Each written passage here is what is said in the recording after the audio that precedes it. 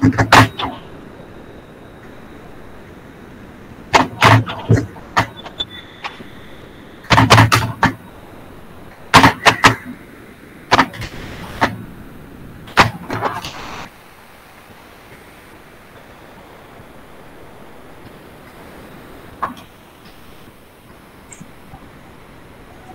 morning, all of you.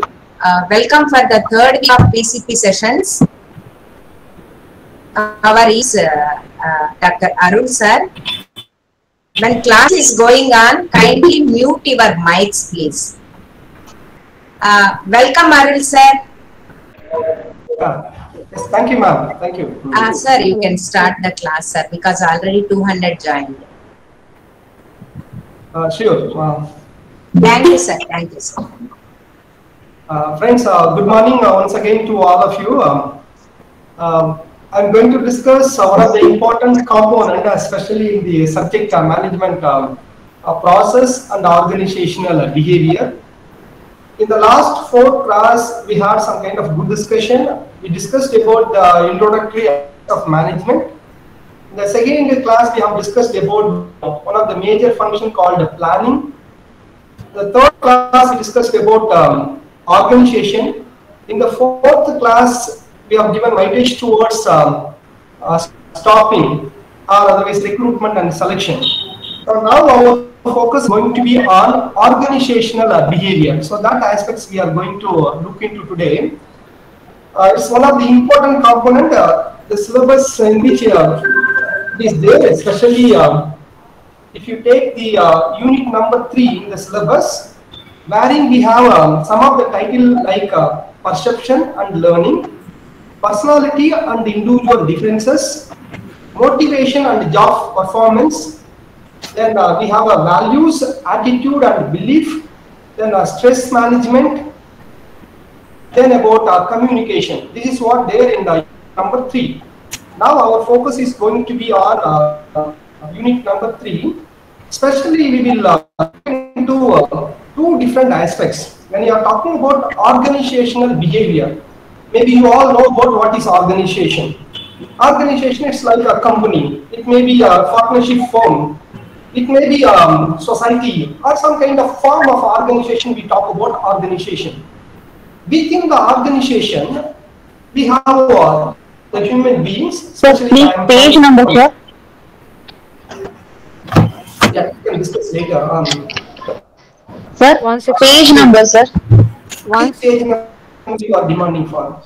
Unit 3. Which page? Which, sir? Yeah, it is in the syllabus book I am talking about. Especially, there are units we are discussing on unit number 3. This is the syllabus. This is the concept of organizational behavior. Okay.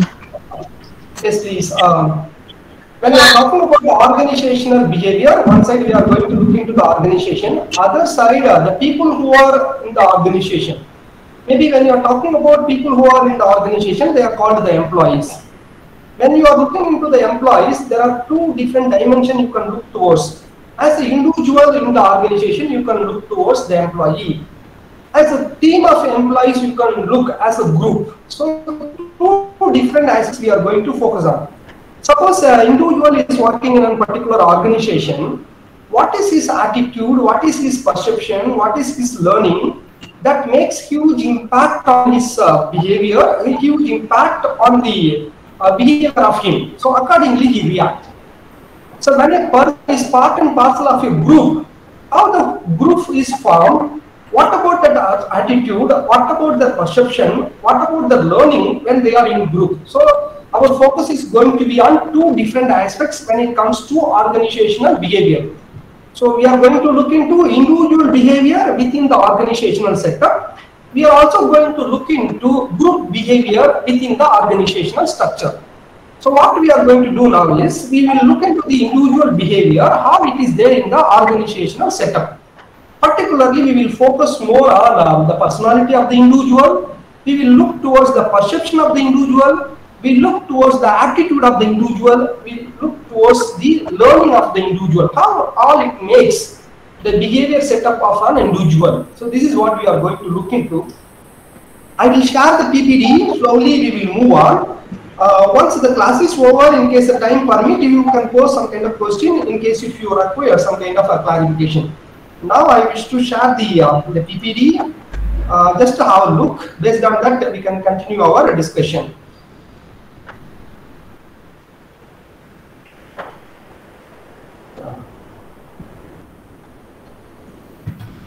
Anybody sharing the screen? Because here sharing the screen becoming a problem. Yes.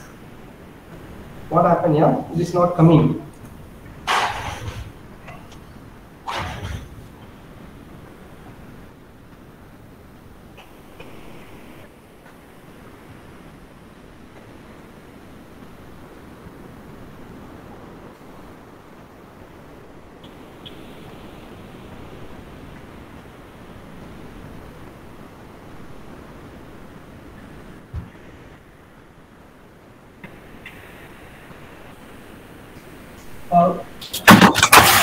Are you able to see the screen now? Yes, sir. Yes, sir. It's now coming. Yes, it's come up.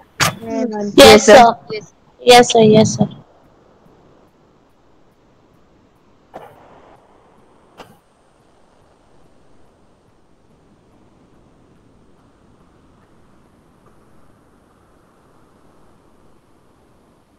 Sir, it moved. Just a minute.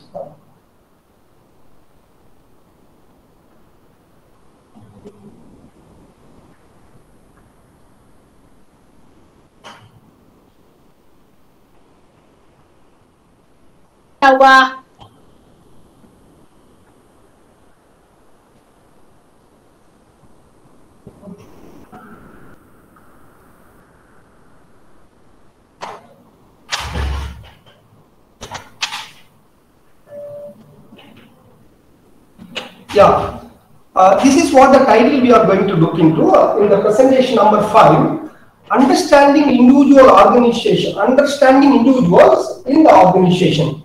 So we will see when you are talking about individual who are called as employee working in the organization, what about his behavior, especially in the organizational setup. This is what we are going to look into. Look at this one. Individual behavior is always a matter of concern because it varies from individual to individual. It can make a huge implication in the organizational functioning. So that is why we need to look into the individual behaviors. You all know about it, the psychology. So studying about the psychology. So organizational behavior is become a part and parcel of our psychology. Even we can call it as an industrial psychology. Within the industrial atmosphere, how the individual behave. So this is what we are going to look into. Especially when you are talking about the individuals, we will look into the attitude, belief of the individual, perception, the value which is inculcated over the period, that all interferes, especially in the individual behaviors. You know, not only the perception, attitude they are having, the values which they are having, even it happens based on the motivation they are getting, based on the learning happens, based on the values which they are adopting over the period, all it makes a huge implication, especially in their individual behavior. Look at here. Different individual may be reflected in different type of behavior on the part. You all know about it. Individual behaviors may be desirable or undesirable. Suppose I am a teacher as an individual. Sometimes the way in which I behave with the students may be acceptable or desirable. Sometimes it's undesirable because the behavior of me is happened because of my learning, because of my attitude, because of my perception. Accordingly, it's set in. Look at the other one. Difference in behavior in an individual over the time, it makes intra-individual differences. At the same time, the difference in behavior among individuals, given the same set of stimuli, especially the inter-individual differences. So difference we have to accept. Difference of behavior, attitude, values we need to look into. At the same time, how these factors makes implication on individual behaviors, that need to be taken into consideration when it comes to organizational setup. here we will discuss something about individual behaviors. So when you are talking about individual behaviors, what we mean, the individual behavior means some concrete action by a person. Suppose you are an individual, what kind of concrete action you are taking as a person, that is called the behavior. Take for example, if you are a teacher, how you behave, especially in the classroom based on your behaviors. If you are appointed as a manager, how you behave with your employees, how a husband behaves with a wife, how a wife behaves with the husband, or how the children behave with the parents, that all matters. It is all because of these individual behaviors that constructed over the period. So this is what we call it as individual behavior. How an individual take a concrete action as a person is called called as a behavior. Maybe when you are talking about the factors which are influencing or making impact on individual to set up the behavior of an individual. So first thing which we are talking about, it lies himself, that it is there within that person, which is there within that person. So take for example, we can say as the personality traits, he is having some kind of personality traits in his own, maybe because of the height, because of the appearance, he is having some kind of behavior in its own. Sometimes what happens, the behaviors of an individual is constructed based on the outside force. Maybe we call it as the external environment. We are calling it due to the weather conditions, he behaves differently, or due to some incidents happens that conveys some kind of idea in his mind, accordingly he start reacting. Or otherwise he got some kind of input from the friends or from some kind of a learned person, accordingly his behavior start setting in. Sometimes what happens, the other factors like age, sex, education, his intelligence level, personality of the person, physical appearance of that person or the characteristics of that person, even the value he acquired from the family, the cultural background through which he has grown up, all these factors which plays a very prominent role in setting up the individual behavior. I hope you understood. The behavior is set up based on his himself, it is there. Sometimes the behavior is set based on the outside force interferences. Sometimes the factors like age, sex, education, intelligence level, all of them makes the behaviors. Maybe we can take some more information also. What are all the other factors which plays a very prominent role in terms of setting the individual behaviors? Maybe you can call it as situational variables that plays a very prominent role in setting up the individual behavior. Take for example, the type of organization in which he works, the type of supervisor he is having, the type of a physical and job variables he is handling it, the method of work which he is performing, that kind of situation, that is what we call it as a situational variables. That is also makes impact on the individual to construct his own behaviors. Maybe we will take the other one, personality related factors, which is also plays a very prominent role in setting the individual behaviors. Take for example, each individual having their own personality traits. There are experts who have listed out a number of personality traits. Based on the personality traits, his behavior is set up. Take for example, some personality used to be very dominant, very aggressive. Sometimes they maintain a persistence.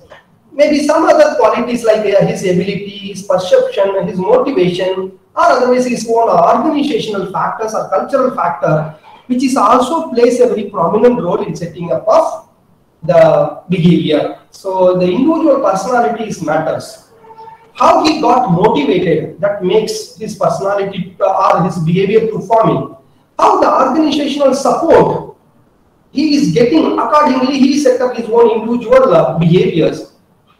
Which society he belongs to, what he acquired from the society, or what kind of cultural exposure in which he is exposed to, accordingly the individual behavior is set. So you can take this information. When you are talking about individual behaviors, the situational factors or situational variables which plays a very prominent role. The second is the personality related factors, which is also plays a important role in setting individual behaviors. So in that way it goes. Now we will move towards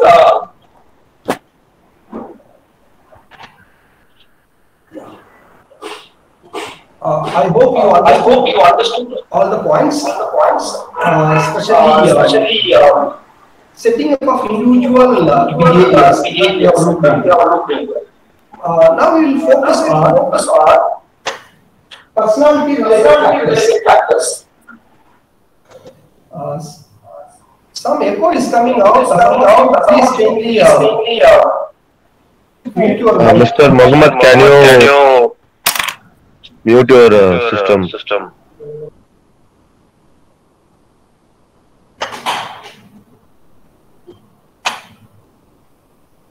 Okay, now okay, carry on.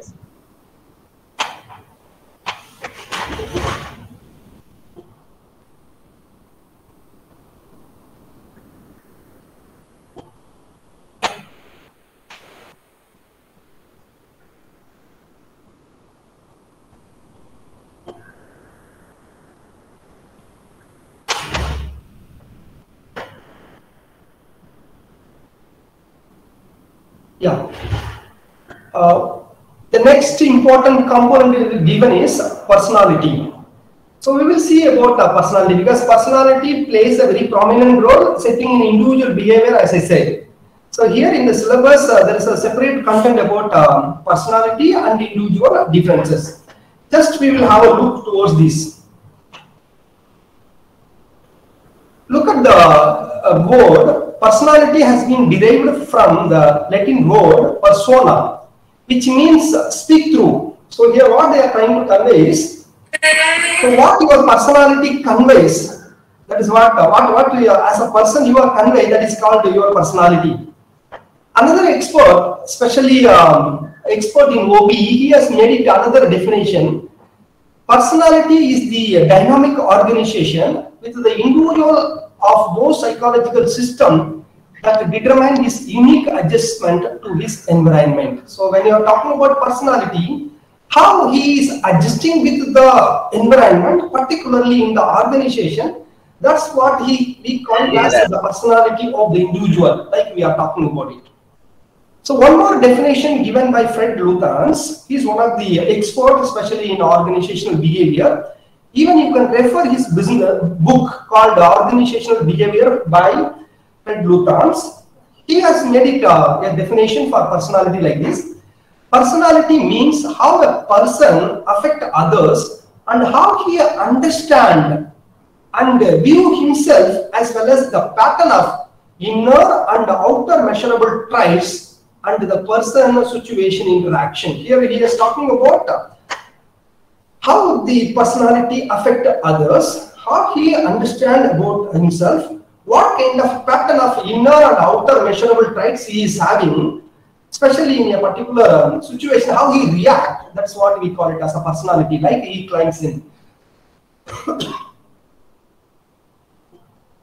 Look at this one, especially this diagram, which will give you some kind of idea. How this person affect others, or how his personality which affect others. To look at this one, maybe the physical appearance of an individual which affect others, or the way in which he behaves with others that affect others. How as a good individual or wholesome person, he takes a call, he decides, that makes impact on others. What about his mental strength, the physical personality, and then the knowledge which he has acquired, that we are talking about the personality.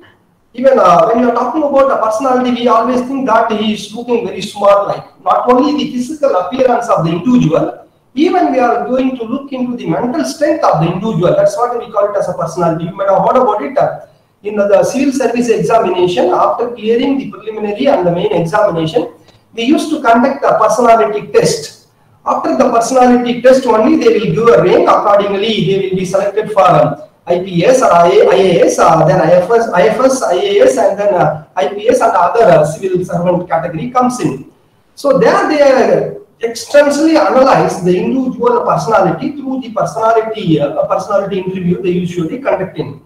So when you are looking into the personality, they not only look into the physical appearance of the individual, they always look for even the mental strength, the knowledge level which he is having. That also matters. So we will see here what are the factors determining the personality of the individual. What are all the factors determining the personality of the individual? So here we are talking about biological factors. Maybe when you are talking about biological factors, a person who born for a family, especially the father and mother, whatever the father and mother, they have some kind of a special features. Suitably to that, his personality is framed. Maybe the physical appearance, the height and the weight, the brain power, all the physical features. So that plays a very prominent role in determining the personality of the individual.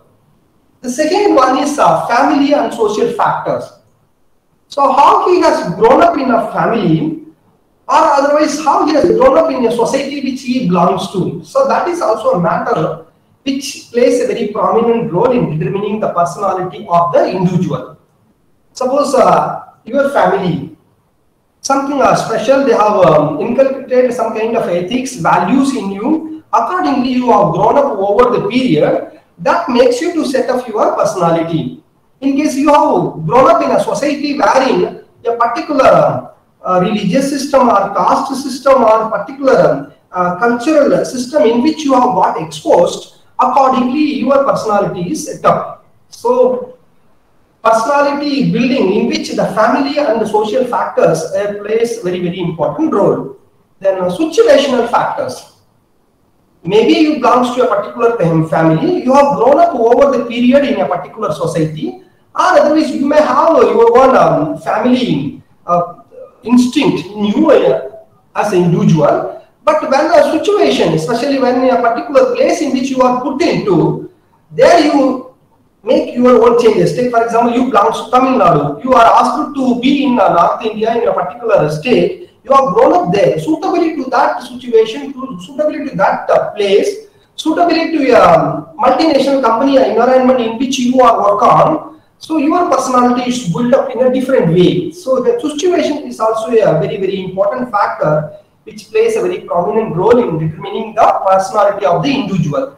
Maybe there are so many other factors also plays a very important role, especially temperament, the interest of the individual, the character, the schema, and the motives. So that also build up or helps to build up your own personality. So you just have a look here. These are all the factors plays a very prominent role in terms of setting up of your personality. So maybe you people try to test yourself, what kind of personality I am. I may have this kind of instinct in me so that I have become like this type of personality. So just you test yourself. There are experts, they are pointing out there are 16 personality traits. So each individual, they may have this kind of individuals, they may have this kind of a personality. Just have a look here. Maybe here I have put some of them are reserved person, some of them are outgoing. Reserved in the sense he will not come forward and speak, he will be very silent, that kind of person. Some of them, if you look into their personality, they are outspoken, they keep speaking and share everything like the people used to be there. Some people used to be less intelligent, some of them used to be more intelligent. Some of them are affected with some kind of feeling, they will not come out. Some of them are emotionally stable, even they are getting into some kind of turmoil, never bothered, they maintain that kind of emotional management, they keep it in. Some of them used to be very submissive, some of them used to be very dominant, some of them used to be very serious person. Some of them used to be happy-go-lucky. There are so many personalities are there. There are 16 personalities were listed up. Anyway, I am going to share this PPT. You can have a look towards even controlled personality, uncontrolled personality, relaxed personality, tense personality, self-assured personality. Some of them may be apprehensive personality. Some of them are more practical. Some of them are more imaginative. There were so many personality traits were listed out the experts. So you can have a look in case in the examination they can ask you question, what is personality? What are all the traits of the individual personality? Like they can ask a question. So that time you can list it out all the 16 different personality. Some of the cases they can ask you a question, what are all the factors determining the personality of the individual? In that way they can ask a question. Or otherwise they can give you one of the prominent leader, what kind of personality leader traits this individual is having. Take for example, they can give you a Ratan Tata as an example. They can ask you what kind of personality traits this person is having. Like they can put a question. So be prepared for it. Look at this one. There are 16 personality traits which I have pointed out. You can have this explanation of these 16 personality traits. Maybe that slide is not here. Just a minute. Let's see. Okay. You can verify this one with Google. These personality traits are there. And I'm thinking of the time constraint. I'm moving towards the next heading. So when you are talking about individual behavior, perception plays a very prominent role. Perception is also a matter of concern when it comes to the organizational atmosphere. How you perceive, that matters, right? If you are positively perceive about a particular thing, then it's good. If you are negatively perceive, that will disturb the organizational atmosphere. So we need to have some kind of look towards the perception of the individual. Just we will have a look. Here you just to see the explanation. Perception is the viewpoint by which one interprets a situation. Perception is the viewpoint by which one interprets a situation. So on a particular situation, how he interprets, that is what we call it as a perception. Take for example, a railway ticket collector behaves with a well-dressed man. How he behaves with a well-dressed man, how he behaves with the ill-dressed man, that depends upon his perception. Take for example, how a manager behaves or perceives about the employee, how the employee perceives about the manager, that's what we call it as a perception. I hope you are clear about this. How you perceive, that matters. Just have a look here. There are factors which affect the perception of the individual. Some of the factors we call it as the external factors, internal factors, and symbolic factors. Maybe I'll give you an explanation further for this. Maybe you can look into this. Just have a look at this one. So here they are talking about external factor, intensity, the size, frequency, order, repetition. These are all the main aspects which plays a prominent role in determining the perception of the individuals. These are all the external factors which force in.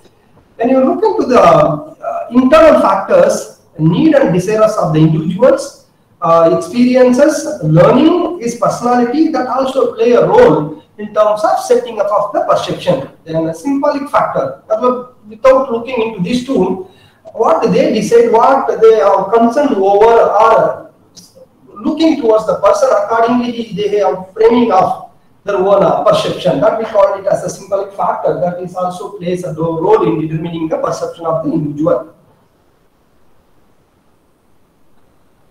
Then learning also plays a very prominent role. Learning plays a prominent role. Accordingly, the individual behaviors are set up, or even the group behavior is set up. So we will see what is learning. Here the definition given by E.R. Gilhard, he is defining learning as a relatively permanent change in behavior that occurs as a result of prior experience. You see here, learning as a relatively permanent change. Suppose you are saying I have learned, it means there is going to be a change in your behavior. That should not be the temporary one, that should be the permanent one that you need to become of your experience. That is what we call it as the learning. Maybe we can have some kind of information about learning. Just have a look here.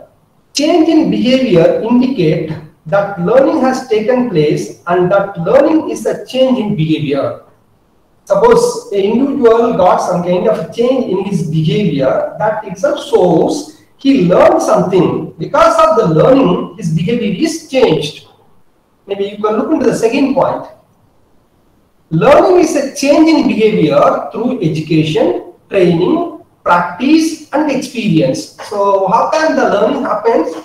maybe based on the education we have learned, or maybe we have given some kind of training, accordingly we have learned, or we are asked to practice certain things, or over the period of our experience we have gained certain things. That is what we call it as a learning. So what will happen when the learning takes place? The behavior in which the changes usually take place. Even some of them are telling based on the learning, you can acquire some kind of talent, skill, all these things comes in that relatively make changes in your behavior. Maybe you can look into the third point just to see. Learning may be described as the process of acquiring the ability to respond adequately to a situation which may or may not have been previously encountered. Take for example, you are moving towards a heavy traffic jam. You have learned a lot in the driving. So when you have learned something, what happens? You can deal with the traffic situation, right? Or otherwise, you got into some kind of trouble in a particular situation.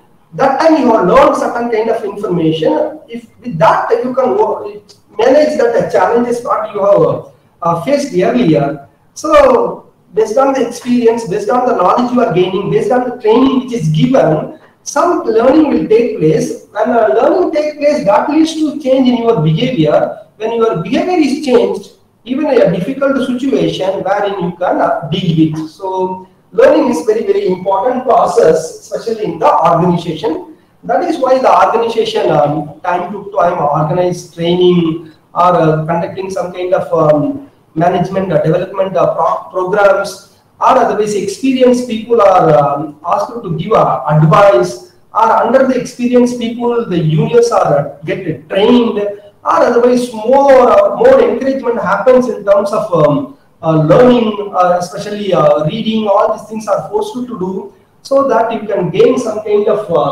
knowledge, or learning can take place that can lead to a change in your behavior.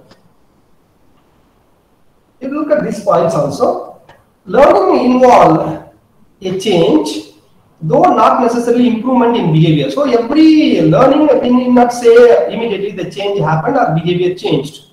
So learning happens, but slowly it will play a role in changing your behavior. Changing behavior must be relatively permanent. Suppose you are saying I have learned. Because of the learning I am doing this one. It means there is a change happened in your behavior, because the change plays a very prominent role to make a change in your behavior. Even you look into the other one, the practice or experience must be reinforced in order to learning to occur. Suppose today the training is given. Based on the training, you have learned something. Because of that, your behavior changed.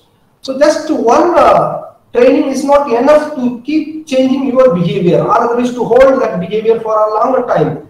So the training needs to be continuously given, or you have to experiment that kind of learning. Then only the complete change in behavior takes place. So learning plays a very, very prominent role. Here you look at learning is reflected in a behavior. Maybe you see when you are looking into the senior officers, maybe certain kind of situation in which they react in a very, very proper and very logical manner, because they have acquired, they have learned over the period of their experience. Accordingly, their behavior reflect, especially to deal with some kind of a difficult situation. So that's what here they are telling. Learning is a continuous process. Learning should make a change in the behavior of the individual.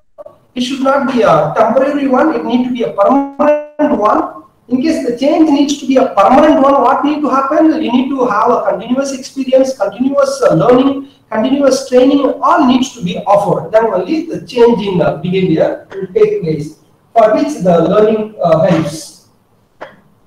We will look into the next major heading, attitude. Attitude is also matter, right? Maybe I have in a simplified version, I have defined about the attitude. Just have a look. Here they are talking about attitude constitute an important psychological attribute of an individual which shape their behavior. Suppose what is the attitude we are having, that attitude make us as a individual to have a good behavior. So attitude is very important. He always says, no, he is a very attitude person or positive attitude person. So it means that attitudes plays a very important role in terms of constructing our own personality or individual behaviors. Let's see here what you mean by attitude. An attitude may be defined as the way a person feels about something. Suppose your attitude about your manager, maybe a person we are talking about, your attitude towards a manager. What is your attitude? What do you think about your manager? So this is what we call it as attitude. Maybe it may be about a place. What is your attitude towards a Pondicherry? You all know about it. Pondicherry. Some of them think that Pondicherry, oh, it's a very nice place to, like they give. So there the attitude reflect. It's a place for Arvinda Ashram. This is a place for Matri Mandir. This is a place for a coastal area. If it's a place for a spiritual thing. So accordingly, this attitude comes.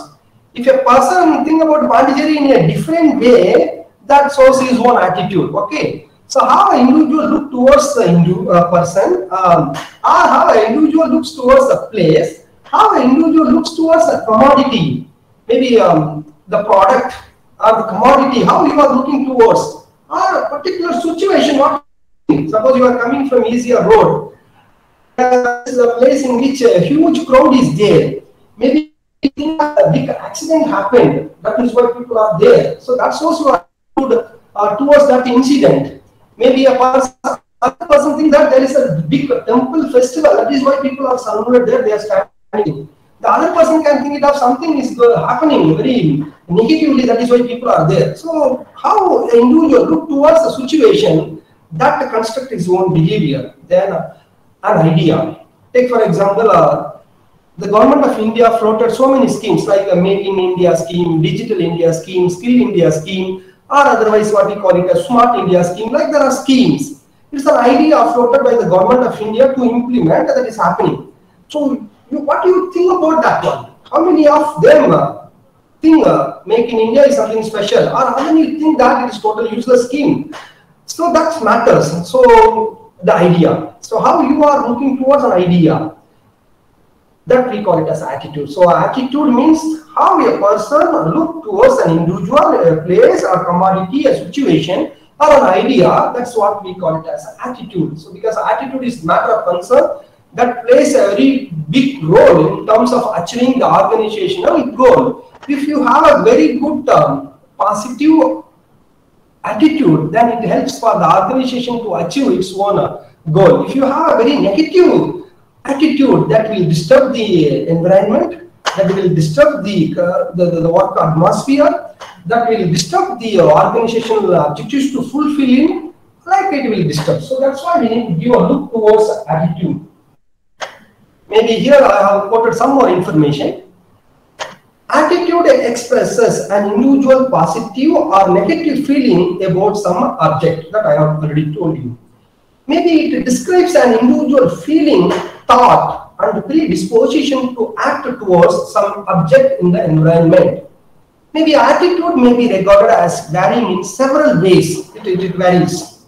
Maybe the direction. Either you support or go against it, or the degree, whether you are favorable or totally unfavorable against it. The intensity, whether you have a strong confidence or not having a confidence. It all based on the attitude as individual you are having that decides. Maybe here we are going to talk about formation of attitude. So what are the components used to be the part of our attitude? You look at this one. Your attitude is formed based on the informational component. What you have acquired as information.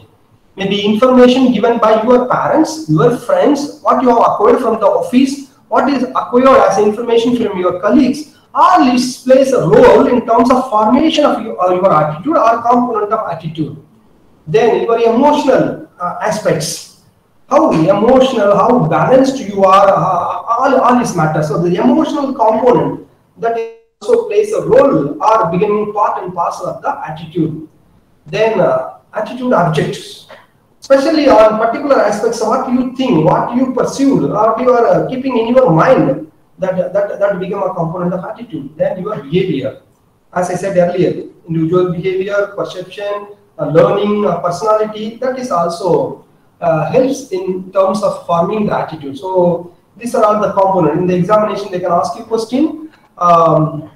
Describe the different component of attitude. That time you have to write about the informational component, emotional component, attitude object component, and then behavioral component, which all helps in formation of attitude. Like you have to explain.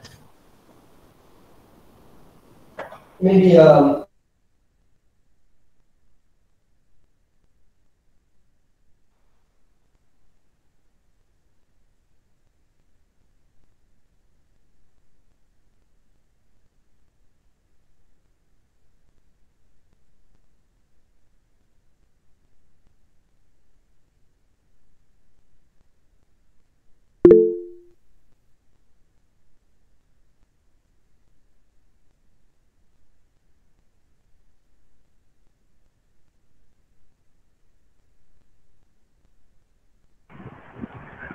hello, is it my voice audible now?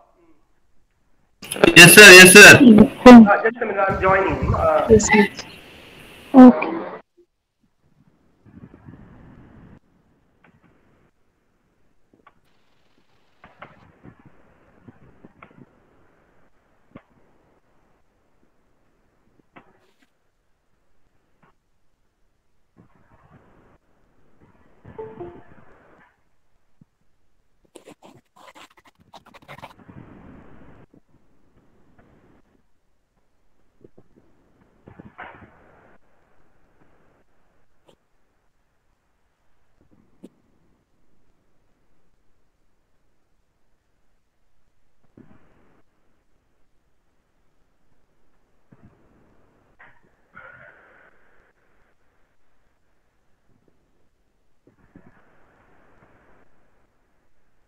Yeah.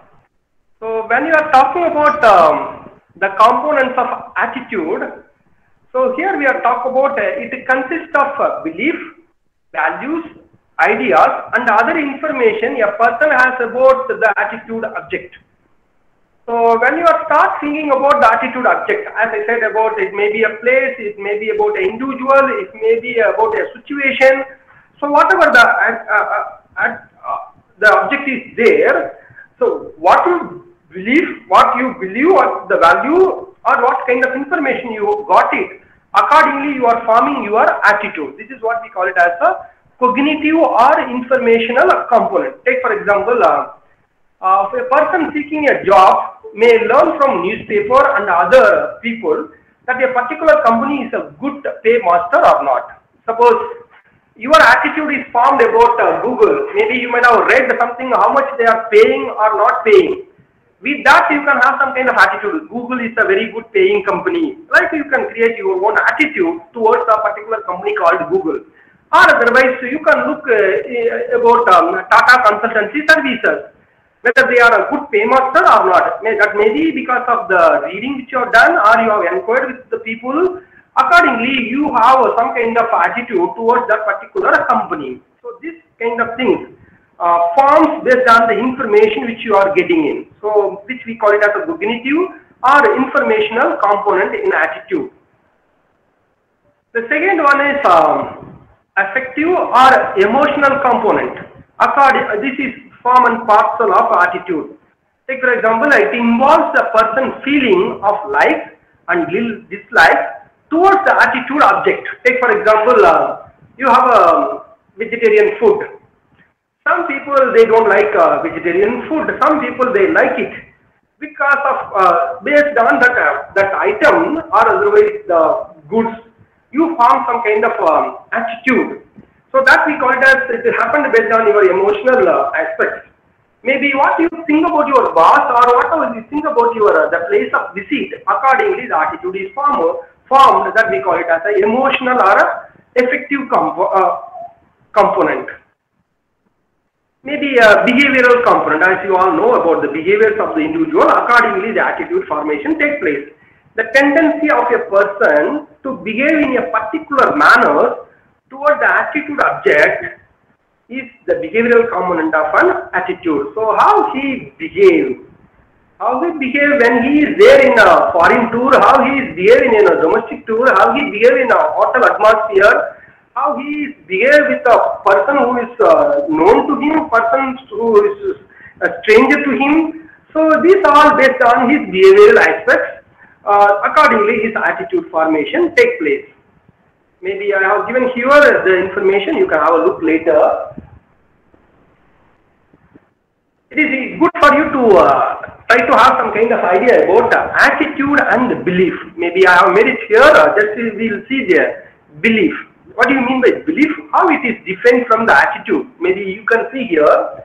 When you are talking about belief, it reveals what one is supposed to be true. It may be about anything. So when you are talking about the belief, it should be a true one. So what you revealing it, the true one. So that's what we call it as a belief. Maybe I have quoted here. The subordinate may believe his superior to be honest. So subordinate can expect the superior need to be honest. But in fact, the superior may or may not be honest. This is what our belief. Because we think that he needs to be a truthful person, he needs to be a right person, he needs to be a good person. Because we are taking into consideration of the true aspect. Accordingly, we think that. But we think, but we don't. The other may not be. That may not be a good place. That may not be a good person. That may not be a good goods. So when you are talking about goods, it needs to be a good goods. That should not be any second thought. But we don't know. But we think that it needs to be a good person. He needs to be a good person. He needs to be a good, it needs to be a good product. It needs to be a good place. That is ethical. That is that we call it as a belief. On the other side, you come to attitude. Attitude of the subordinate towards the superior reveals whether he likes or does not like him. Maybe we don't know about the superior, but his attitude decides whether he is a good or a bad. Accordingly, he keeps in his mind. So that is what attitude. But belief says person should be a good person. Person should be an ethical person. Good needs to be a good one. Like belief says. But the attitude is formed based on the component which I have quoted. May either he is on the favorable side or on the negative side, whatever it may be. Accordingly, the attitude moves on. So that's why here says the attitude of the subordinate towards the superior reveals whether he likes or does not like him. So it depends upon the individual attitude. Every manager not liked by all the employees working in the organization. Maybe some of them think that that fellow is rude. Some of them think that the manager is very genuine, very gentle, like they can think it out. It all based on the attitude of the individual. Maybe you see here, how is the attitude helps in forming the behavior of the individual. Maybe we can have some kind of idea. Just I will show you this slide. It will give you clarity. I have taken from the internet sources. Just to see your belief. You may have some kind of belief. That means truthfulness. That means the original. You have that kind of things within you. Maybe that is because of your culture. That is because of the faith you are having in God. That is because of the education you have acquired. That is because of the experience you have gained, or that may be because of your mentor, or otherwise your guide, or your superior. Based on that, you have developed some kind of a belief. It means ideas you hold to be true. You think that this is true. So what the beliefs do, belief takes towards your values. So based on the belief, you have your own value system.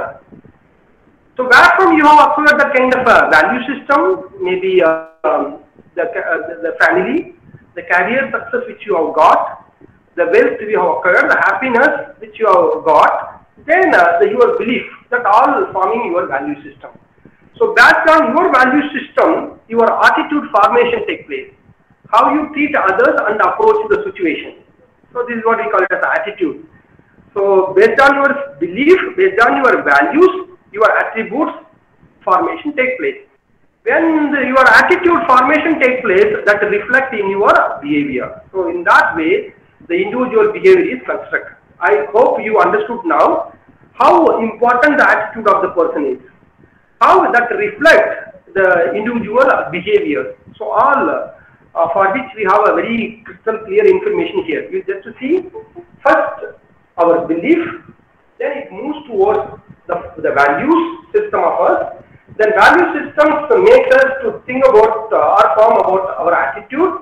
Then based on our attitudes, the behaviors of individual is constructed. Features of attitude. So when you are talking about features of attitude, maybe what can we say is attitude affects the behavior of the individual, as you all know about it. Attitude is not a visible one, it is totally invisible, it is inside of the individual. Attitude can be acquired, that's why I told you, it may be acquired from our culture, values, family, or otherwise our belief. Based on that it can be acquired. Attitude are pervasive, it means it is there everywhere. Wherever we go in, we definitely our attitude will reflect. That makes impact on others, impact on individual, impact on the situation, everywhere it reflects. That is why it is called pervasive in nature. I hope you understood. Attitude have some kind of a special feature. Attitude affects the behaviors of the individual. Attitude are not visible, it is totally invisible. Attitude can be acquired through various ways, which I have quoted. It may be from our belief, it may be from our culture, it may be from our experience which you have gained, or the knowledge which you have gained. Based on that it can be acquired or formed. Then attitude exists in every level or every action of ours. Maybe when you are interacting with your family, there your attitude reflects. When you are moving towards your office, there it reflects. When you are moving towards bus in a general public crowd, wherein you are behaving or exposing to the external environment, there also you are showing towards your attitude. So it is pervasive in nature. So that kind of a speciality the attitude is having. Maybe in the examination they can ask you the question, what do you mean by attitude? What are all the factors are taken into consideration in formation of the attitude? Or otherwise they can ask you what are all the special futuristic characteristics of attitude? Or otherwise the questions can be what are all the main component of an attitude? Like the questions can be asked to you in the examination. You be prepared for it. Sources of attitude. This we have discussed earlier. Still I wish to quote this information. The formation of attitude is happens, or otherwise the sources of formation of attitude may be your direct personal experience. Based on that you got something. Accordingly your attitude is formed.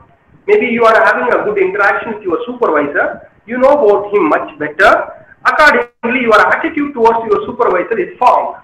Maybe you know about the work atmosphere, especially the marketing department in which you are working on. Based on your experience and interaction with the marketing department, your attitude may be formed how good the marketing department is. It may be in that way it can be formed. It all happens because of your direct personal experience. Maybe attitude is formed based on the social learning. You see, we people are sometimes start bribing or getting the things done. Because in the society we have seen so many things. Yeah, village administrator officer may be taking money, bribe. Or otherwise, the transportation department they may seek for some bribe. Or otherwise, to get things clear, there may be people seeking a bribe. Because of some wrongdoing in the society, you make your attitude by seeing that kind of social learning. Or maybe you can be a very positive attitude person. Something happens in good society, accordingly your attitude formation can happen. Or where you are associated with, that is also matter. The whom you are associated with, accordingly your attitude formation takes place. Suppose a person's group of positive energy people, they always talk about positively, they always move towards motivating each other. Accordingly your attitude formation takes place. Maybe you are mixed up with the other group, they always talk about what they call it as, they always talks about criticizing the politicians. They always talk about a lot about negativity about India, negativity about the colleagues. Accordingly your attitude formation takes place, because where you are associated, accordingly your attitude formation takes place. So maybe here you take this aspect, especially the sources of attitude. Maybe you got that kind of attitude developed over the period because of your direct personal experience, or otherwise the social learning through which your attitude have been formed, or otherwise where you are associated with, accordingly the attitude might have been formed. Or maybe here I have taken formation of attitude. So look at this one. It gives you a clear, crystal clear picture how the attitude is formed. Maybe psychological factor, family factor, social factor, organizational factor, economical factor, political factor, all leads to formation of attitude. Maybe what I can say is that these informations are self-explanatory. You can understand very easily. So each factor plays a role in terms of formation of attitude. Take for example, I will take only the family factor. Suppose your family is highly educated. Your family always thinks very positively. Your family always help others. Your family always treats people equally. Your family never ever bothered about religion, caste or economical status. So in that family you have grown up, accordingly your attitude formation takes place. So family factor plays a prominent role in terms of formation of attitude. Take for example the political factors. Suppose you are having some kind of ideology, political ideology in your mind, thinking about this particular political party is good, that political party is very wrong.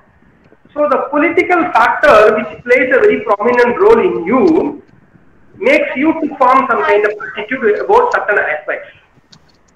Either it may be the government functioning, or it may be about the policy of a particular government, or it may be about a particular politicians. Accordingly, your attitude formation takes place. So political factors comes and plays a role. Take for example, economical factors. Suppose you are not a very wealthy person, you are economically weak. So when you are economically weak, you may be thinking that, so I am put into trouble, I am not okay in the society, I am facing this kind of encounters, problem, issues. It is happening for me too much because of your poverty, because of your poor economical condition, your attitude formation takes place. Maybe somebody who is filthy rich, they have a lot of huge assets, worthiness, all these things, their attitude formation takes place in a different way. So like each factor, whether it's the psychological factor, family factor, social factor, organizational factor, economical factor, political factor, which helps or which influences in formation of your attitude. Maybe organizational factor we take. Suppose you are working in a particular multinational company. Maybe the culture of multinational company is something different. The salary which is offered to you is maybe something different. Maybe the colleagues who work along with you from a different part of the world, that may be different. So suitably the organizational exposure you got, or the factors, especially the colleagues, the environment, the salary, the ambience which you have got within the organizational atmosphere, that makes you to form a different type of attitude. So organizational factors plays a very prominent role. Maybe you are working in a very small, medium and scale industry, what we call it as micro, small and medium scale industry, wherein you are working. Suitably to that, your attitude formation takes place. So these are all some of the major factors plays a role in terms of forming the attitude of an individual. Maybe attitude can be measured. There are tools available. There is a tool called Thurston Attitude Scale that is also available. Likert scale, you all know about it. It's 5 point, 7 point, or like something different scales to measure about attitude of an individual is also there. Even we can conduct some kind of opinion survey through which also the attitude of an individual can be measured. Even to have a one-to-one interview wherein you can assess the individual attitude. So like there are tools available, methods available to measure about the attitude of an individual.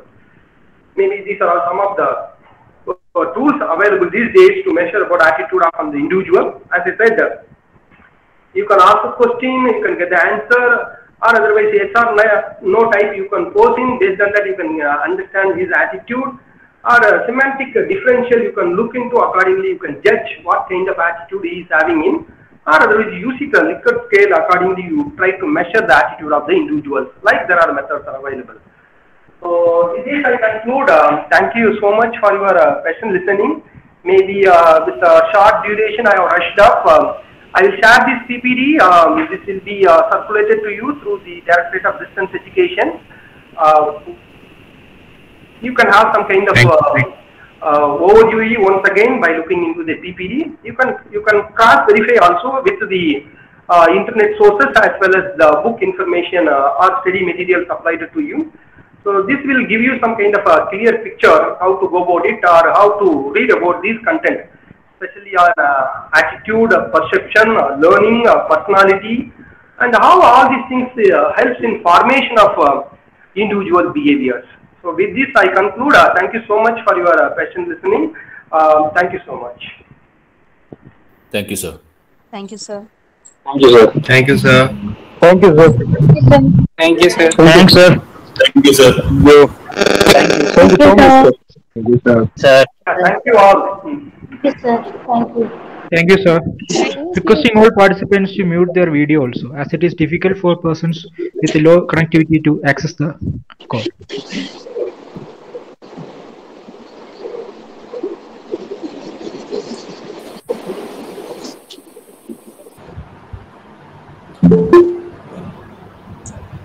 Good morning to all of you. This is Sendhil. I will be continuing the lecture on managerial economics. Hope I am audible to all of you, right? Okay. Yes, sir. Yes, sir. Good morning, sir. Yes, sir. Good morning, sir. Yes. Good morning, sir. Very good morning to all of you. Good morning, sir. So in the past class, we have been discussing about the perfect competition, different curves on perfect competition, how it demand supply changes, what happens to the effect on prices. So today we will be continuing the lecture on perfect competition. So today I will be explaining about the profit maximization criteria in perfect competition, followed by monopoly, then oligopoly, and what are the lessons to be learned as a manager. Then the second part of the lecture will be on macroeconomics. Based on the availability of the time, I will complete at least the basic concepts. So let me start with the profit maximization under perfect competition. So before that, let me make sure that the video is up to the low bandwidth.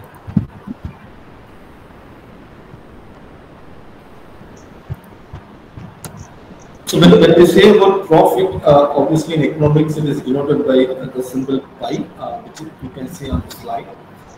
So profit is the difference between the total revenue denoted by TL and TC, that is total cost. The difference between the total revenue and total cost is a profit. Okay. So total revenue is estimated by multiplying quantity sold with price per unit. So obviously we will get the total returns. Similarly, total cost is the average cost per unit multiplied by the quantity produced. That will give the total cost. So taking the difference between total revenue and total cost, we can easily estimate the profit. So let us discuss the profit maximization under perfect competition in the short run. As I already told in the previous class that in perfect competition there will be a large number of buyers and sellers. So because of that, what happens? The price is determined by the interaction between demand and supply. So which is shown in the left panel of the chart. That is, S shows the supply curve, D shows the downward sloping demand curve. The equilibrium point is E. That is O N amount of output is produced and it is sold or purchased at price OP. Okay, so this is the equilibrium price, that is OP, and the equilibrium output is OA. So in the short run, what happens to the profit maximization? So if you see the cost curve, it will be like as usual. It will be initially you can see the economies of scale because of that the cost curves are downward sloping up to a certain point. That is up to the equilibrium point. After that, it starts to increase because of the diseconomies of scale. So the condition for getting maximum profit is marginal cost should be equal to marginal revenue. So in perfect competition, you can see the price line that is denoted by the horizontal line, which is parallel to the x-axis. So this line shows the average revenue or marginal revenue or the price. It is same in the short. Yeah, I'm saying about this slide. Okay. So in the short run, marginal cost will be equal to marginal revenue, and that will be equal to average revenue and average cost. So how the firm is going to get the profit? So that can be we can discuss that in the subsequent discussion on this graph.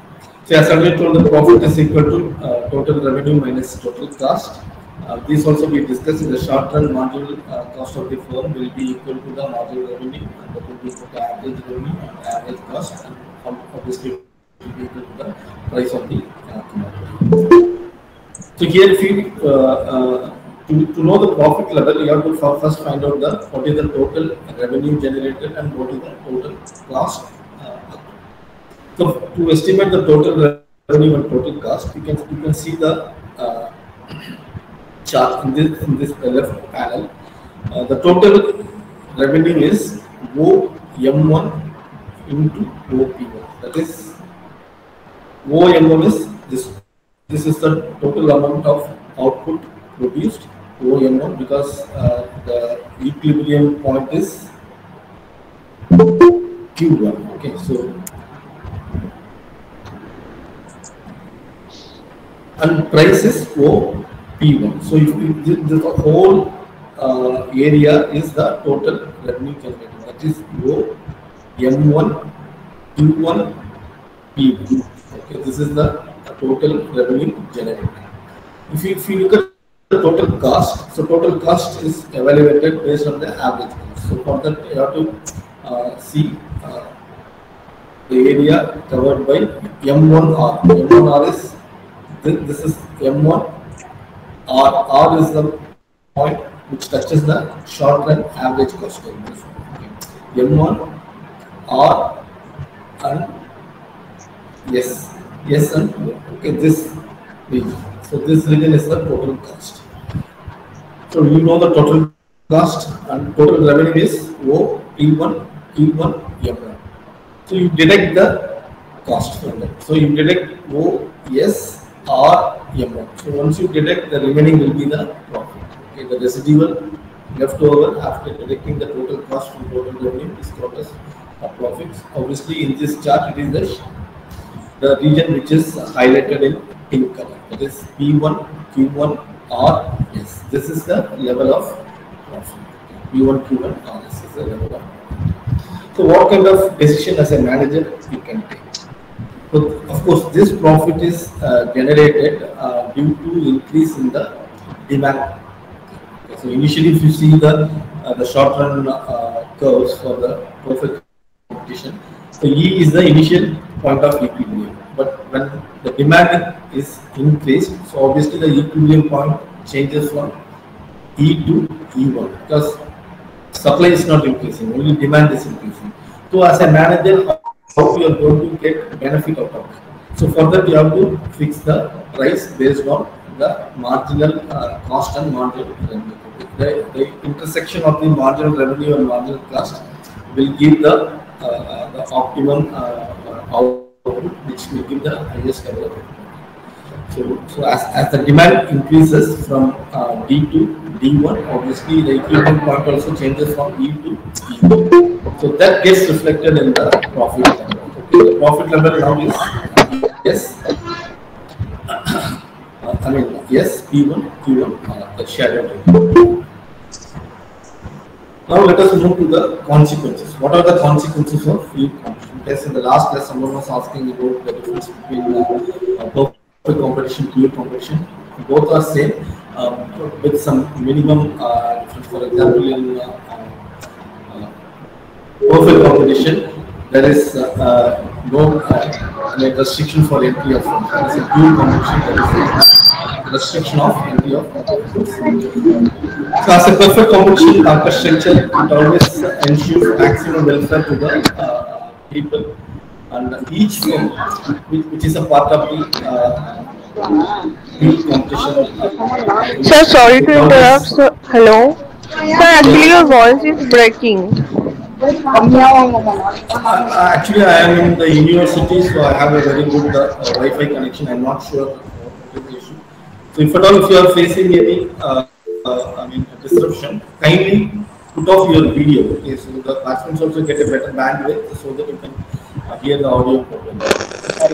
I think your voice is not that much clear. Maybe you have to use earphone, or just please try to move a little closer to the mic side, please. Okay, that I can do. That I can do. Vamsi, you mute your video. Vamsi.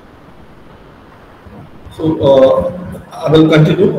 So what kind of lessons for the managers, so that you can get better profit when you are working with the firm which is a part of pure competition. So one thing is, as I already told, that there is a free entry and exit. So obviously, as a manager, what you have to do, you have to look into the supply condition. Okay, when a firm enters, obviously the supply will increase, and sometimes contrary things also happen. That is, there may be shortage in supply. So because of shortage in supply, price will get increased. So because of that, as a manager, what you have to do, you have to take the advantage before someone enters into the market. So you have to take the advantage of demand supply situation, and you can get the advantage. And sometimes due to the profit, new entrants may be willing to offer low price. So this also you have to be very careful in deciding the quantity of output you are using. So whenever you want to get maximum profit, the firm should be among the lowest cost producer, so that you can survive for longer period.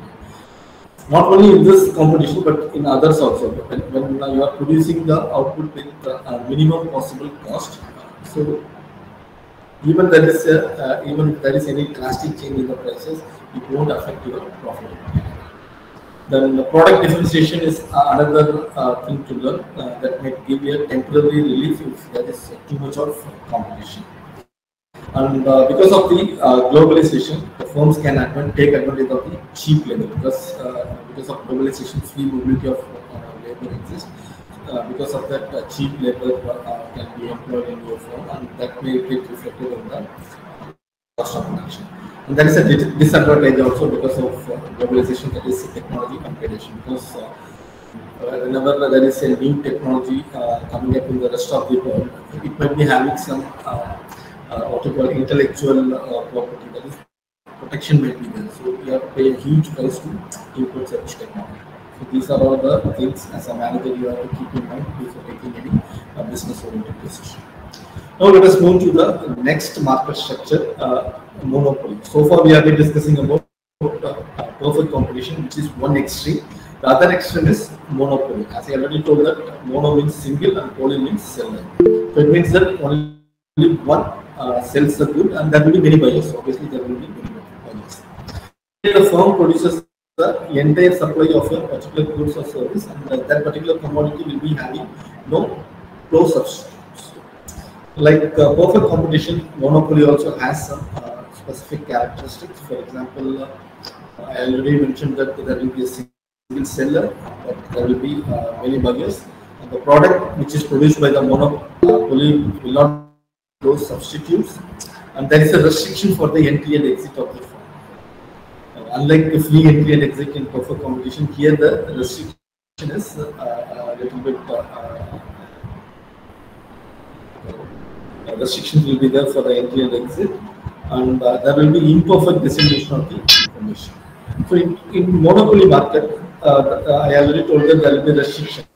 So that restriction is due to the economics of scale, the economics of scope, and cost complementary, patents, and other legal barriers. Because of these characteristics, there will be restriction to enter the monopoly market. So like a perfect competition, here also we can discuss the profit maximization, looking at the different curves. So the profit maximization criteria in monopoly is like similar to the other markets here. The marginal revenue should be equal to marginal cost. That is, additional revenue what you are generated from selling one unit, that should be equal to the additional cost incurred to produce an additional output. So the profit is known, it is estimated by the difference between total revenue and total cost. Unlike perfect competition, here the average revenue slopes down, because there will be only one producer. So obviously, as output increases, the average revenue will fall. So if you see the total revenue in monopoly,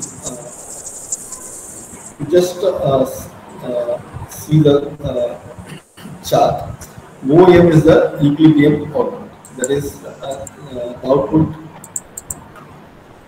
which is marked here. That is the intersection of marginal cost and marginal revenue. Okay, this is the profit maximization criterion. So the output, the concerned output level is OM.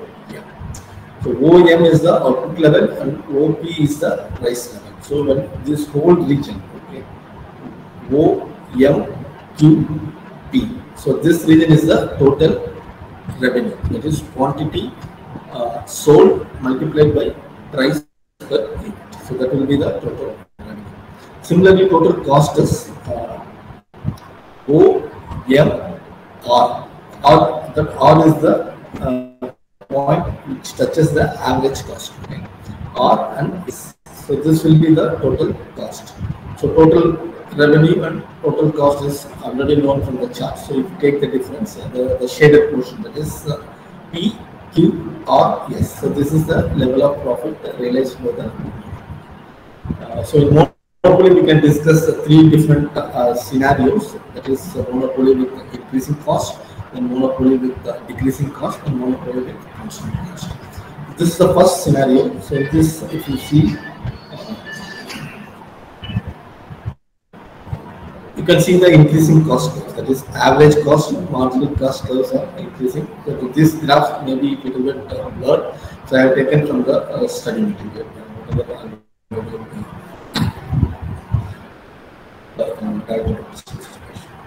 So if you see here, the same thing applies. The profit is estimated by taking the difference between total revenue and total cost. Here the total revenue is O, M, Q, P. Okay. This is the total revenue. And the total cost is O, M, R, S. Okay, this is the total cost. So obviously the profit is, it will be P, Q, R, S. So in increasing cost, so this is how we are going to estimate the monopoly profit. The next question is the monopoly profit under decreasing cost. Here also, if you see the cost curve, it is declining. As our output is increasing, the cost declines. So you can see the average cost curve is declining, and the marginal cost curve denoted by MC, it is also declining. So like what we have discussed in the previous slide, the same discussion can be applied here. The total revenue generated under decreasing cost is O, M, Q, P. Okay, this is the total revenue. The total cost is O, M, R, S. The shaded portion is the total profit. So next scenario is monopoly profit under constant cost. So under constant cost, obviously the cost curve will be a straight line, because irrespective of the quantity produced, the cost remains same. Okay, the constant cost. That is average cost and marginal cost will be a horizontal line parallel to the x-axis. And the average revenue and marginal revenue will be sloping down.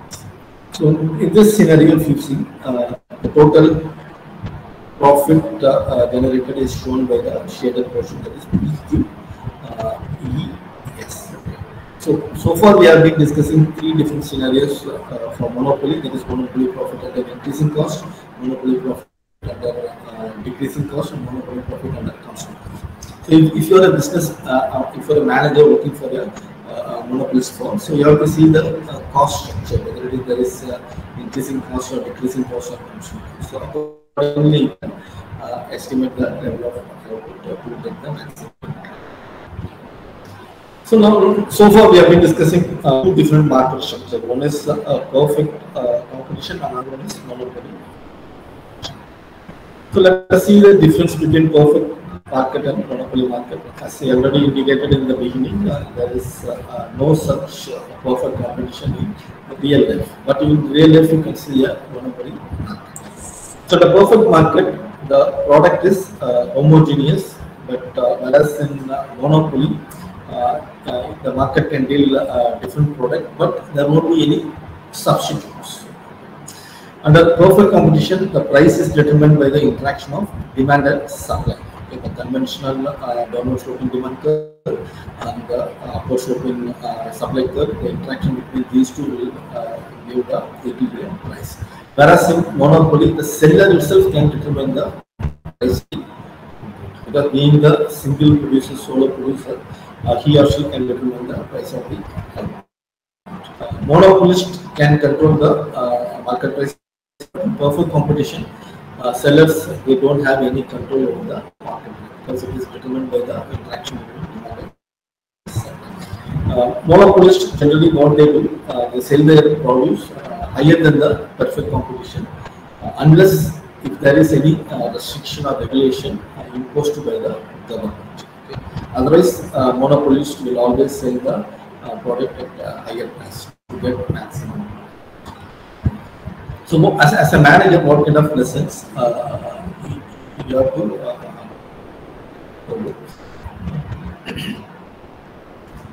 as a seller, the price has to be fixed based on the marginal revenue and marginal cost. So, instead of focusing on your profit. So, once you determine the firm marginal revenue and marginal cost, then it is very easy to know the maximum, to attain the maximum profit. And as a manager, you should also know what kind of substitutes, product substitute is prevailing in the market and what is the extent of competition. Being a monopoly, if you are working for a monopolist firm, then you are sure that your company has more market power. Because being a single seller, you have absolutely large market. But this cannot continue for a long time unless there is any government policies. So government can change the policy at any point of time. So you have to make sure that if there is any policy decision imposed by the government, so you have to immediately respond to that policy so that you cannot incur any, you will not incur any loss. Apart from that, a monopolist as a monopolist, in domestic market you may face tough competition. In domestic market you may be a single seller, but government may import some the produce which you are producing as a monopolist. In that case, you have to face a competition. So these are some of the lessons as a manager you have to. Now let us move to the third market structure, that is monopolist. As I already told, there are two extreme market structure. One is perfect competition and another one is monopoly. So far we have discussed these two. Monopolistic is something intermediary between perfect competition and monopoly competition. This market structure was proposed and discussed by Professor Edward Chimpa. Like perfect competition and monopoly competition. Voice is breaking. So I have taken my mic closer to my but still, I have no other choice. I believe the internet bandwidth is good enough. So let's discuss some of the characteristic features of monopolistic competition. In monopolistic competition, there are many sellers and buyers, but the unique feature is product differentiation. Unlike perfect competition, where there is a homogeneous product, Here the product is differentiated one among each. And there are there are close substitutes also. In monopolistic competition, there are close substitutes. There is a free entry and exit of the firm. Anyone can enter and do the business. They can go out of the industry if they feel like. Here the price is determined based on the marginal revenue and marginal cost, but the profit will vary according to the structure of the market. If you look at the demand curve,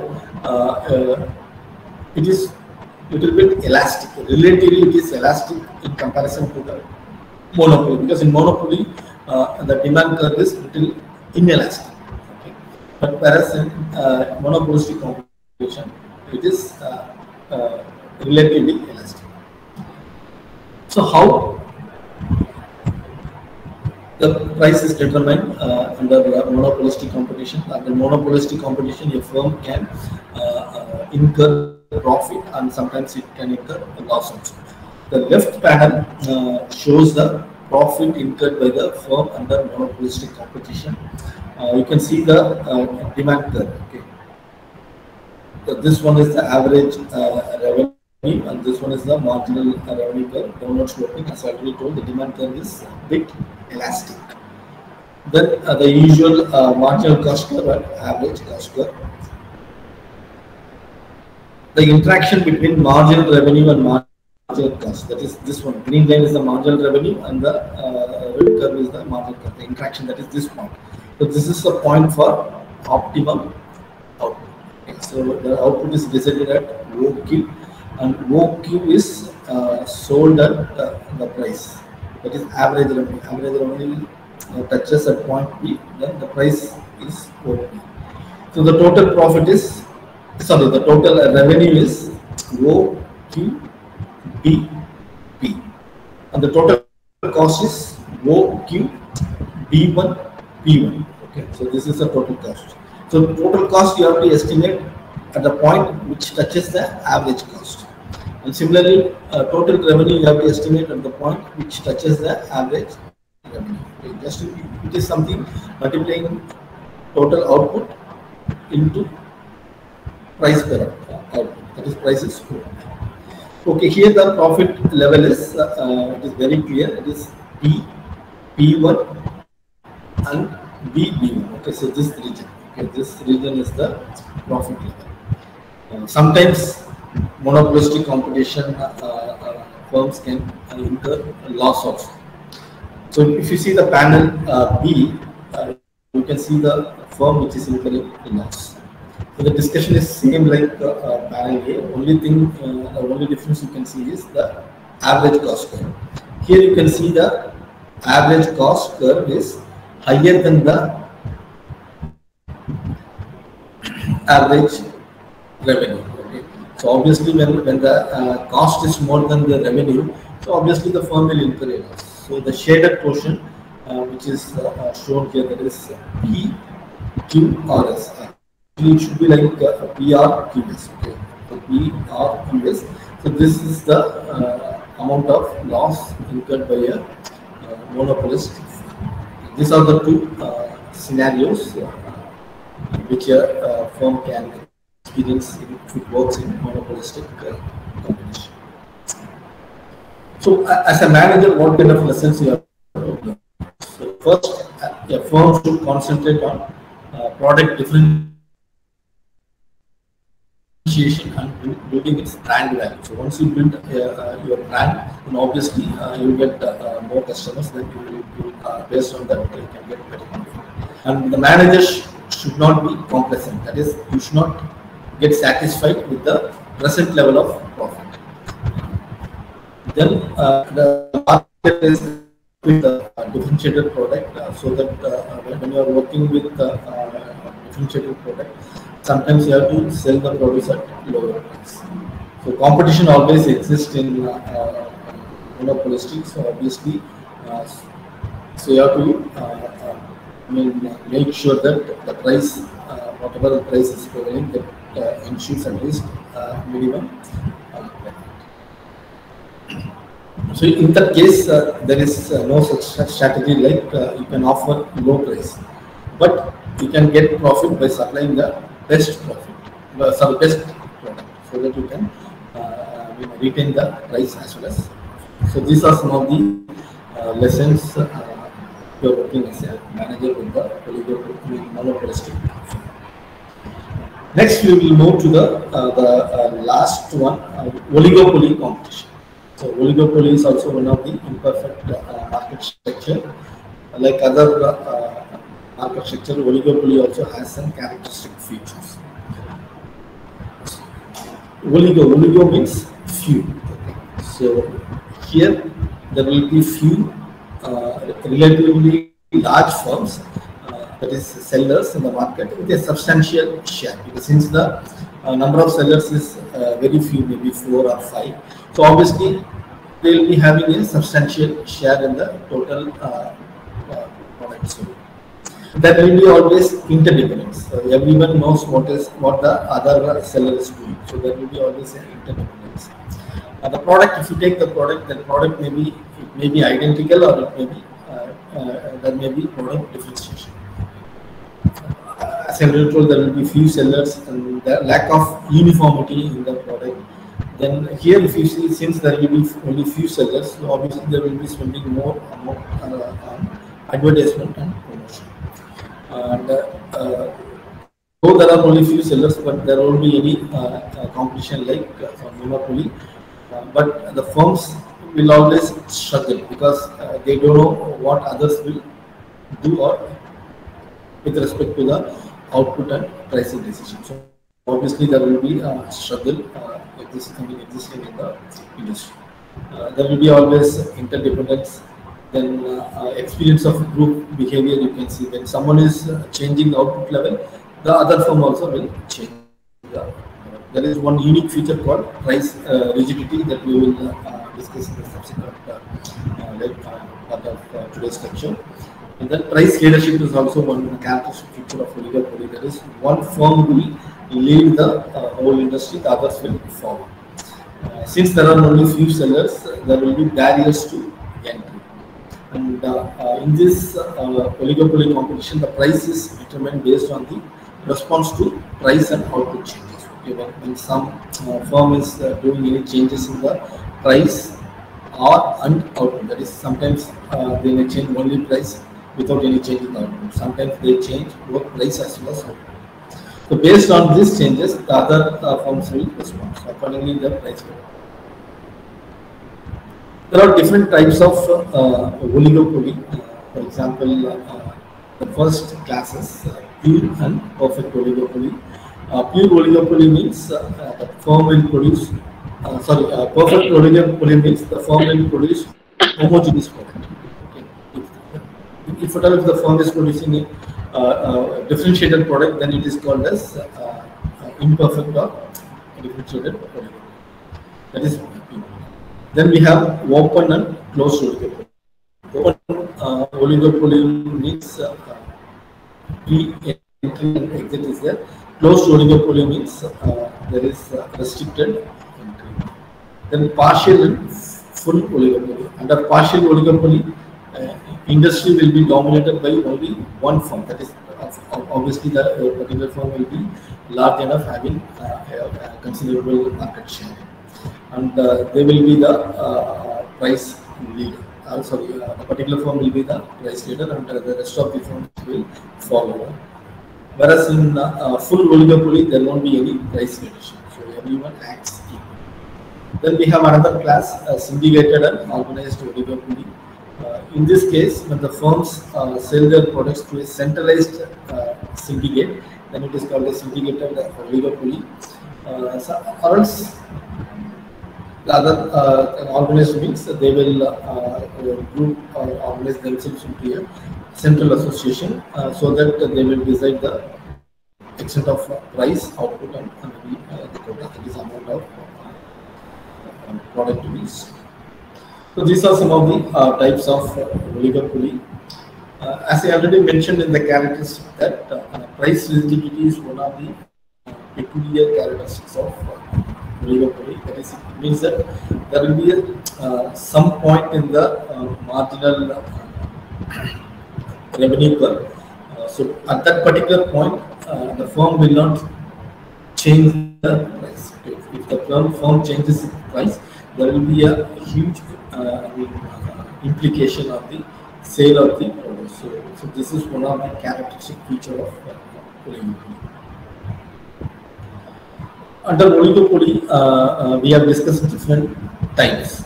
So similarly, we have different oligopoly models. So for example, the first one is the Cournot oligopoly. In this, there will be few firms which will be producing either differentiated product or homogeneous product. And each firm in the industry believes that firm means it is a one unit. Okay, so group of firm is called as industry. This is and each firm in the industry believes that the competitors will hold their output constant if there is any change in its output. Then we have another model called Stackelberg oligopoly. In this, few firms will produce either differentiated or homogeneous product. The leader of the firm will choose the output, and others others in the industry will follow the price. That is called the Stackelberg oligopoly. Then we have Bertrand oligopoly. In this, few firms will produce an identical product, that is homogeneous product.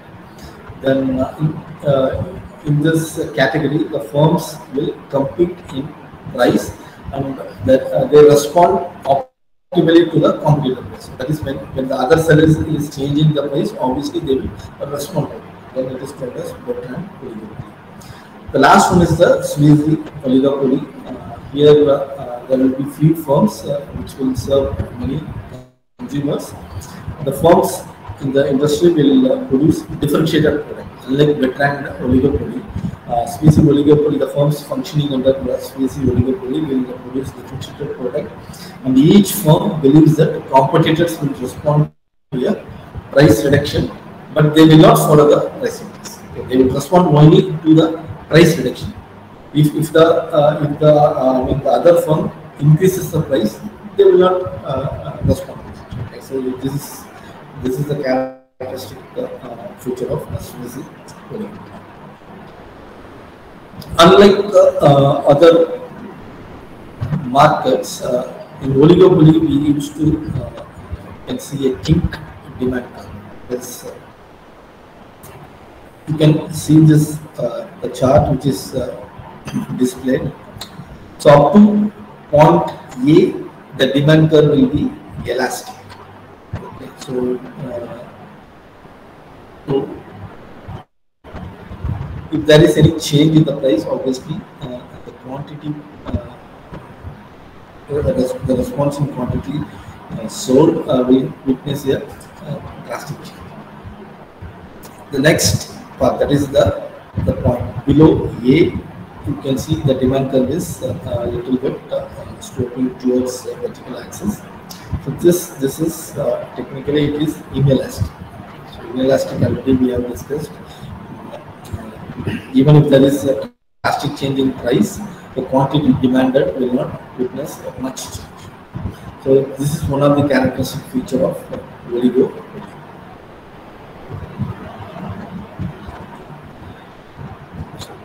So how the marginal revenue curve looks in oligopoly market? So you can just relate the kink demand curve on this slide. So up to K it is elastic, and from K to D that is inelastic. So the marginal revenue curve will be obviously it will be downward sloping, and the point between A and D. So this is called as price rigidity. Okay. So at this point, the firm will not change its price. So if they change its price, then obviously they will incur a huge change, maybe a huge loss. So this is one of the characteristic feature of oligopoly. So the region that is highlighted between A and B, it is called as price region. The same thing is discussed in this chart as well. So the demand curve denoted by D, up to DK it is elastic, and from K to D it is inelastic. And This one is the MR. MR is the marginal curve, and as I told that this region, that is AB, shows the price rigidity. So between these two marginal cost curve, that is marginal cost curve 2 and marginal cost curve 1, which touches the marginal revenue at 2 points, that is A and B. So between these two regions, the firm will not change its price. Okay, so this is one characteristic feature of oligopoly. And beyond this, of course, beyond this, they can change the price because based on the nature of the demand curve. Because, for example, after this point, you can see inelastic. So inelastic means obviously a manager can get better, higher profit by increasing the price. But again, it depends upon the which type of oligopoly market you are operating. So in some case, when you are increasing the price, the other sellers may not respond to you. So depending upon the different types of oligopoly model, which we have discussed a couple of minutes back, the other seller will either they will respond or they will not respond. So as a manager, what kind of lesson you have to learn? The manager should not concentrate on their should concentrate on their research and development so that they can bring new products with better quality, so that the cost of production comes down, which will get reflected on the profit. Because of the prevalence of the ticked demand curve, that is the top portion will be elastic and the bottom portion will be inelastic. Because of that reason, any increase in the cost of production will not affect their price.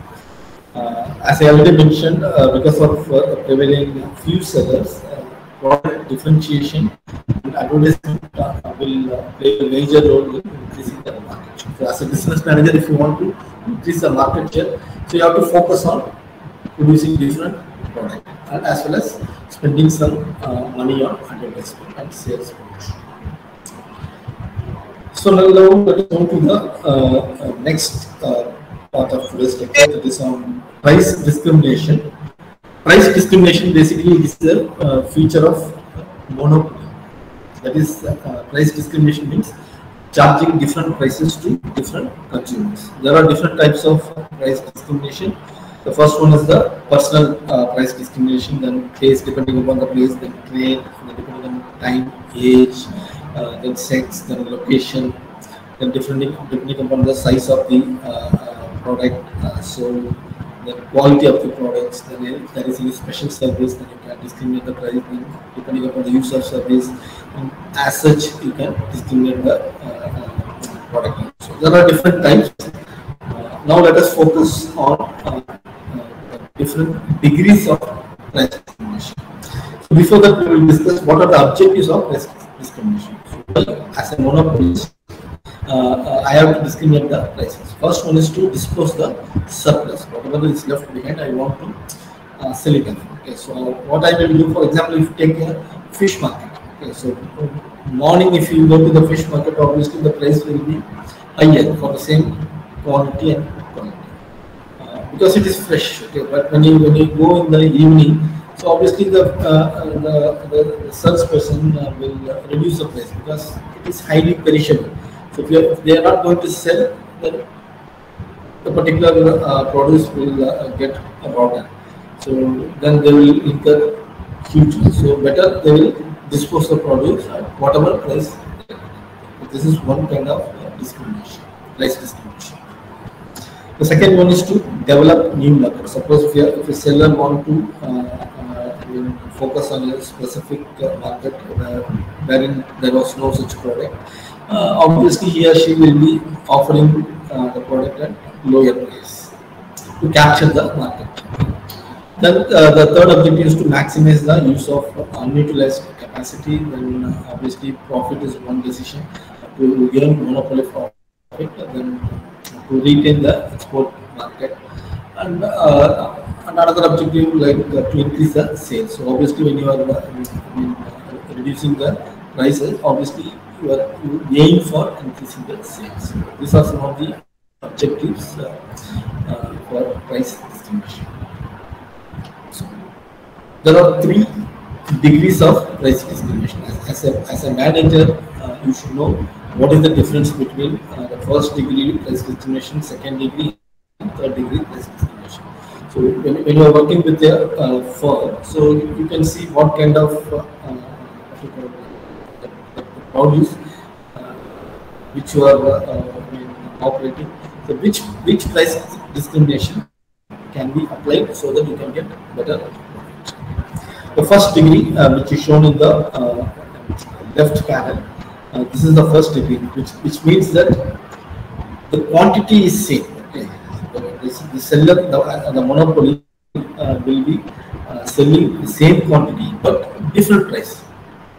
Selling the same quantity of produce at different prices to different consumers. That is called as first degree price discrimination. The example I already gave, fish market. The second, in the first degree, the seller always want to get the maximum price at the initial. That is taking the maximum consumer service. Then the next one is second degree price discrimination. So in this, what happens? The seller will be having different blocks, that is different lots. Okay, OQ is one lot, OQ1 is another lot, or OQ2 is another lot. So different lot is sold at different prices. For example, OQ is sold at OP2 price. Then OQ1 is sold at OP1 price. Then OQ2 is sold at OP price. So it means that different lot is sold at different price. So this is an second degree of price discrimination. Then the third one is third degree of price discrimination. Here what happens, the seller will be charging different prices based on the demand existing in different markets. For example, if you take market 1, here the demand curve is different in comparison to the market 2. Okay. Based on the demand curve, that is elasticity, based on the elasticity of demand prevailing in different markets, the seller will charge different prices. So this is the third degree of price discrimination. So as a manager, so you should know which one is better applicable to your student. So far we have discussed 4 different types of market structure. That is perfect market and monopoly. These are the 2 extremes. Then we discussed monopolistic, then oligopoly. So this slide shows the comparison between different market structure. So if you see the first parameter based on the number of competitors, perfect market will be having many buyers and sellers. Mostly they will be small scale. Monopoly, single seller. Monopolistic, there will be many sellers. Whereas in oligopoly, there will be few sellers. Regarding the product, perfect competition, it will be homogeneous. Monopoly, there will be highly differentiable product with no close substitutes. In monopolistic, product differentiation is one of the unique features. In oligopoly, the product may be either identical or differentiated. Compared to the information flow, in perfect competition, complete and free flow of information, whereas in monopoly there will be less information flow, because being a single seller there is no need for any monopolistic. There will be again it is an extended monopoly, so there will be again less information, whereas in oligopoly, because of the restricted access to price and product, the information flow also will be restricted. When regarding the condition of entry and exit of firms, in perfect competition it is easy to enter and exit, whereas in monopoly there will be restriction. Then in monopolistic it is easy to enter and exit, whereas in oligopoly there will be there will be restriction. Regarding the profit potential, in perfect competition, normal profit you can realize in the long run, whereas in the short run, economic profit, that is huge profit you can economic profit, that is good. Helpful for sustaining the firm operation, that you can realize in the short run. Whereas in monopoly, economic profit in the long run as well as in short run, Whereas in monopolistic, economic profit in short run and normal profit in long run can be realized. In oligopoly, economic profit in both short run and long run can be realized. These are some of the examples for different market structure. Agricultural product is an example for the perfect market. Though there is no perfect market, and with the characteristics whatever we have discussed, as such in real life we cannot see a perfect market, but there will be some markets which will behave like a perfect market. Such examples agricultural product. For monopoly, railways is maybe best example. For monopolistic, clothing industry is an example can be classified as monopolistic industry. Then automobiles is an example for oligopoly, where you can see only few segments. So with this, we are closing the lecture on microeconomics. So far, we have discussed different sessions, starting from introduction to managerial economics, then demand, supply, cost curves. Then we have discussed about the different risk and uncertainty and market structure. So all these discussions fall under microeconomics, that is household or firm level study. So from this point of time, we will be having a discussion on macroeconomics. So macroeconomics means studying the regional level or country level or national level. So here the focus will be on not on individuals but aggregate level, like national income, employment, unemployment, like that. Okay. So today I will be briefing a few things because of limited time. So I will be touching only few things from this lecture. This lecture will be outlining the objective of different economic policies, then national income concepts, what are the different approaches to calculate the national income, what are the different factors that helps to determine the national income. So when you estimate national income, there are some difficulties, so that also we will be discussing in this lecture. And what are the different economic indicators and some indicators, that is key economic indicators pertaining to India, that also will be discussed in this lecture. So before discussing on the national income estimation, first let us know the basic concepts pertaining to the macroeconomics. So as I already told, macroeconomics means it is the study of aggregate economic behavior, whereas microeconomics is the study of individual, like firm or households, the decision making units. So macroeconomics is the study of aggregate economic behavior of the economy. So it deals with the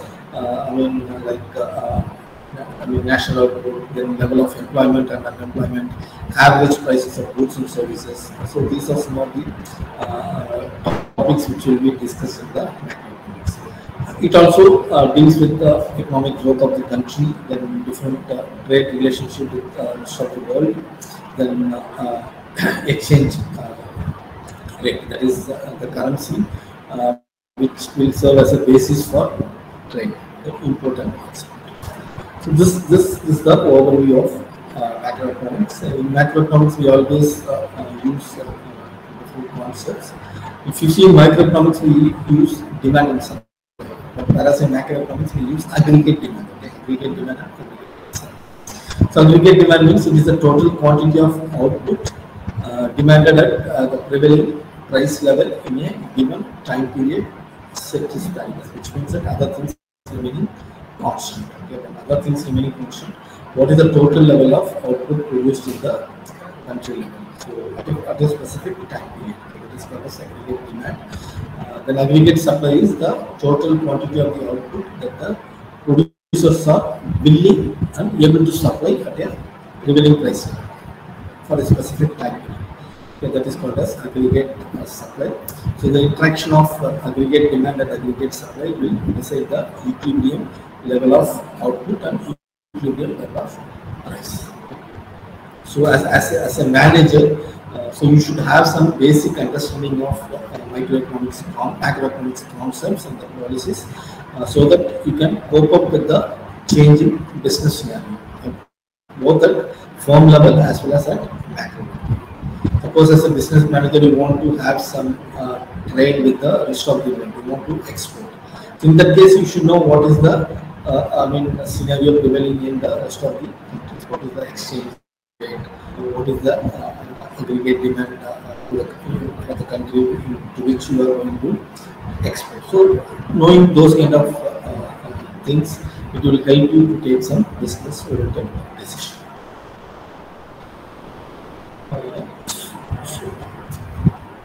So when you work with different economic policies, there will be certain objectives for economic policies. This slide shows the different objectives of economic policies. The first one is to achieve the national level full employment. Obviously, whenever economic policy is framed and implemented by the government, their main objective is to have full employment. Then another objective is to stabilize the fluctuations, that is price fluctuations in the market. There should not be any inflation or deflation. There should be, of course, price fluctuation is a common thing, but there should not be any drastic difference. The another objective is to achieve the overall economic growth and to develop the regions economically. And of course, this should get reflected in the standard of living of the people. Like there should be reduced inequality in income, social structure. Then if there is any monopoly in the market, then that has to be controlled. Then if you look at the business cycle for a long period, there may be some fluctuations. Okay, particularly the cyclical fluctuation has to be avoided so that the economy will be smoothly aiming for the targeted, and also to improve the balance of payment. That is the difference between the exports and imports. Then to bring social justice in various aspects. So these are all some of the objectives of national economic policies. I think I will close the session for today. In the subsequent class, that is tomorrow, I will be discussing the different national income concepts, what are the difficulties and what are the approaches for national income. Then followed by we will be discussing on employment, different types of employment and unemployment, so that as a business manager you can take some decisions to control the unemployment level. So thanks for joining. If you have any doubts or clarification in today's lecture, you can ask me now. Thank you, sir. Thank you, sir. Thank you, sir. Thank you, sir. Thank you, sir. Thank you, sir. Thank you, sir. Thank you, sir. Thank you, sir. Thank you, sir. Thank you, sir. Thank you, sir. Okay, thank you. Thanks for your patience. Thank you, sir. Sir, any tentative date for the examination, sir? Kindly contact the distance of Directorate of Distance Examination. So, faculty, we don't have any idea. Probably they will let you know the dates. Okay, sir. Thank you, sir. Thank you, sir. Sir, I didn't get an ID card. Thank you, sir. Thank you, sir.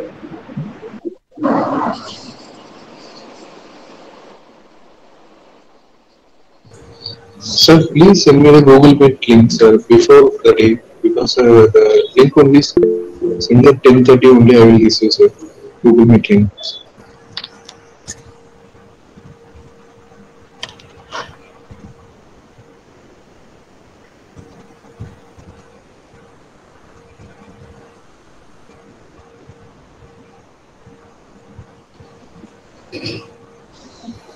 Good afternoon, all of you. Good afternoon, madam. I am Dr.Umasri. Good afternoon, ma'am. Good afternoon. Yes, good afternoon. Accounting, let us see accounting for manager. Good afternoon, madam. Yes, good afternoon. Good afternoon, madam. Yes. Last 2 weeks, do you remember what are the chapters we have studied? Trial balance. Trial balance. Then? Ledger analysis. Journal. What about journal? First, accounting concepts. Accounting concepts, double entry system, journal, ledger, trial balance, Then final statements, trading profit and loss account and balance sheet with adjustments. That is first unit. Second unit, depreciation. Under depreciation, what are the methods you have learned? Straight line method, written down value method, and then annuity method. These three methods under depreciation you have learned. Then ratio analysis. Under ratio analysis, there are four types of activities. That is current ratio, then efficiency ratio or activity ratio, long-term solvency ratio, and then profitability ratios, right? Then ratios, so we have balance sheet to converted into ratios, ratios converted into balance sheet problems. We have learned the last 2 weeks, right? This week, let us learn fund flow and cash flow analysis 1, third unit 3, and unit 4 marginal costing and cost volume profit analysis. These 2 units we are going to learn today, right? Let us see one by one. Fund flow statement. What is fund flow statement? It is a statement which is prepared to analyze the reasons for changes in the financial position. Financial position means final statement shows the financial position, that is what is the liability, what is the assets, right? That is the financial position between 2 balance sheet period. That is this fund flow statement which we are preparing for the purpose of what is the reasons for changing this financial position between 2 periods. That is what is the effect. The 2 periods financial changes is nothing but what is the effect of changes in working capital. Here fund refers to working capital. Fund means working capital. What is working capital? Current assets minus current liabilities is the net working capital. That working capital between 2 periods, what is its changes? Increase or decrease, we should analyze the thing to take various decision making. Right? Let us see what is fund inflow. That working capital, we can say it is a fund inflow and fund outflow, right? What are the fund inflow? What are fund outflow? That is fund inflow of fund due to raising of your share capital, raising of your long-term loans or debentures, then sale of fixed assets, operational profit, then decrease in working capital. So these are the things are inflow of fund. What are outflow of fund? Outflow of fund is redemption of preference share capital, prepaid, that is repayment of loan, then purchase of fixed assets, payment of taxation, payment of dividends. So these are all the items which are outflow of funds. Okay. So what are the management purposes of fund flow statement? The fund flow statement which are using for what is the changes between assets and liabilities between 2 periods that will help the management to take decision making to maintain proper working capital, sufficient working capital. You know very well, working capital, it should not be too much in idle. That will not generate your profit. At the same time, it should not be a scarce working capital. Scarce working capital condition may arise even till the winding up of your business, because if you are not able to pay your efficiency to pay your creditor, so that will affect your total that involves financial risk of your business. So you should be very carefully maintain the working capital. That is why the financial statements we are preparing for maintaining the proper, or we can say it is a optimum working capital, right? So some limitations also there, because the continuous changes while taken into account, it is too difficult, because we are maintaining assets and liabilities only at cost value. We are not maintaining market value, so that will not reflect your correct position. So these are all the disadvantages. Difference between fund flow and cash flow. This not cash flow, here fund flow. Fund flow that I will explain you after preparing the cash flow. Then only you will understand what is the difference between these two. Okay. So while preparing the fund flow statement, you have what are the steps or what are the statements you have to prepare. See here, First, you have to prepare, before preparing fund flow statement, two types of statement we can prepare. That is, preparation of statement of changes in working capital. Preparation of statement of changes in working capital.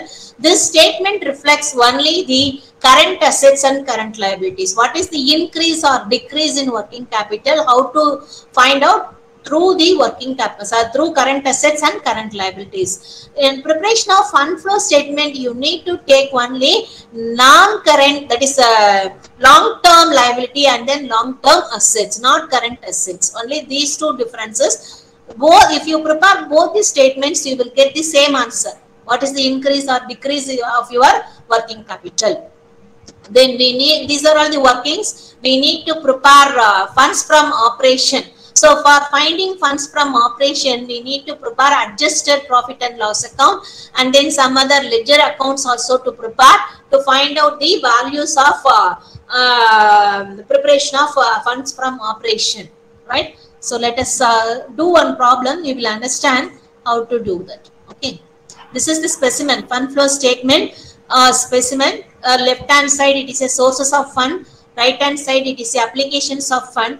Sources of fund, what are they? Issue of equity shares, issue of preference shares, issue of debentures, loan borrowed, sale of fixed assets, sale of investments, non-trading incomes, then funds from operation. These are the items are sources of fund. Applications of fund, what are they? Purchase of fixed asset, purchase of investments, redemption of shares. Redemption means repayment of shares. Redemption of debenture, payment of loan, repayment, it is nothing but repayment of loan, repayment of your taxation, payment of your dividend, trading, non-trading losses. So all these items comes under applications or uses of funds. This is the statement of working capital. Schedule of changes in working capital. Schedule of changes in working capital with the statement, you need to take only current assets and current liabilities. You have to compare between two balance sheets. What is the increase or a decrease? What is the impact? While preparing this working capital, you should be very, very carefully keep it in your mind 4 points. One thing, when your current assets increase, your effect of working capital will also increase. See here. When your current assets increase, your working capital, effect of working capital will also increase. When your current assets decrease, while comparing to the previous year, you have to compare between two balance sheet date, right? When your current assets decrease while comparing the previous year, your working capital, effect of working capital will also decrease. Current liability, you have to take ulta. That is, when your current liability increase, the effect of working capital will decrease. When the current liability decrease, the effect of working capital will increase. Do you understand? These 4 points you have to keep it in your mind while preparing this schedule of changes in working capital. Okay. Next, this one, pro forma of adjusted profit and loss account. Adjusted profit and loss account, why we are preparing? Because profit and loss account, we used to take all non-cash and non-trading expenditure and income. So we have to eliminate all these things. We have to adjust with the net profit and we have to find out what is the fund generated from your business. So what is the fund or profit generated from your business? How to find out? You have to suppose a balance sheet opening previous year balance sheet balance is the opening balance. Current year balance sheet profit and loss account will be the closing balance, right? You have to start with opening balance by balance brought down and then non-cash incomes. Non-trading incomes, you have to take it in the credit side. Debit side, all non-cash and non-trading expenditures you have to write. That is, say for an example, depreciation, loss on sale of fixed assets, premium on redemption of debentures, discount on issue of shares, write-off intangible assets, write-off fictitious assets, transferring to general reserve. So the interim dividend, taxation, provision for taxation made during the year, provision for dividend made during this year. These are the things comes under the adjusted profit and loss account. What you are finding, that is funds from operation or funds generated from your business, right? Then some adjustments, important adjustments are there. What are the adjustments are there? Depreciation, dividend paid, income tax provision, loss on sale of fixed assets, interim dividend paid. So how it will affect, how you have to shown in your statement. While preparing the problem, I will explain you, then only you will understand, right? Right now leave it. See this problem. The problem will be given like this. Two balance sheets, 2002 and 2003 balance sheets are given. Values are given. Liabilities value and assets are given. Read the problem very carefully. The following are the summaries of the balance sheets of Bharat Vijay Limited as on 31/12/2009. Oh, here is one.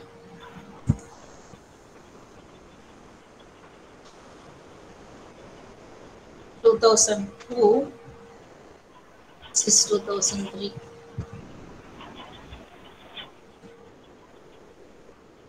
Okay. The following additional information is obtained. The net profit for the year was ₹40,000 after charging depreciation.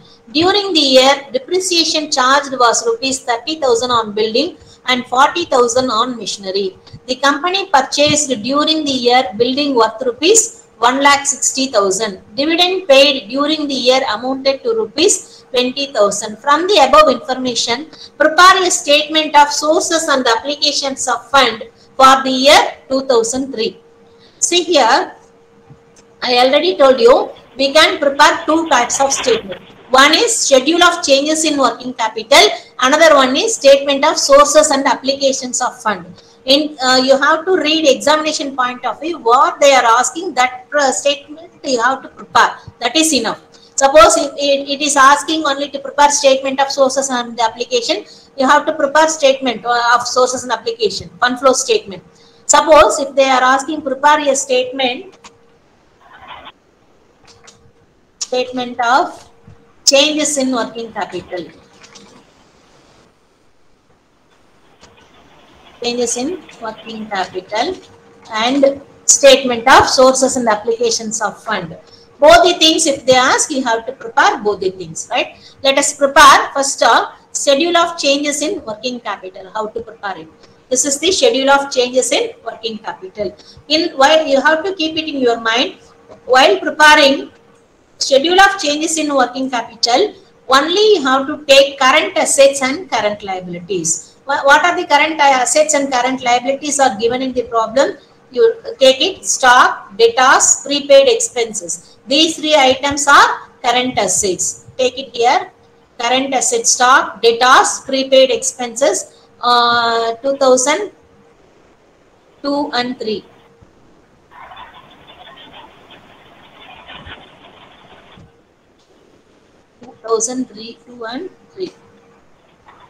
Okay, so now you have to keep it in your mind that 4 points I told. No, stock, is it increased or decreased? Current year it is 80,000, previous year it is 90,000, 10,000 decreased. So what will be the effect of your working capital? What is your effect of working capital? Will increase or decrease?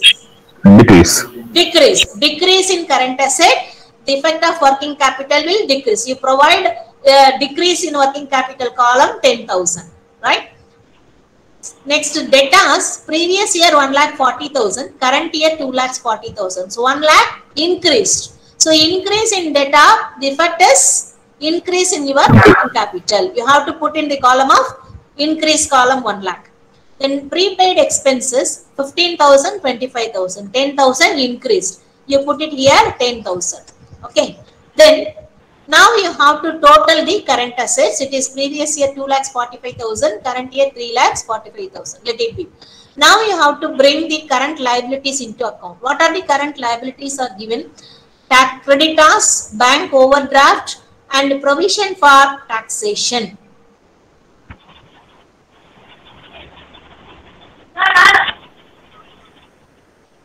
See here, What are the current liabilities? Creditor, bank overdraft. These two are current liabilities. You have to take it. Provision for taxation and provision for dividend. These two items you can take either current asset or non-current. It is up to you. It is treatment. You can take either current or non-current. Once if you treat it as a current, you have to take in this statement. That will not reflect anywhere in your fund flow statement, right? Once if you treat it as a non-current, that will not appear in the statement of changes in working capital. There are some adjustments you have to do in fund flow statement. I will tell you how to do that, right? First, let us take it as provision for taxation as a current item, right? These three items, let us treat it as current items. You have to write under note, footnote. Provision for taxation, I have treated as a current. Like that you have to write, right? Or I have treated as a non-current. So whatever you are taking, you have to write note, footnote, right? So if you see here, creditors 70,000 and 80,000. 70,000 and 80,000, that means what? Increase in current liability. What is the effect of your working capital? 10,000 increased. 70,000 is the previous year. Current year is 80,000. 10,000 increased. What is the effect of your working capital? Is 10,000. decrease in working capital. Current asset, if it is increased, in working capital will increase. Current asset decrease, working capital will decrease. Current liability, reverse you have to take. Current liability, if it is increased, working capital will decrease. Current liability will decrease, the working capital effect is increase. Okay, then you have to keep it in your mind. So creditors 10,000 increased. So you put it in the decrease column, right? Decrease in working capital. Bank overdraft, there is no effect. 25,000, 25,000, so 0. Then provision for taxation 10,000 is increased. So you have to put it in the decrease column. Now you total the current liability. What is the total current liability? Is previous year 1,25,000, current year 1,45,000. Now you have to find out what is the working capital. Current asset minus current liability is the working capital. So current asset 2002, 2,45,000. Current liability 1,25,000. So working capital for the year 2002 is 1,20,000. 2003, 3,45,000 is the total current asset. 1,45,000 is the current liability. So what is the working capital? 2 lakhs for the year 2003. So now you have to see how much is it increased or decreased your working capital. Working capital for the 2002, 1,20,000, right? 2003, it is 2 lakhs. How much is increased? 80,000. 80,000. Very good. So see here, now you can see here. Now you total the increase column and decrease column. Increase column it is 1,10,000. Decrease column it is 30,000. Deduct it. Remaining rest is 80,000. The answer will be the same. When you prepare this, here it is 80,000.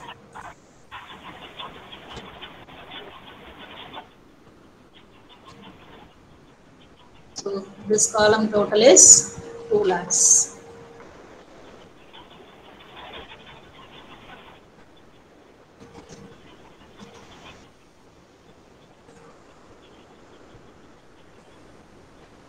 Okay. So this is also answer. Working capital, you can two way you can check it.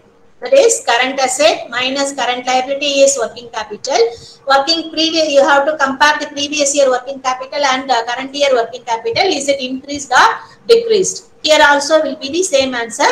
You can verify your answer whether it is right or wrong. Right? So this is the statement of changes in working capital, that is over. Right? Let us prepare fund flow statement. Fund flow statement, this is the format like balance sheet. Left hand side sources of fund, right hand side applications or uses of funds. Applications or uses of funds. So what are the things you have to see your balance sheet? So what share capital? Previous year it is given 3 lakhs, current year 4 lakhs. That means what? Issue of share capital during the year is 1 lakh. right? So what is the sources? Sources of fund, inflow of fund. Sources of fund or inflow of fund is equity issue of equity share capital. Issue of equity share capital rupees 1 lakh, right in the sources side. Then come to the debentures. Previous year 2 lakhs, current year 2 lakhs 50,000. So 50,000 it is increased. That means issue of debentures 50,000, right? That is raising of your fund, sources of your fund. Come to the balance sheet asset side. Buildings 1,20,000 previous year, current year 2,50,000. But buildings, machinery, both the things are depreciation is charged. See the adjustment. The net profit for the year rupees 40,000 after charging depreciation.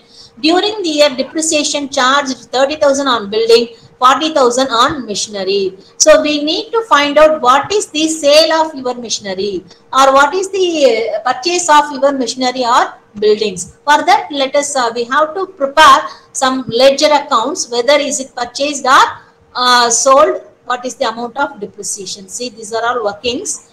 See the buildings account, ledger account you have to prepare. Opening balance, all the assets. While preparing ledger accounts, debit side opening balance you have to brought into account, and closing balance you have to bring into account credit side, right? Opening balance of your building, how much it is there? 1,20,000. Closing balance 2,50,000. See here, opening balance 1,20,000. Closing balance closing balance or by balance carried down is 2,50,000, right? So depreciation, what is the journal entry for depreciation? Building depreciation, what is the entry for depreciation? Depreciation account data to building account, right? So by depreciation account 30,000. See here in the adjustment itself is given 30,000, 40,000 for machinery. So 30,000 in the ledger account you have to write 30,000. So your opening balance is 1,20,000. Current year depreciation 30,000. What should be your balance? It should be only 90,000. But instead of 90,000, how much is your closing balance shows? 2,50,000. That means that balance is called purchases of building or constructed this year. You have spent expenditure for construction of building, additional building 1,60,000. So debit side you have to write to bank account purchases of building 1,60,000, right? So here this depreciation you have to prepare adjusted profit and loss account for finding funds from operation, right? So funds from operation you need to prepare adjusted profit and loss account. See here balance sheet. Profit and loss account, the opening balance 40,000, closing balance 60,000, right? So see here, all the liabilities, ledger accounts, when you are preparing, opening balance you have to bring into the credit side. Assets, opening balance you have to bring into the debit side. That you have to keep it in your mind always, right? So by balance brought down our opening balance 40,000. Closing balance you have to write in the debit side to closing balance 60,000. First you write these two balances, right? Then now what adjusted profit and loss account, we need to find all the depreciation and then all the expenditures we have non-cash and non-trading expenditure you have to write in the debit side of adjusted profit and loss account to find out the funds from operation. Okay. So what is non-cash expenditure here? Depreciation on building 30,000, depreciation on machinery 40,000. So totally 70,000 is the depreciation you have to write under adjusted profit and loss account debit side, right? Then is there any other adjustments? Net profit during the year, that I will tell you how to use that net profit. Then dividend paid during the year is 20,000. Dividend paid, if it is given in the adjustment, two places you have to write.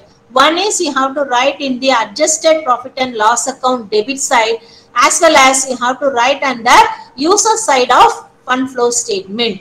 Dividend paid, always declare and payment. While declaring the dividend, we have to write in the adjusted profit and loss account, and you have to, while paying payment, you have to write under the applications or user side of your fund flow statement, right? So here now dividend paid, you have to write 20,000. So that's all. Is there any other thing? Suppose general reserve, if it is given in your balance sheet, here 10,000, here 15,000 are given. Example I am saying 5,000 increased general reserve. That means what?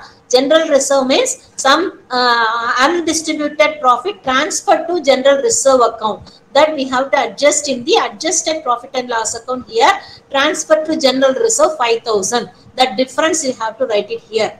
Okay, suppose balance sheet asset side goodwill, it is here. Goodwill previous year it is given 10,000. Current year is given 5,000. Reduced. That means what? Write off. Goodwill is an intangible asset that if it is reduced means write off from your profit. Written off. So that 5,000 is a non-cash expenditure. So that we have to write in the adjusted profit and loss account to write off goodwill. 5,000 you have to write it, right? So these are all the items you have to adjust in your opening balance and closing balance of your profit and loss account. The rest, the remaining balance, if you get exceeds your debit side of your credit side, that value is funds from operation. Suppose your credit side balance exceeds your opening balance, the debit side balance, that balancing figure is called funds lost in operation, right? Suppose your debit side exceeds your credit side, this balancing figure is called funds from operation. Suppose this credit side exceeds your debit side, that balancing figure is called funds lost in operation. This funds from operation, where we have to take? We have to take it in the fund flow statement, that is funds from operation 1,10,000 here. Funds from operation, right? 1,10,000 you write in the sources side. Suppose funds lost in operation, if it comes, you have to write under the applications or users side, right? So now you have to check whether all the items you have written. Building account, when you have prepared, this remaining balance is called 1,60,000 is purchased. Similar way you have to prepare machinery account. Machinery account opening balance is 3 lakhs, right? See here problem. Machinery 3 lakhs, 2,60,000. So only 40,000 is the difference, that is called depreciation. Suppose instead of 2,60,000, if it is 3,60,000 is given. So that means what? Purchase of building during this year. Sorry, machinery during this year. Opening balance 3 lakh. By depreciation,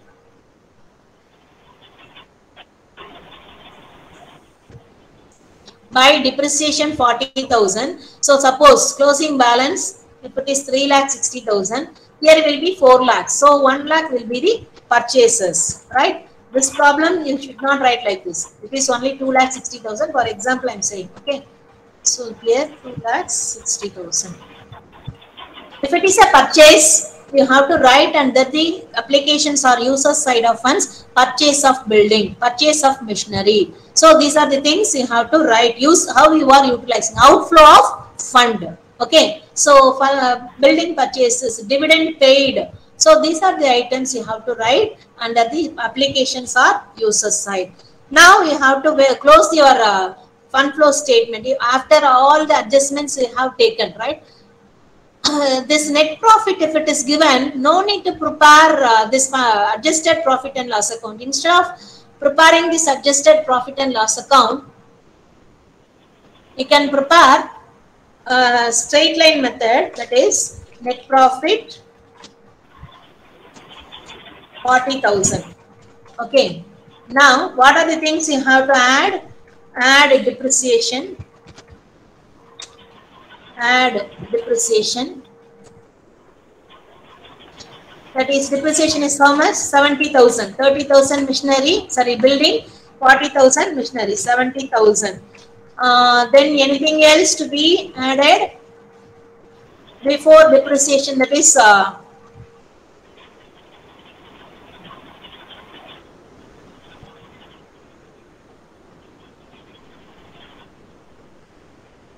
If net profit is given, you have to adjust only non-cash and non-trading expenditure. So now what is the profit?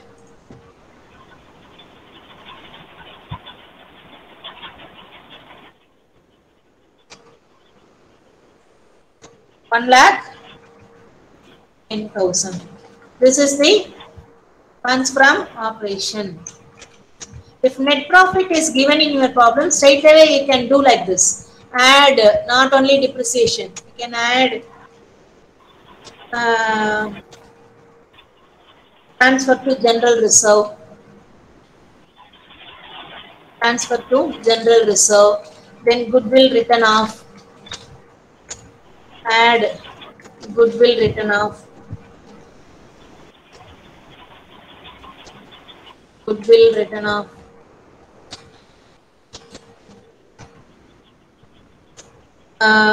profit, add profit on sale of machinery, profit on sale of machinery. Suppose loss on sale of machinery, if it is given, you have to deduct loss less loss on sale of machinery, loss on sale of machinery, sorry,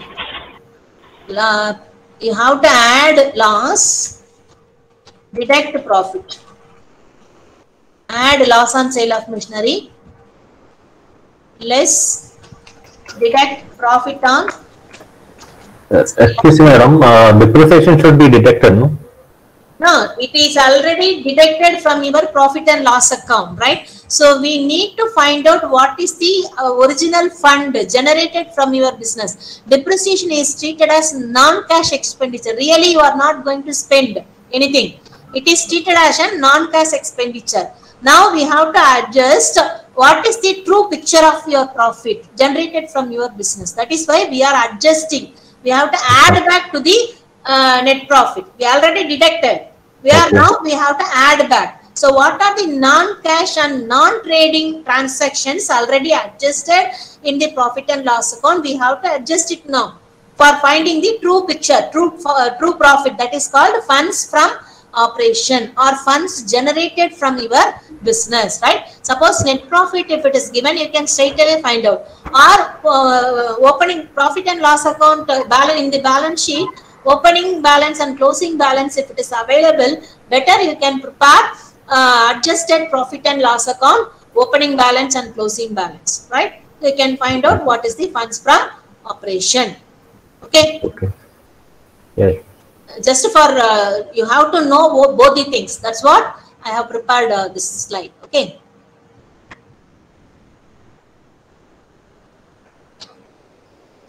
That's all this problem. Do you have any doubt in this?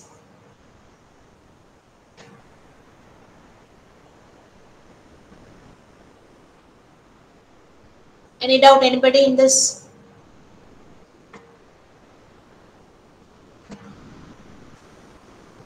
Once again, I explained the statement. You have to prepare two types of statements. That is statement of changes in working capital and fund flow statement. These two statements are the actually solution.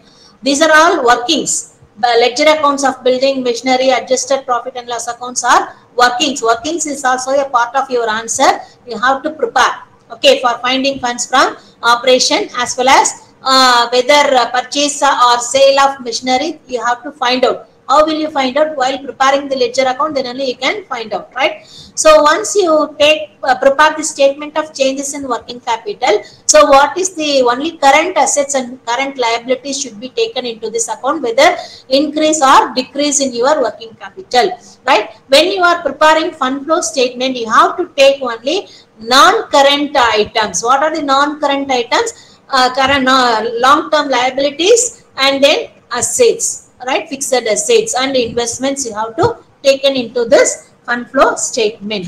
While preparing a fund flow statement, we need to prepare adjusted profit and loss account or find out funds from operation. For that, these are the adjustments you have to do. The same problem, one more thing I want to explain you. I already told you this provision for taxation, you can treat either current or non-current. Once if you are treated as a current, you have to take in the statement of changes in working capital, right? This one is over. Suppose if you are treating it as a non-current, how it will be shown? Just I explain you how it will be shown. See here.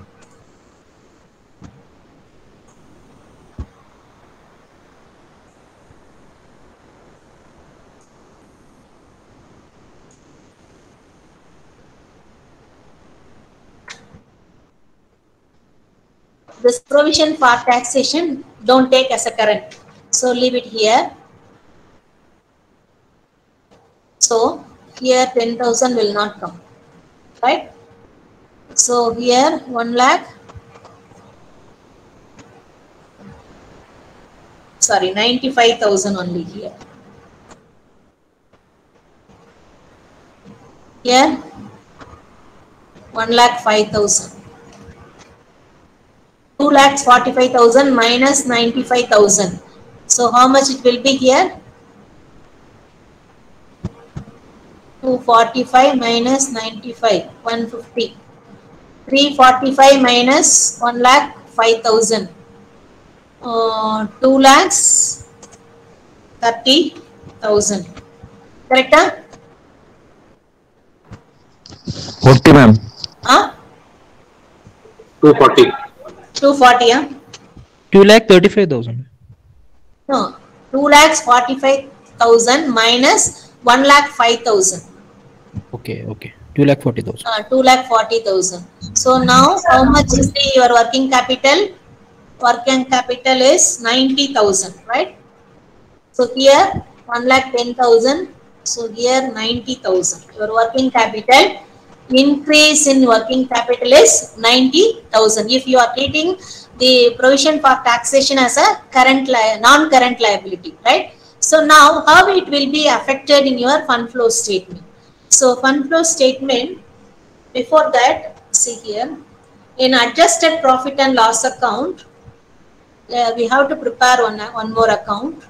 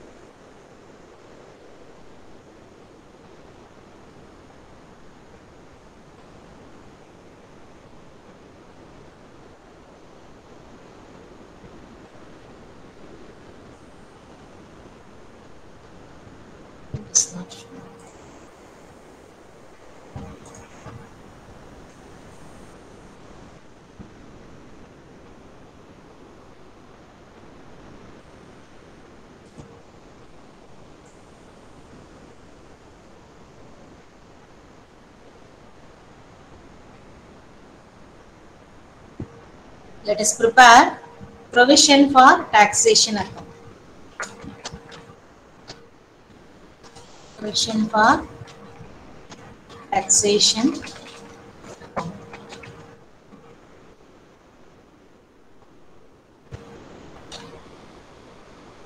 Provision for taxation, what is given your problem? See here, provision for taxation, opening balance 30,000, closing balance 40,000. See your adjustment, is there any taxation made or paid given in your problem? If you read the problem very carefully. Suppose in your adjustment it is given tax paid during this year, it is given 50,000. So in that case, how to prepare, I tell you. See here. Provision for taxation, opening balance 30,000. closing balance to closing balance. Closing balance is 40,000, right? Suppose what is given you in your adjustment, in this problem there is no adjustments given for payment are made. So in that case we can treat previous year balance, we can treat it as a payment during the year. Current year balance we can treat it as made during this year. So in this case how we have to treat?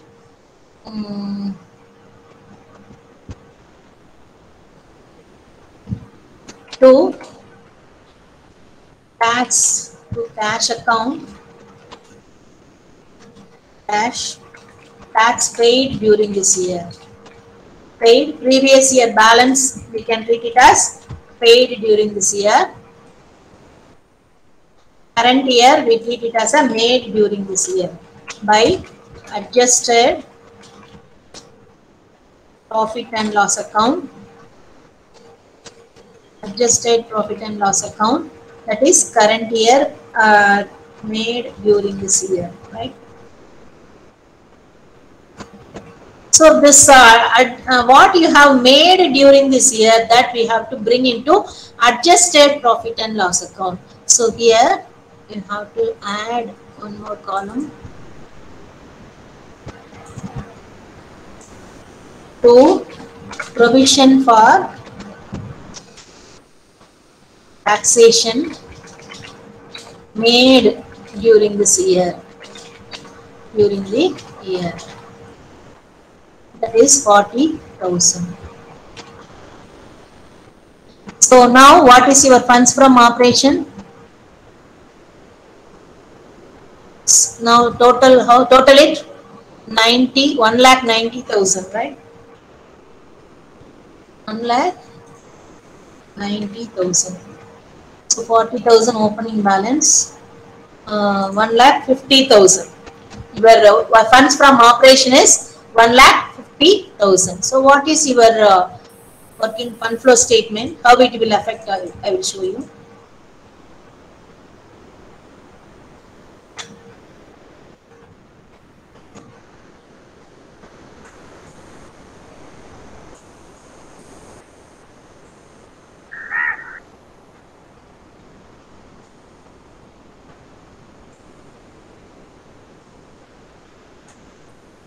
Right? Funds from operation is, now it is how much? We have find out here, 1,50,000, okay?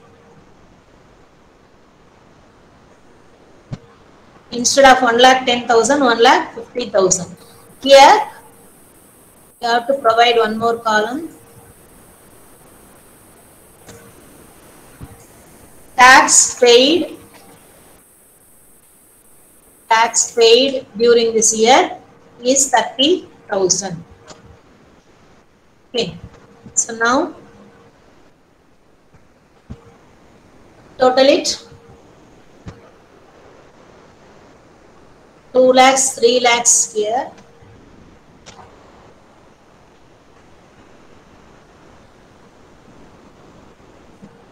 Lakhs.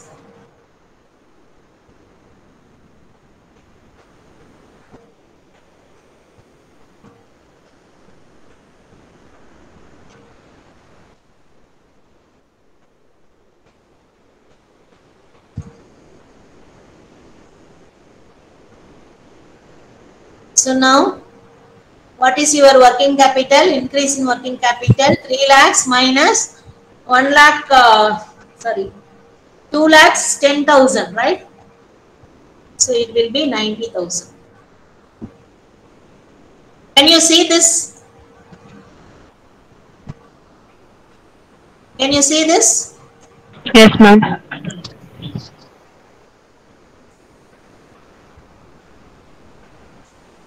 Right? Now increase in working capital is 90,000, not 80,000. Previously what we have find out 80,000, right? So if you here in changes in working capital will also be the same answer. If you treat it as a non-current, will be the same answer. Okay. See here. right? Do you make a difference if you are treating it as a current or non-current? If you are treating it as a provision for taxation as a current, it is a working capital increase in working capital is 80,000, right? So if you are treating it as a provision for taxation is a non-current, the working capital increase in working capital is 90,000. See the difference of the adjustment of adjusted profit and loss account. This is the adjusted profit and loss account when you are treating it as non-current. Provision for tax treated as non-current.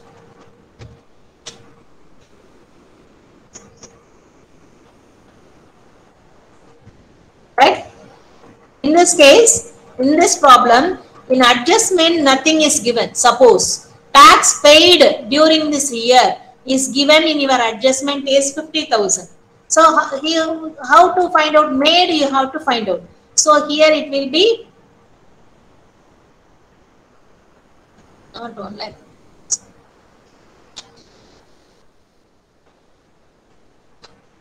Here it is 90. Total is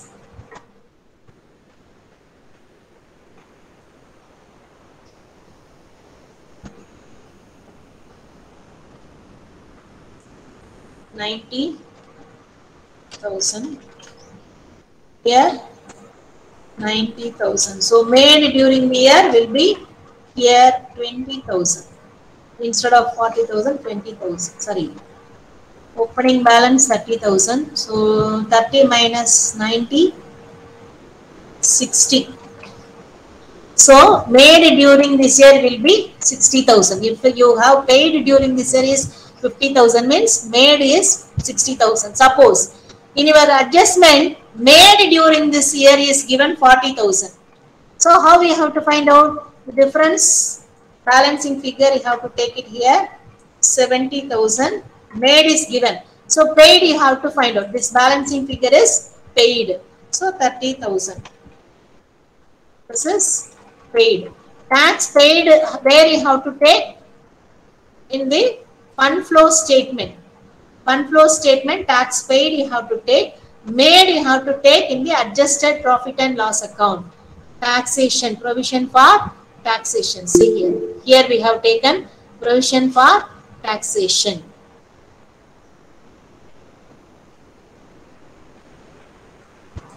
Right? You understand this?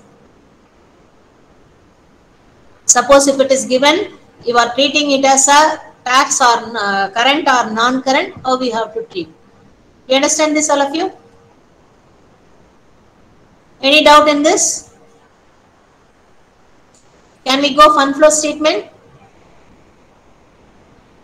Yes, madam, we can. Okay.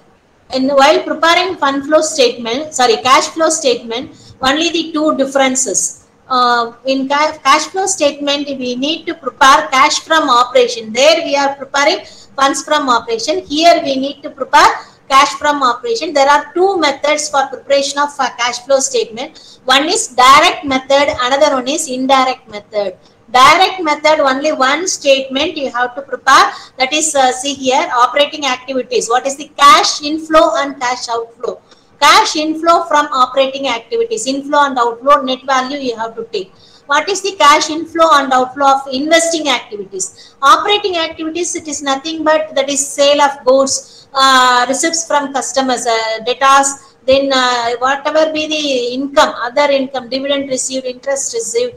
These are the expenses. What is the operating income? Operating funds from operation generated from operating activities. Funds generated, not fund. Cash inflow and outflow from your investing activity. Investing activity is nothing but purchase and sale of fixed assets. Purchase and sale, what is the adjustment you have to do? Financing activities, it is nothing but sale of your stock, sale of shares, repayment of your debt holders, debentures or long-term loans. These are all financing activities. We can do direct method or indirect. Generally, indirect method is easy as it is like fund flow statement. Here we have to, this is the specimen, it is a indirect method. This is indirect method. Indirect method is easy for you. That's why I am preparing. See here, this is the format, same fund flow statement. Here you have to write inflow of cash or sources of cash.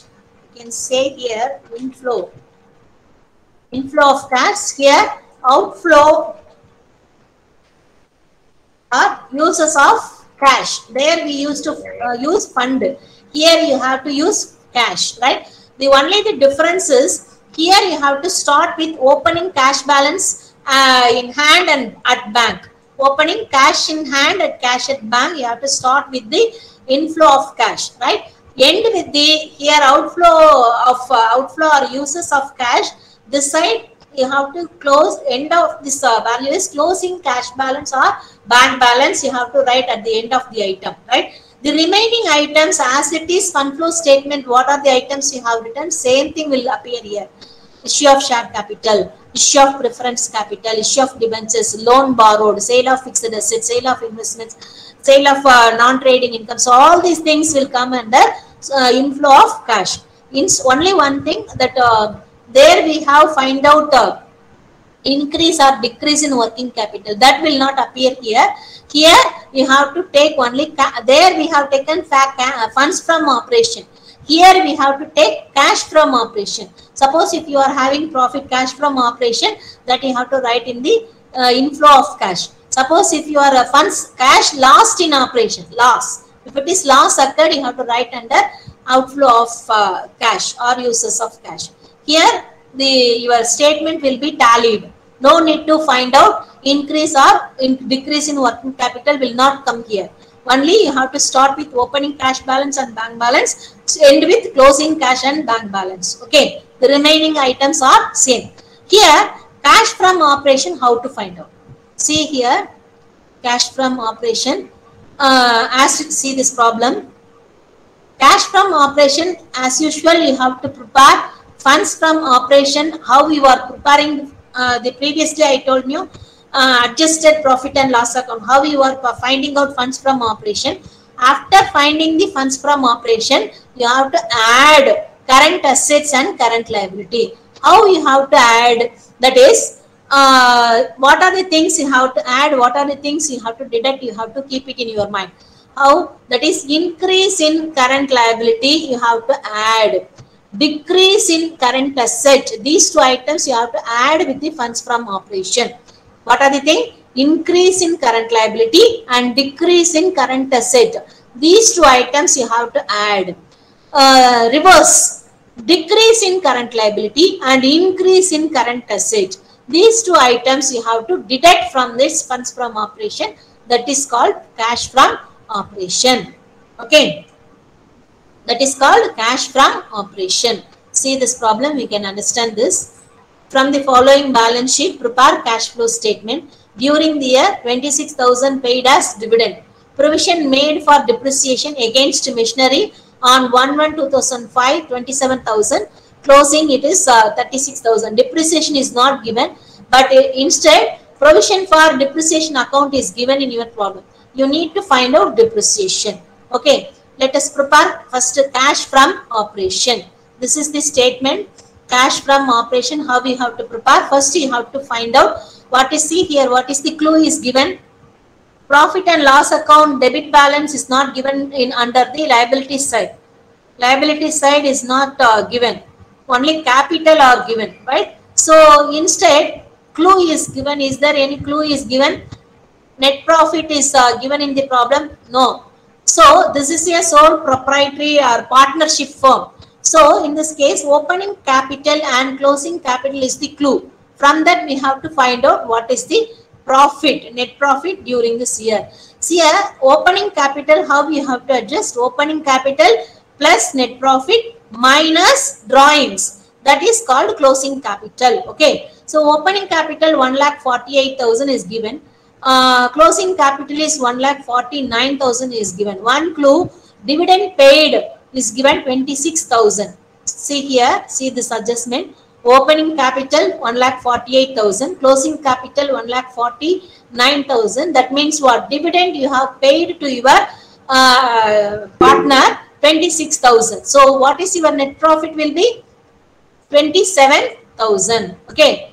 Opening capital 1,48,000 plus 27,000 net profit you add.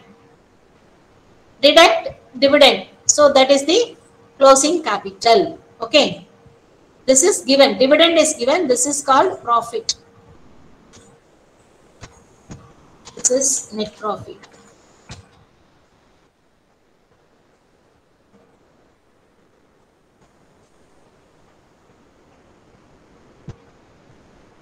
This is net profit. Okay. Net profit is 27,000. So now this net with this net profit we have to adjust. Net profit is before depreciation, that is 27,000. Depreciation you have to find out. How to find out? Depreciation is not straight away, it is not given. Opening balance of depreciation is given 27,000. Closing balance 36,000 are given. So now machinery account, you prepare this.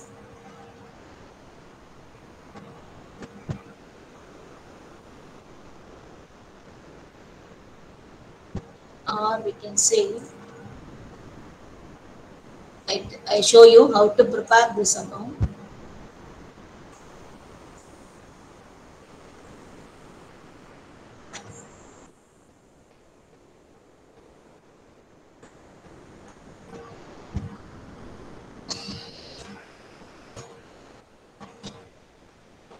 Provision for depreciation. Provision for depreciation account, it is a liability value. So opening balance you have to write credit side.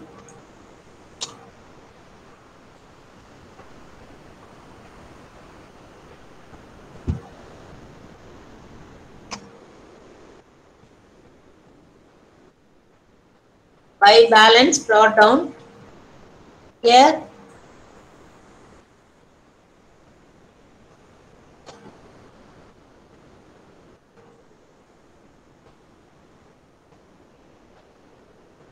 To balance brought down. Opening balance how much is given?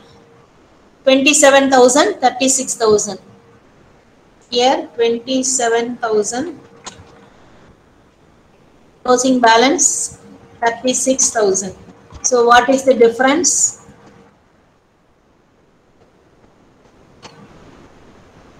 $36,000. 9,000. 9,000 is the depreciation.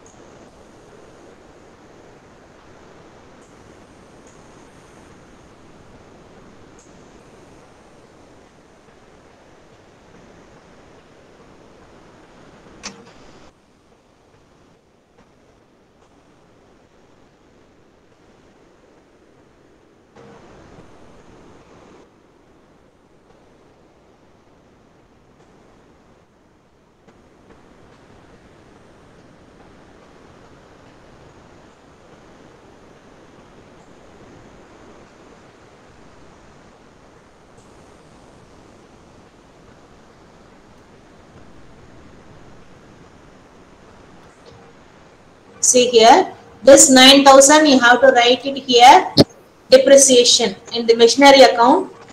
Straight away I have written here instead of depreciation, provision for depreciation I have made it here.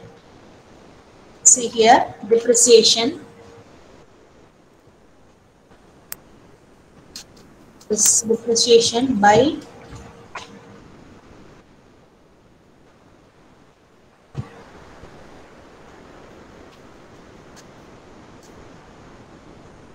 adjusted profit and loss account.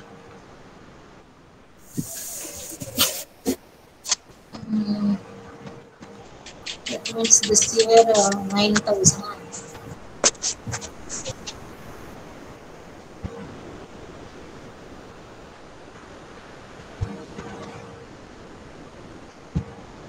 No, depreciation will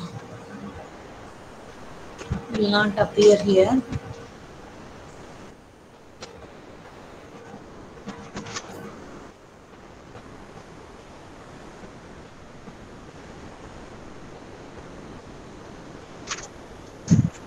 By depreciation,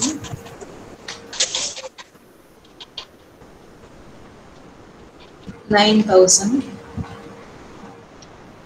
So totally 95,000.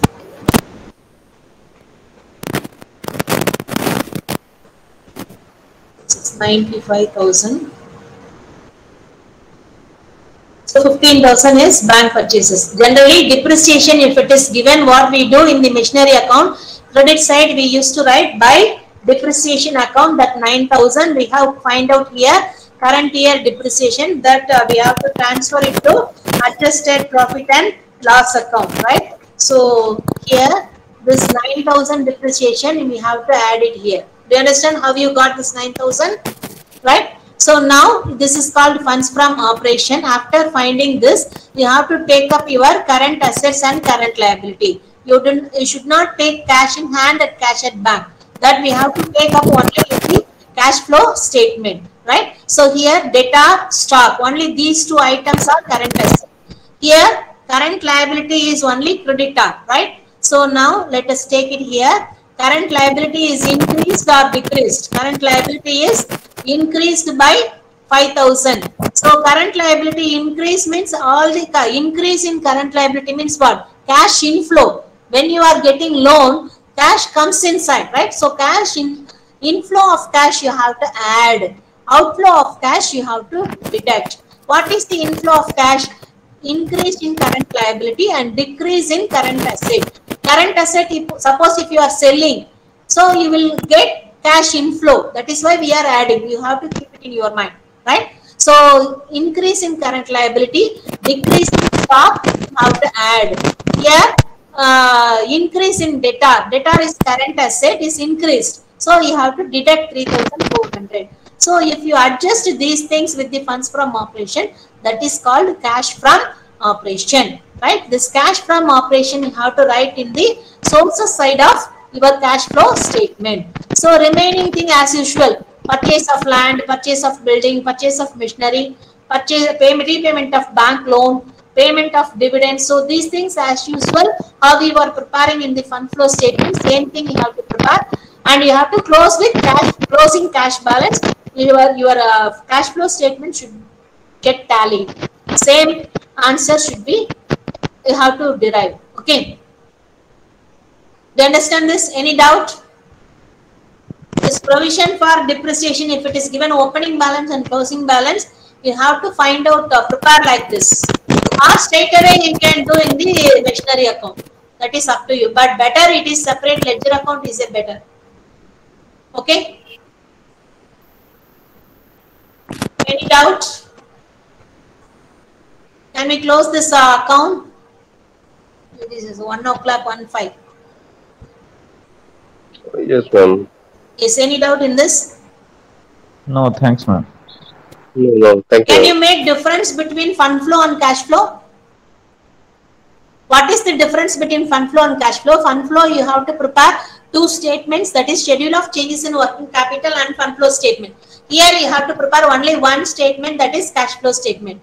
In funds flow statement, we need to find out what is the changes between working capital, increase or decrease in working capital, we have to find out. So here what we are finding, only what is cash inflow, what is cash outflow, we have to find out, right? So when here funds from cash from operation we are finding out, in fund flow statement we are finding funds from operation, right? So in that provision for taxation and proposed dividend, either you can treat current or non-current in case of fund flow statement. In case of cash flow statement, you should always treat it as a non-current. Non-current, you have to treat it as non-current. That adjustment as it is, you have to do it. Okay. These are all the differences between fund flow statement and cash flow statement. Okay. After lunch, let us see the next unit. marginal cost statement. Okay, you practice some problems. You what are the doubts or what are the clarifications you are needed? Note it down. Next week we will clarify all the doubts. 1 hour I will complete last 5th unit. 1 hour our doubt clearing session we can have. Okay. Okay, Okay. bye bye. Okay, you can come again by 2 o'clock. Okay. Okay. Okay. Okay, ma'am. Okay, ma'am. Thank you, ma'am. Thank you. Thank you. Thank you, ma'am. Thank you, ma'am. Thank you, ma'am. Okay, ma. Thank you. Thank you, ma'am.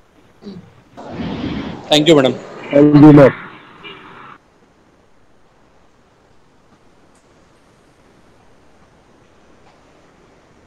Thank you. Thank you.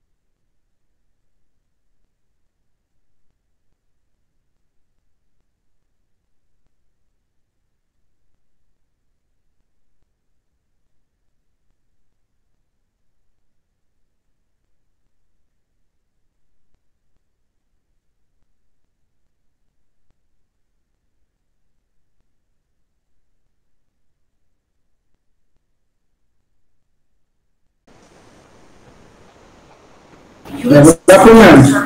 Good afternoon. Good Let afternoon, us start with next unit, marginal costing and cost volume profit analysis. Right? Marginal costing. Good afternoon, ma'am. Good afternoon. Good afternoon, ma'am. Good afternoon, madam. Okay, good afternoon. All of you mute your mic. Whenever I am asking, that time you unmute and tell me the answer. Okay. Marginal costing. What is marginal cost? Marginal cost, which means additional cost of producing additional units. Say for an example, you are producing 100 units. Its total cost is 1000 rupees, right? So if you are producing additional unit 5 units, 105 units you are producing, additional unit is 5. If you are producing 5 additional units, how much it should be? 1000 rupees. 100 units you are producing, its cost is 1000 rupees. Now the cost is instead of 1000, its cost become 1100 and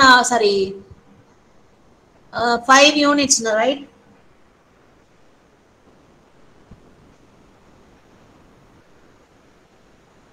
Okay, 5 units, its cost is 1030 rupees. So 1 unit, how much it comes? 1000 rupees divided by 100 units. 1 unit is equal to 10 rupees, right? How much it should be? 105 units if you are producing, its total cost should be 1050 rupees, right? But actually you have incurred only 1030 rupees. 20 rupees is not incurring. Why? Because the cost we can classify into 2 categories: fixed cost and variable cost. What is fixed cost? What is variable cost? Variable cost is vary with the volume of output. That means each and every product when you are producing, the cost will increase, right? That say for an example, material, labor and direct overheads. So variable cost, which is vary with the volume of output. Fixed cost remains constant at a particular level of activity. Say for an example, one classroom rent we are paying 1000 rupees, right? That classroom capacity is 100 students can sit. Either 10 students also can sit, we have to pay 1000 rupees. So even 90 students, 80 students, whatever be the thing, we have to pay 1000 rupees. Beyond the level of capacity, that is how more than 100. Suppose 150 students you have to accommodate. So you cannot accommodate, you have to take another classroom for rent, right? So beyond the level only it will vary. Otherwise it is constant. Fixed cost is constant at a particular level of activity. So this marginal cost, which means that is only it incur only variable cost. Fixed cost will not be taken into account for additional producing additional units, right? That is why this marginal costing is a ascertainment of marginal cost to find out the changes. What is the effect of profit and changes in volume of output by differentiating between fixed cost and variable cost, right? This is the cost and profit statement under marginal costing, how to find out variable cost and marginal costing. Let us see cost volume profit analysis, that is CVP analysis. Cost volume profit, how this marginal cost is a technique which is using for managerial decision making. Managerial decision making, say for an example, when the selling prices increases or decreases. So whether we have to continue increase the product production or not. So we have to take decision making. When the changes in volume of sales, changes in the variable cost, when changes in fixed cost. So various changes will be occurred when you are increasing or decreasing the production of units, right? So this marginal cost equation is equal to sales minus variable cost is equal to contribution. Contribution is equal to fixed cost plus or minus profit or loss. This is the marginal cost equation. This is the marginal cost statement. We are going to prepare sales less variable cost, that is called contribution. Contribution less fixed cost, that is called profit. That is PV ratio. PV ratio, how to calculate? That is contribution to sales ratio, that is called PV ratio. PV ratio formula is contribution divided by sales into 100. or suppose two periods are change in sales and change in profits are given, the formula is change in contribution or change in profit divided by change in sales into 100. A break-even point. What is break-even point? Break-even point, the point at which at that point total revenues are equivalent to total sales. Cost, okay, total revenue are equivalent to total cost. That is no profit, no loss. That is the point is called break-even point, right? Break-even point, what is the formula? Fixed cost, if you want to say in number of units, how much units if you are producing, there is no profit, no loss. That is the formula is fixed cost divided by contribution per unit. Or otherwise, in terms of money value, if you want to say, the formula is fixed cost divided by PV ratio. Fixed cost divided by PV ratio. Let us see this problem. You will understand the things.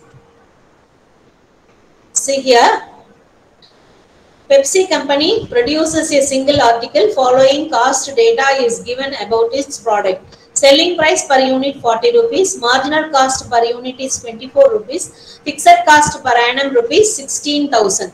Calculate PV ratio, break-even sales, sales to earn a profit of rupees 2,000, profit at sales rupees 60,000, new break-even sales if price is reduced by 10%. You have to calculate all these things, right? The informations, what are the informations are available? Selling price per unit, marginal cost per unit. Marginal cost is nothing but variable cost. Variable cost per unit, fixed cost per annum are given, right? First, let us calculate PV ratio. What is the formula for PV ratio? That is contribution by sales into 100. What is contribution? Sales minus variable cost is called contribution. What is sales? Selling price 40 rupees. Variable cost is 24 rupees. So what is your contribution is 16. 16 divided by sales is 40 into 100. So that is PV ratio is 40%. Your PV ratio is 40%. Break-even sales.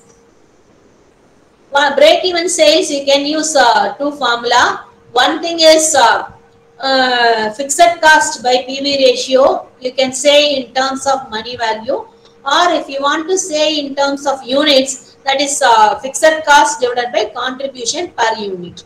Okay. So let us see fixed cost divided by PV ratio. Fixed cost is how much is given in your problem.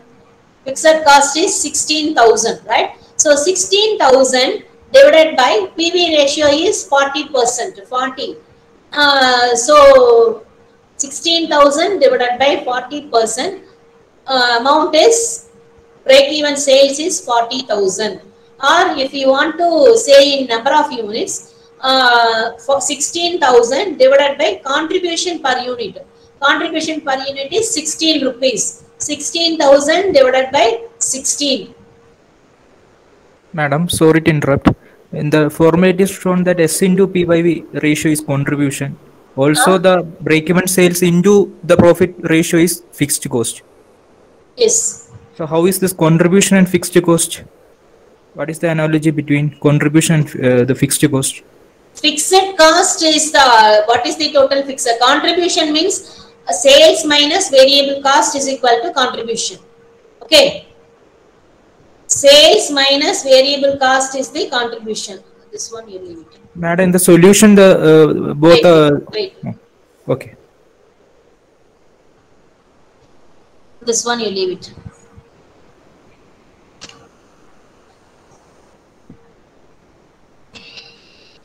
Break-even sales is equal to fixed cost by PV ratio, or you can say contribution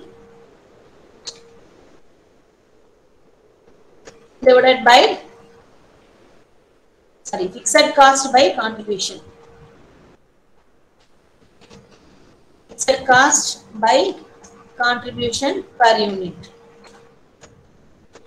right?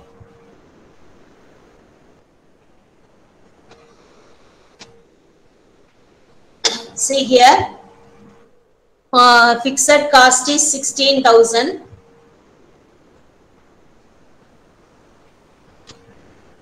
Fixed cost is equal to 16,000.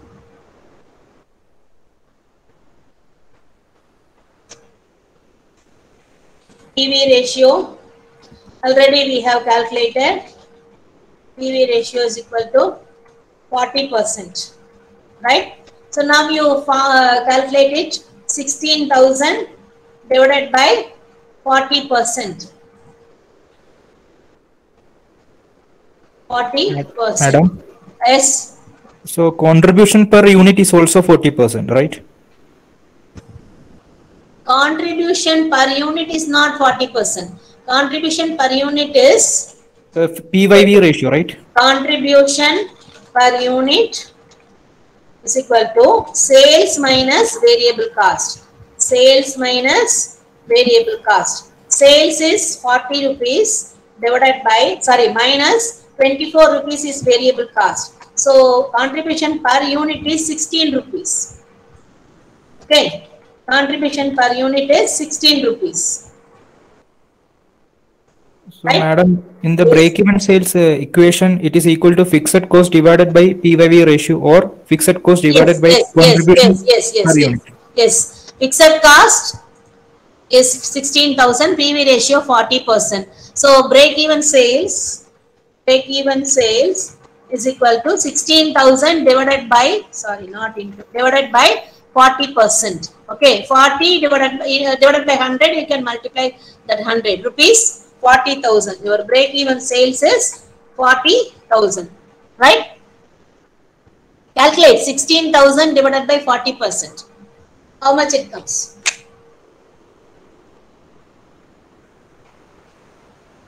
Right, madam. 40,000 or 1,000 units.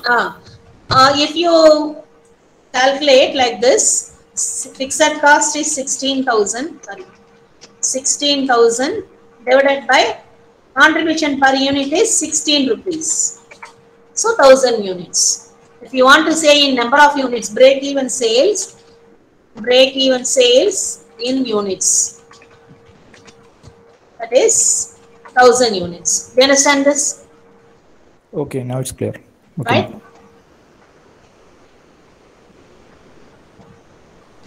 So break-even sales is fixed cost by PV ratio or fixed cost by contribution per unit, right? So next what you have to calculate sales to earn a profit of rupees 2,000.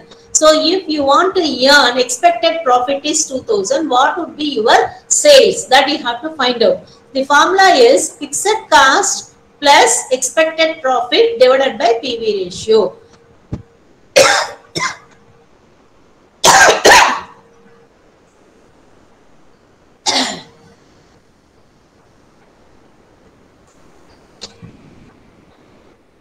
Formula is fixed cost plus expected profit divided by PV ratio. Fixed cost is 16,000 plus expected profit is 2,000. It is given in your problem 2,000 divided by PV ratio is 40%. So how much it is?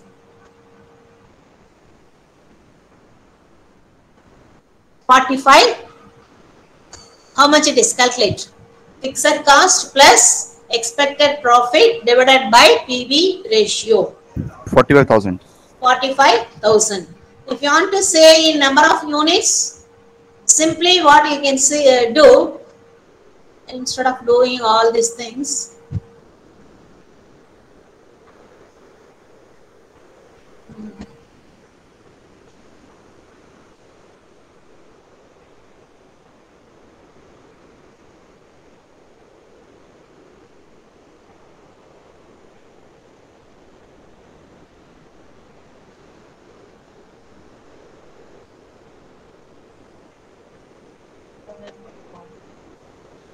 if you want to say in number of units, just you calculate this 45,000 divided by selling price per unit.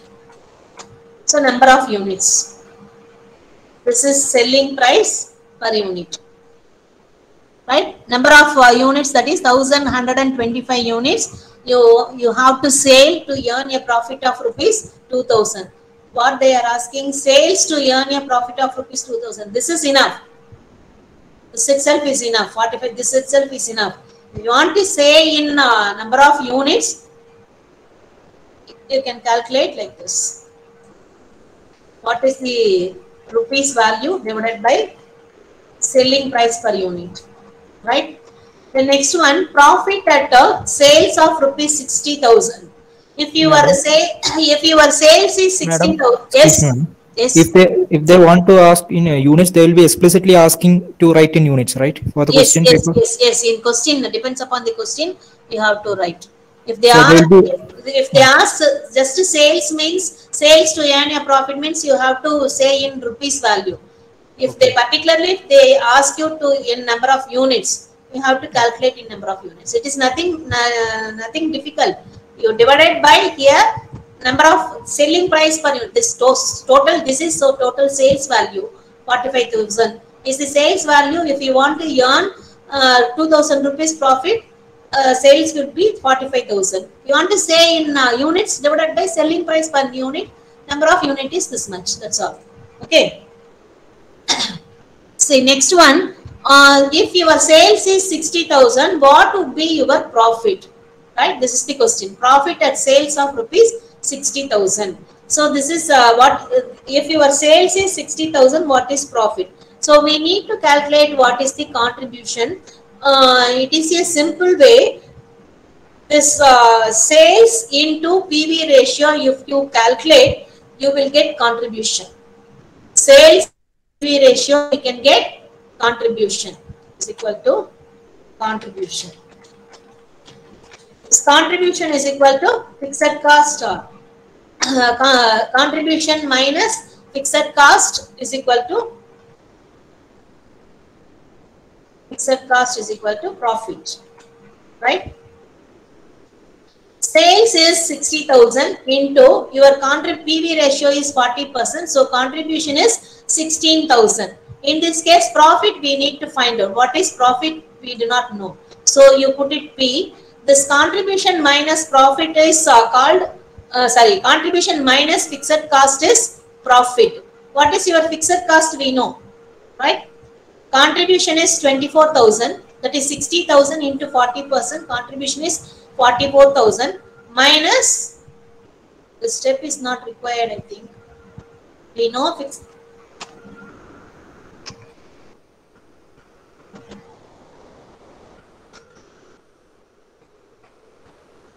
This is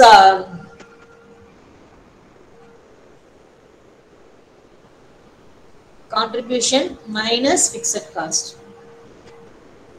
Minus fixed cost.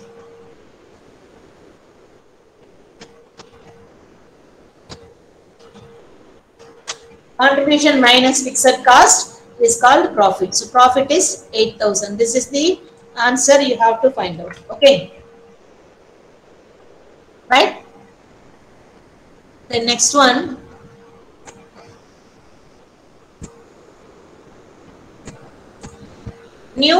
Next one, what they are asking.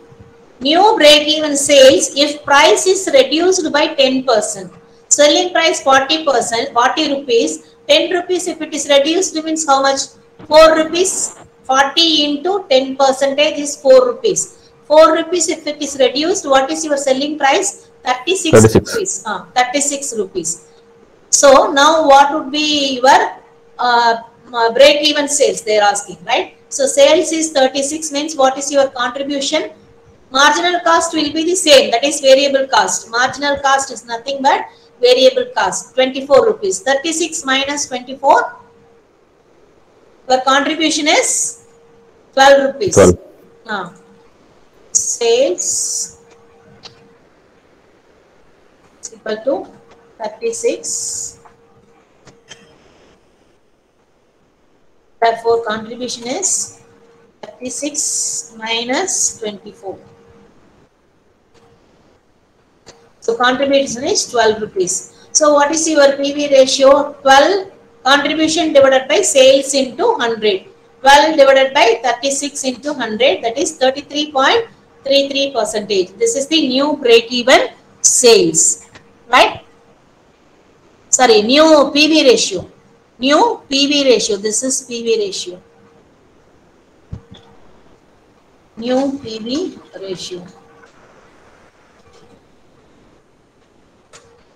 New PV ratio is 33.33%. What is your new break-even sales? That is the question. So fixed cost divided by PV ratio. What is your fixed cost? Fixed cost remains constant, same. Fixed cost already is given 16,000, right? 16,000 divided by 33.33%, or 1/3. You can say 33.33% or 1/3.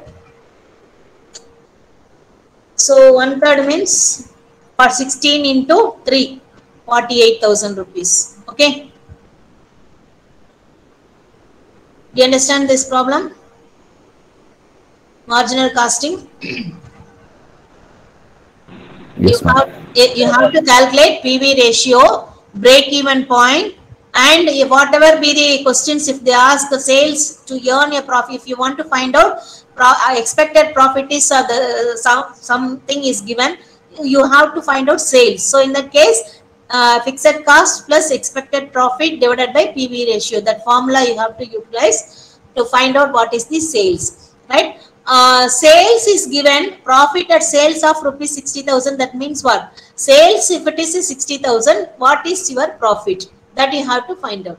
New break-even sales, you have to calculate. If price is reduced by say 10%, selling price is reduced by 10. Sometimes variable cost also may be given by reduce something, right? If it is given, you have to, according to that, you have to calculate. Okay. See this problem.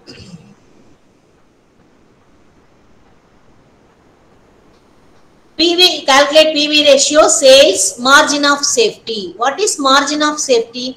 Margin of safety is nothing but actual sales minus break-even sales. That is called margin of safety, right? So PV in this from this information you have to calculate PV ratio formula, contribution by sales into 100, right? So here contribution is not given. Only what are the informations are available? Fixed cost, profit, break-even point. Only these three formulas are, these three informations are available. With this, you have to find out PV ratio, right? So let us calculate it here. Break-even sales equation for marginal costing is sales minus variable cost is equal to contribution. That is equivalent to fixed cost plus profit. This is the marginal cost equation. Okay. So now you have to substitute this equation to find out what is your PV ratio, right? Break-even sales is given. Break-even point is given 80,000. That is the break-even sales is given. Fixed cost is given. Okay. So break-even sales, what is the formula? Fixed cost by PV ratio, right? Fixed cost is 40,000 divided by PV ratio. We do not know, but answer we know 80,000, right? Do you understand this? Fixed cost by PV ratio, sorry, PV ratio is equal to 80,000. Answer is given. Break-even sales is given. Fixed cost also we know, right? That is fixed cost is 40,000 divided by PV ratio we do not know is equal to break-even sales is 80,000, right? So what is your PV ratio? You have to substitute this equation. You substitute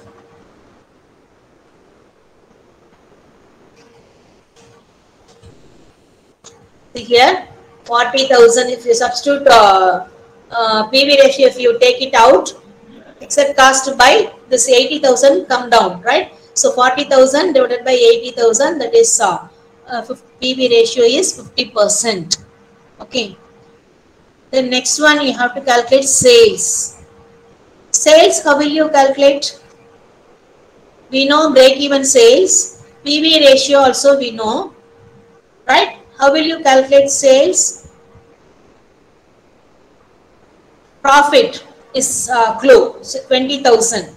So fixed cost plus profit divided by PV ratio, we can find out sales, right? Fixed cost is 40,000, right? Profit is 20,000 divided by PV ratio. Already we have calculated 50%. So sales is 1,20,000. Sometimes they may ask you like that.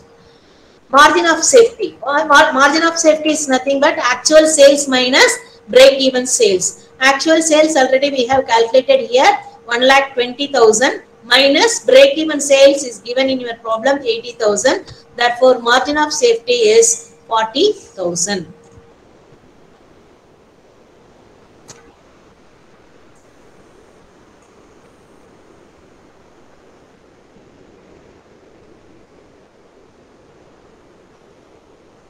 Okay.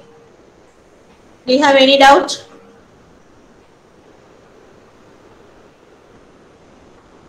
Then see next problem. This kind of problem will be given in your examination point of view, 10 marks question and 6 marks question, right? See this problem.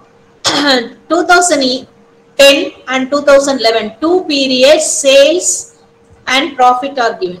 This is sales, this is profit. Okay, sales and profits are given. Find out PV ratio, break-even point, profit when sales are rupees 1,80,000, sales required to earn a profit of rupees 12,000, and margin of safety in the year 2011. You have to calculate all these things. So, if 2 periods sales and profits, if it is given, what is the formula to be used for finding PV ratio is change in profit divided by change in sales into 100. The formula is change in profit divided by change in sales into 100, right? So now what is the change in sales? Change in sales means the difference between 2 period sales, that is 20,000. I have calculated here 20,000. Change in profit, so what is the difference? 13,000 minus 8,000, that is 5,000 is the difference of profit. So change in profit is 5,000 divided by change in sales is 20,000. So what is PV ratio? 5,000 divided by 20,000 into 100.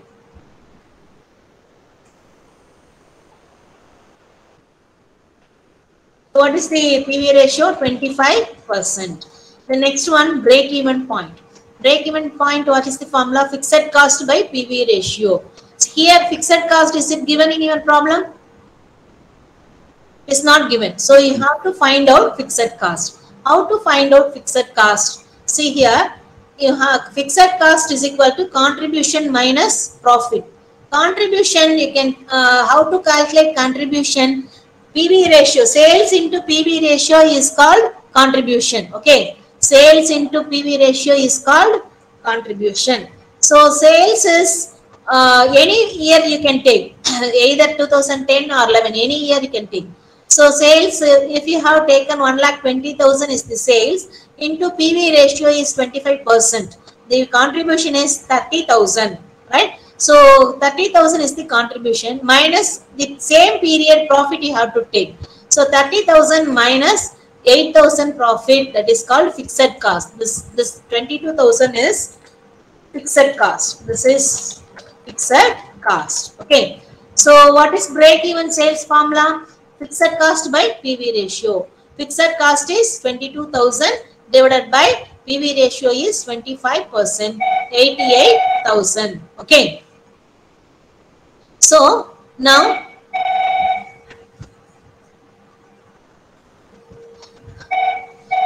now what you have to do, one second.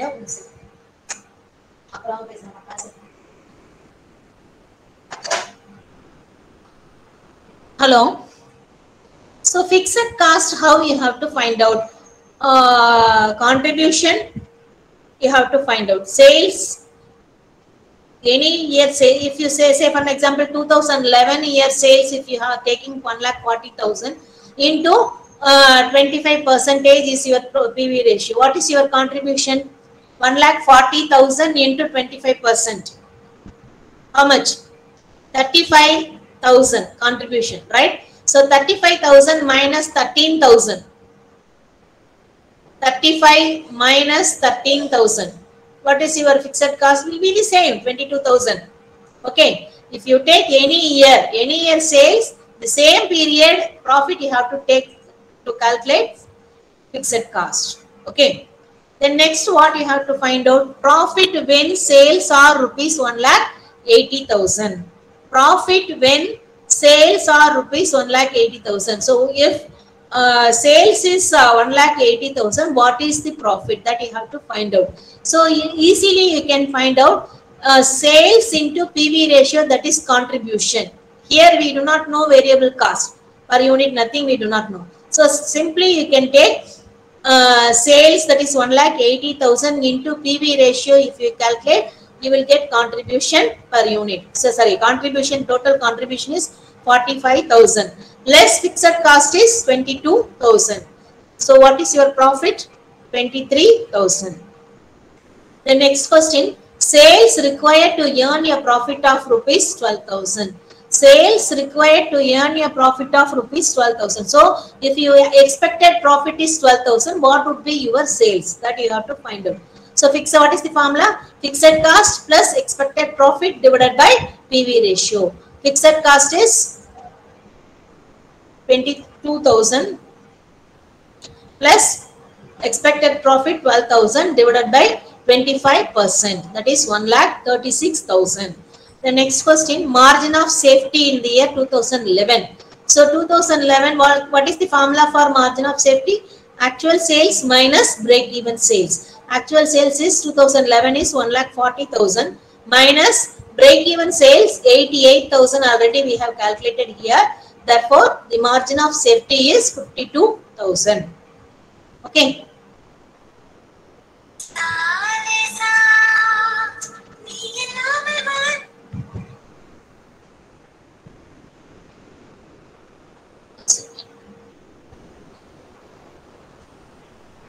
Next one, see here this problem.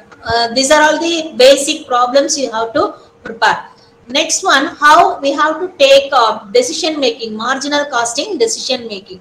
Marginal costing decision making with the help of this CVP analysis, what are the decisions you can take? Profit planning, pricing of the products, selection of product mix, problem of key factor or limiting factor. Key factor or limiting factor is nothing but shortage of raw material, shortage of labor hours, or shortage of machine hours. So that is called key factor or limiting factor. Then make or buy decision. Make or buy decision, that is if you are running manufacturing of car, right? So you have that all the parts no need to produce by yourself. That wheel can buy from outside, or some parts that we can buy from outside or we can produce. So we have to take decision making. If we buy from outside, if it is profitable, we can buy. Or if we make it at in your premises, if it is cheaper than the outside market, we can take decision making for make or buy decision. Then acceptance of export order. Suppose if your home country, you are selling per unit is 10 rupees. But foreign country, when you are going for international market, you are getting offer 7 rupees per unit. So you have to take decision making whether to accept that foreign order or not, right? Then shutdown or suspending the activity. Shutdown means suppose you are incurring loss, heavy loss. So we have to take decision making whether to shut down that some particular division or particular machinery, or continue that machinery, continue that division. So these are the decision making you have to take. This kind of decision making problem in the examination point of view, 20 marks question, very simple only. No need, there is no much complications, very simple problem. They may ask you even sometimes 20 marks question, right? Let us see one by one, right? So many problems I have worked out. Let us see one by one. Okay. See this problem. A company has a machine number 9 which can produce either product A or B. The cost data relating to machine A and B are as follows. There is machine A and B, selling price, variable expenses, contribution per units are given, right? Capacity of the machine number 9 is 1000 hours. Machine number 9 capacity is 1000 hours. In 1 hour, machine can produce 3 units of A and 1 unit of B. If you want to produce product A, you can produce 3 units within 1 hour. But if you want to produce product B, you can only produce 1 unit, right? Which product should machine 9 produce? So will be which product, if you produce maximum, what is your maximum profit? So which product we can go for production? We have to take decision making. So we have to take decision making by using contribution per unit per hour. First you have to calculate what is the contribution per unit, and then you have to calculate for what contribution per hour. So which product gives you maximum contribution? If you produce that product, it will give you maximum profit. That is profit planning. Okay. See here, this is the solution. Sales 20 rupees product A, product B is 30 rupees. Variable expenses 1418. Variable expenses 1418. So contribution per unit for product A is 6 rupees. Product B is 12 rupees. But if you are producing A, 3 units you can produce per hour. So what is your contribution per hour? 3 units.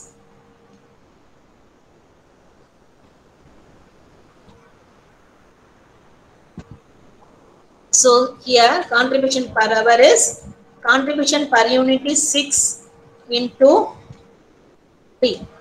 That's 18 rupees. Okay, 3 hours. Sorry, 3 units. 6 rupees per unit. Okay. So here 18 rupees for product A. Product B, only 1 unit you can produce per hour. So 12 rupees contribution per hour. So what is the maximum machinery capacity is 1000 hours. So what is your contribution? 1000 into 18, 18,000 for product A. Product B is 1000 into 12, 12,000 rupees. So you have to write decision making whether to company can produce product A or product B with the help of machine number 9. Yes, you have to write your decision making. Company, go ahead for produce product A or B? A. A. Why? Because the contribution, A gives higher contribution. That's all. This is the problem. This is the decision making problem. Okay. See the next one. Meat and Company Limited has 3 divisions of each product A with the help, product Meat Company, the budgeted data for the next year is as follows. Management is considering closing down division C. There is no possibility of reducing variable cost. Advise whether or not division C should be closed down. This is the problem. This table, first table is the problem. Division A, B and C, 3 divisions are given. Total sales, material, direct material, labor, overhead, variable overhead costs are given. Fixed costs are given. This is the total cost, right? So now we have to take decision making whether to continue or not. See, sales minus marginal cost, that is variable cost, direct material, direct labor and variable overheads. These 3 things, if you deduct it from the sales, that is contribution. Contribution for product A, division A, B and C. C is also 19,600 is contribution is in positive, right? Less fixed cost. Fixed cost is 28,000, 14,000, 28,000. So C division incurring loss 8,400. Now you have to write decision making. If there is a possibility of increasing your sales, division C sales, if it is a possibility of increasing sales, definitely you can overcome this loss and you can gain profit, right? If there is no possibility of increasing the sales in division C, we have to go for decision making for shutdown, right? If it is sales is increased, automatically definitely you will get profit in division C because your contribution is in positive. 19,600 is positive, not a negative. Suppose your contribution itself it is a negative, you have to close down. There is no possibility, right? So here you have to write, if there is a possibility to increase sales in division C, we can continue the production in division C. If in case if we can increase in division C, we can go for the decision making of shutdown. Okay, you have to write like that. See the next one. The following budget has been prepared at 70% level at home market. So home market number of units 4,200, wages are 12,600, material cost 21,000. Fixed cost 7,000, variable cost is 2,100, total 42,700. It is just alignment problem. This is number of units.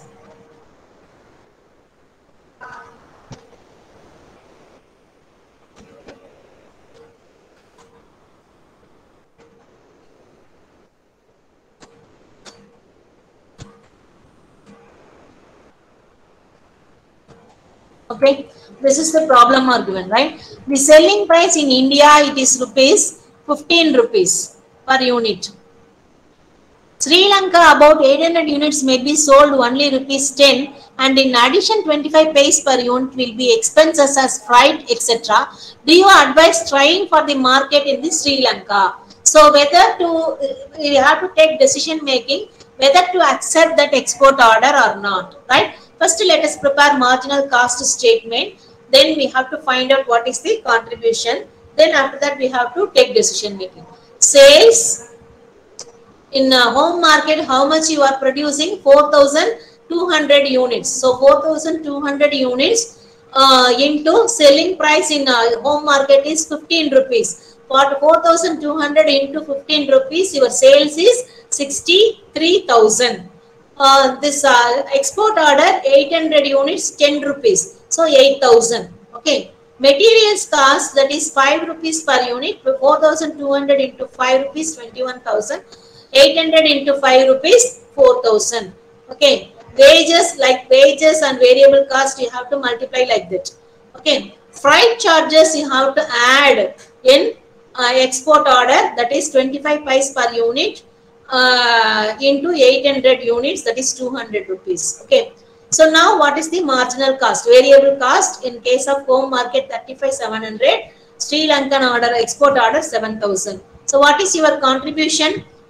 Sales 63,000 minus total variable cost is equal to contribution. The contribution is 27,300 in India. Sri Lankan order, if you accept, contribution is 1,000 rupees. So less fixed cost. Fixed cost you have to deduct only in home country. This is excess production. Excess production, you don't need to incur your fixed cost. Fixed cost you will not incur.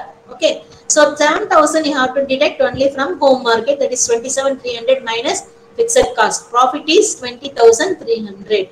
So if you accept this Sri Lankan order, your profit will also increase by 1,000 rupees. Okay. So totally, instead of 20,300, your profit will be 21,300. So what decision will you take? Will you accept this Sri Lankan order? Will you accept or not?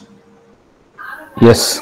Yes, because even though if it is a 10 rupees per unit, we can accept, we can additional profit, we can gain 1,000 rupees, right? If you accept export order, there are other non-monetary benefits also. One thing is you are competing in international market and then extending your market scope of your marketability is increasing, and then foreign currency you can bring into the country, and then you may have some concession in the taxation. Okay, so many, and then import license also, you can get some raw material. So many non-monetary benefits you can gain when you accept the export order. Okay. Then next one, class bit. See this next problem. The cost analysis of two products A and B is given below. Product A and product B. See here, material cost 2 rupees 50 paise per unit. So here 25, 45. Labor per hour it is given. Labor 1 rupee 50 paise per hour.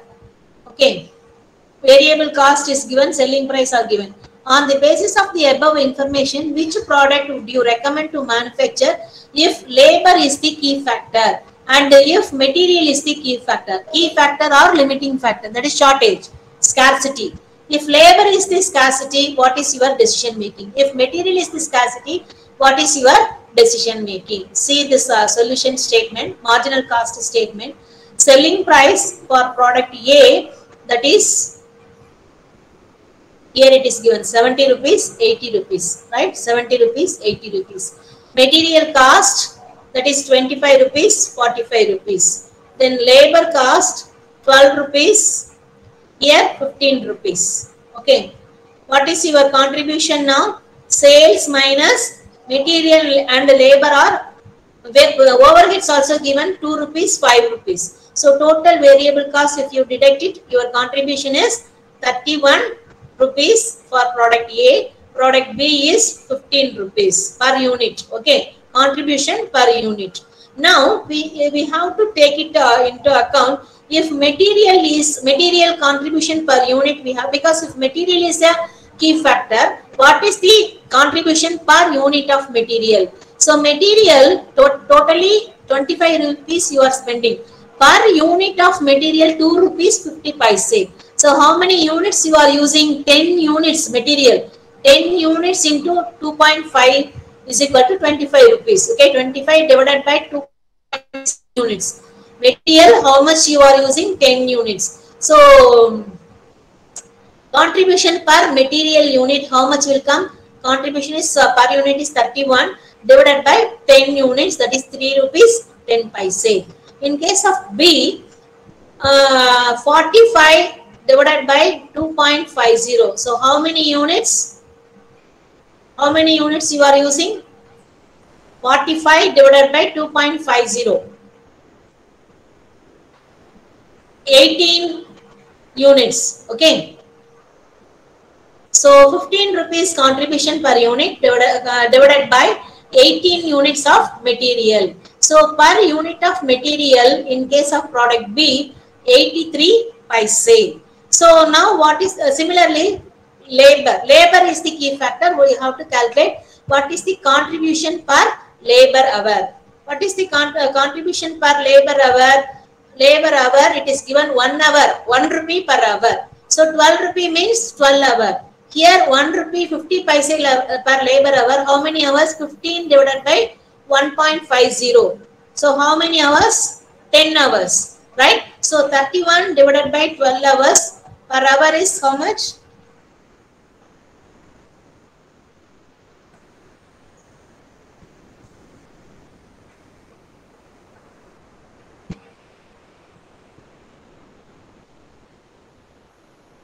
See, can you see this answer? Contribution per labor hour, that is 31 rupees per unit, contribution per unit divided by labor hour. So labor hour contribution per labor hour in case of product A is 0.258. Here 1 rupee 50 paise per hour, 15 divided by 10 hours, that is 1 rupee 50 paise. So now we have to take decision making when the key factor shortage of raw material. So material is the key factor. Which one we have to go? Produce product A or B? Contribution per unit, which product gives you more profit? That you have to take decision making. See here. No. Material is the key factor. If material is the key factor, we have to take up produce more product is product A.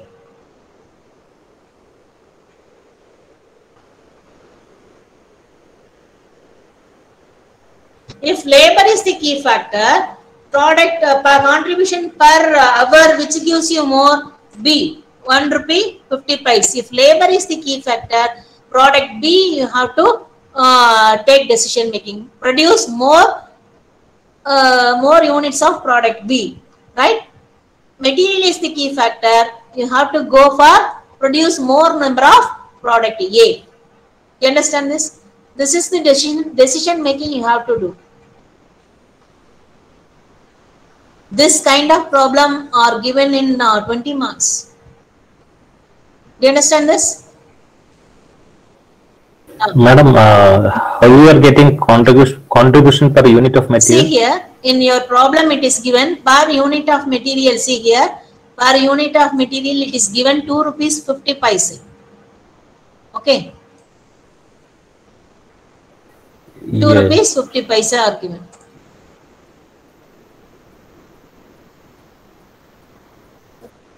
Right? 2 rupees 50 paise. Total amount is 25 rupees. So 25 divided by 2.50. How many units? 10 units, isn't it? 10 units. Material is 10 units. So your contribution per unit of producing product A is 31 rupees. Already we have calculated. So what is the contribution per unit of raw material? That you have to find out, right? So that is 3 rupees 10 paise in product A. In product B, contribution per unit is 15 rupees. See here, 45 rupees is your material cost divided by 2 rupees 50 paise. So what is your number of unit you are using? 18 units. 45 divided by 2.50. So 18 units. Okay. So 15 divided by 18 units. So per unit contribution is 0.83. So which one is a good contribution per raw material, per unit of raw material? Which product gives you more contribution, that you have to produce more number of output. Okay. Okay.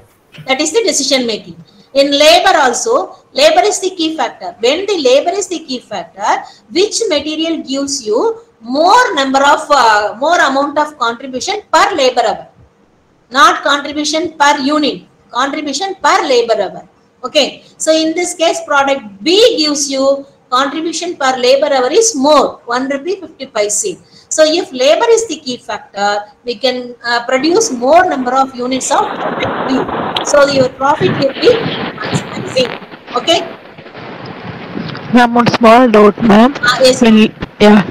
They have given labor at 1 per hour 12 and 150 per hour 15. In that, yes, ma'am, B is 17 1 and A is 17 1. In case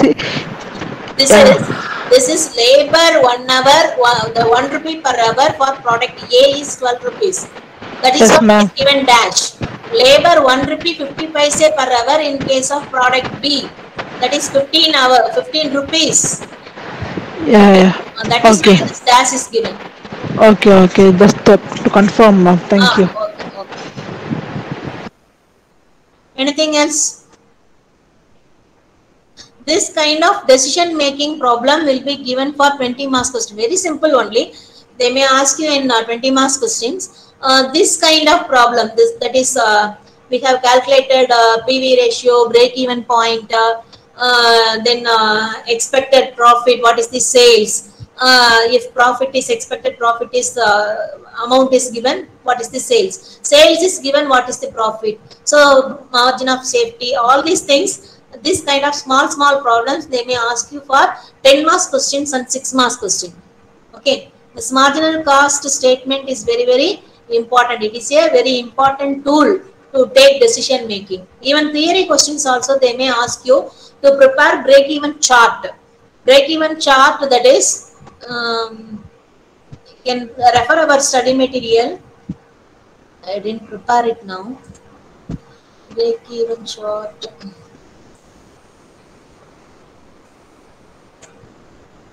See here, I prepare break-even chart. Okay, this is this x-axis and y-axis. Right now, fixed cost is remains constant, so it is in horizontal line. This is the fixed cost line. This is sales. This is sales line. See, this is variable cost line. Right? This is variable fixed. This is fixed cost line, variable cost, total cost. Okay. This is sales line, where the sales line and total cost line meeting that this point is called break-even point.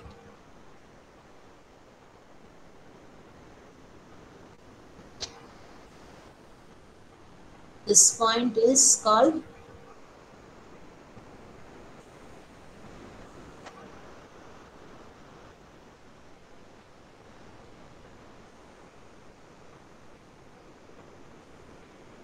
break-even point.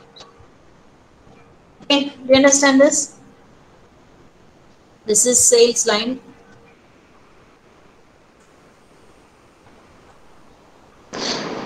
Ma'am, just a quick one. So the break-even point indicates that that's the no profit and no loss, ma'am. Yes, this point there is no profit, no loss. That means your total revenue are equivalent to your total cost. Okay. Total revenue are equivalent to your total cost. That in that point there is no profit, no loss. It can be for a particular period or for a quarter or anything like that. Anything else, no problem. This is the break-even chart. Okay, ma'am. Thank you, ma'am. In theory part, if they ask you, you can prepare like this. Okay, ma'am. Thanks, ma'am. Break-even chart.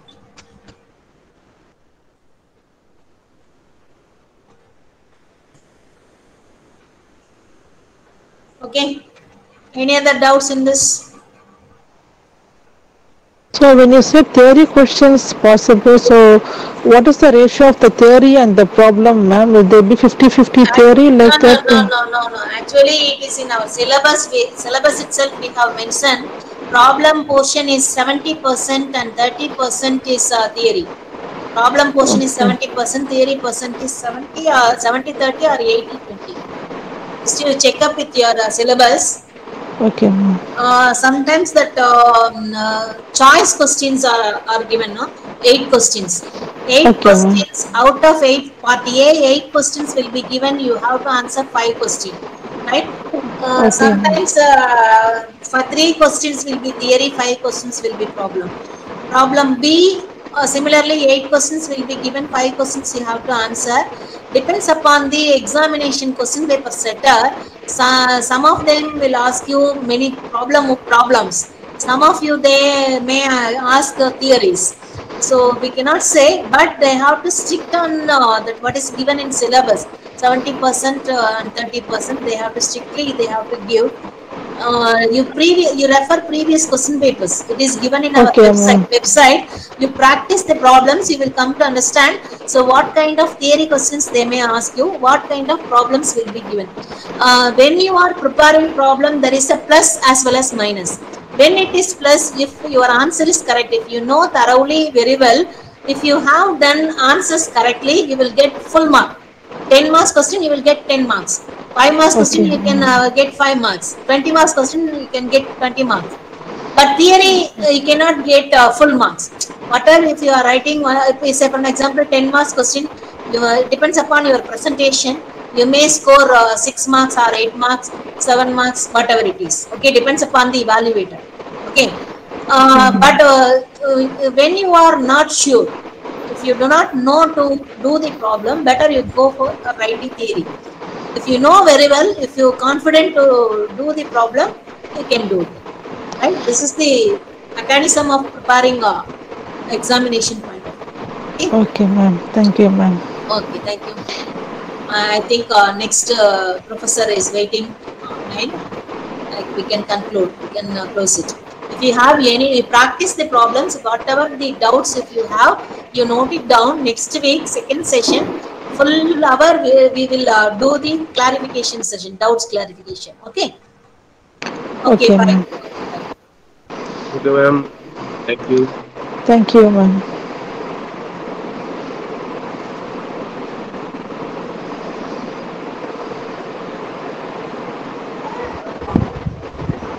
Thank you, ma'am.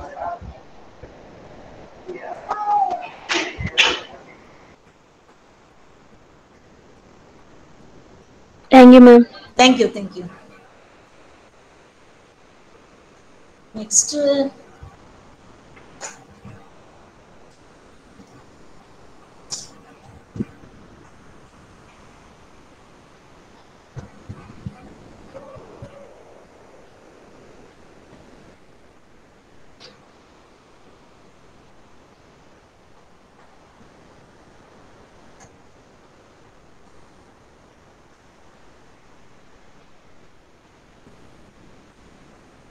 Next session yaar varala poyena. Sorry.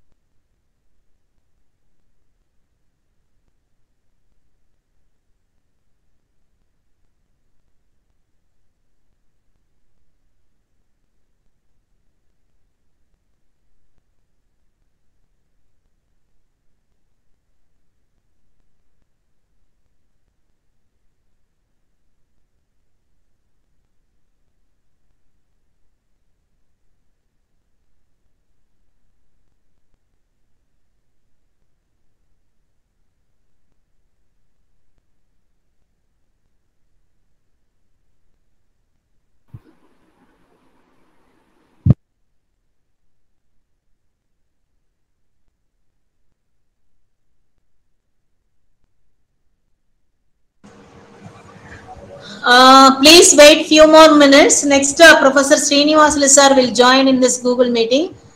Some technical issue, he is trying to join. Please wait. Okay. Okay, ma'am. Okay, ma'am. Okay, ma'am.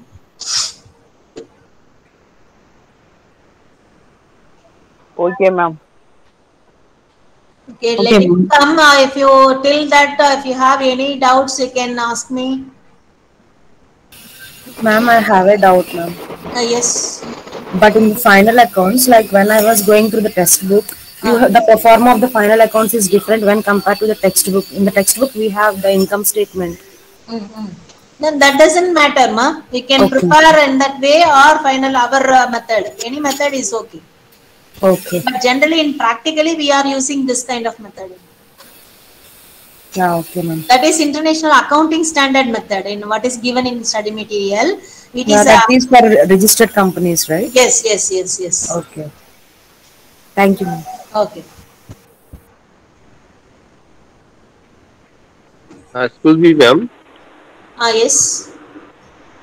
Yeah, actually, the previous year question papers is already in the website. Yes. Website, Okay. you go to that student support services menu. Under that student zone menu, you click it. Question paper, you click that is MBA question paper. Old question papers we have uploaded, and we are trying to upload this recent question papers also. It will take some more time in the computer division. The old paper 4, 5 set of question papers are given. You practice it. Okay. Okay. Okay. And ma'am, the problems you are discussing in the class, in the running classes, that can be possible to share with us. Yes, that PPT also we have shared in our website. Okay, in the same place, right? Okay. Okay, sir has joined this Google Meet. I will Okay, ma'am. close this. Thank you. Thank you. This PPTs you can see our website. Okay. Ma'am, PPTs, from where we can find the PPT? I have actually searched the website. That's what that student support services menu. Click it. Students zone, under that you click it. Then in that menu, PPTs are there. PPTs if you click MBA first semester, what are the every week we have uploaded in that date. You click it and you can check it. Okay. Okay, ma'am. Okay, thank you.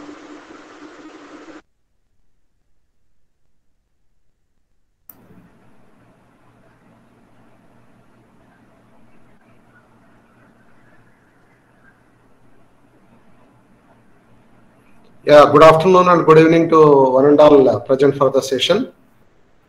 This is Professor Srinivasulu going to take care of the business environment and law, BEL. Business, actually it is business environment and business law together compiled as one subject and offered in your first semester of MBA course as a common paper to all the specialization branches.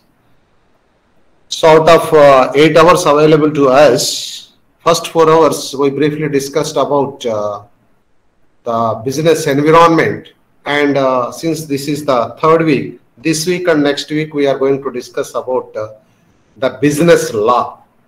Okay, so as we say law is as it is. What is there in the that law, that same thing only we have to repeat or we have to discuss about it. So the only thing is, if any clarity is required, clarification is required, or if you have any doubt with regard to practical situations, so that you can ask and you can clarify your doubts when appropriate time is given for you. First we will go through the discussion part, then at the end, last 10 minutes or so, I will give it for you for doubt clarification. Okay, so let us proceed with the business law. So kindly stay back. I will share my screen with you in order to discuss this business law.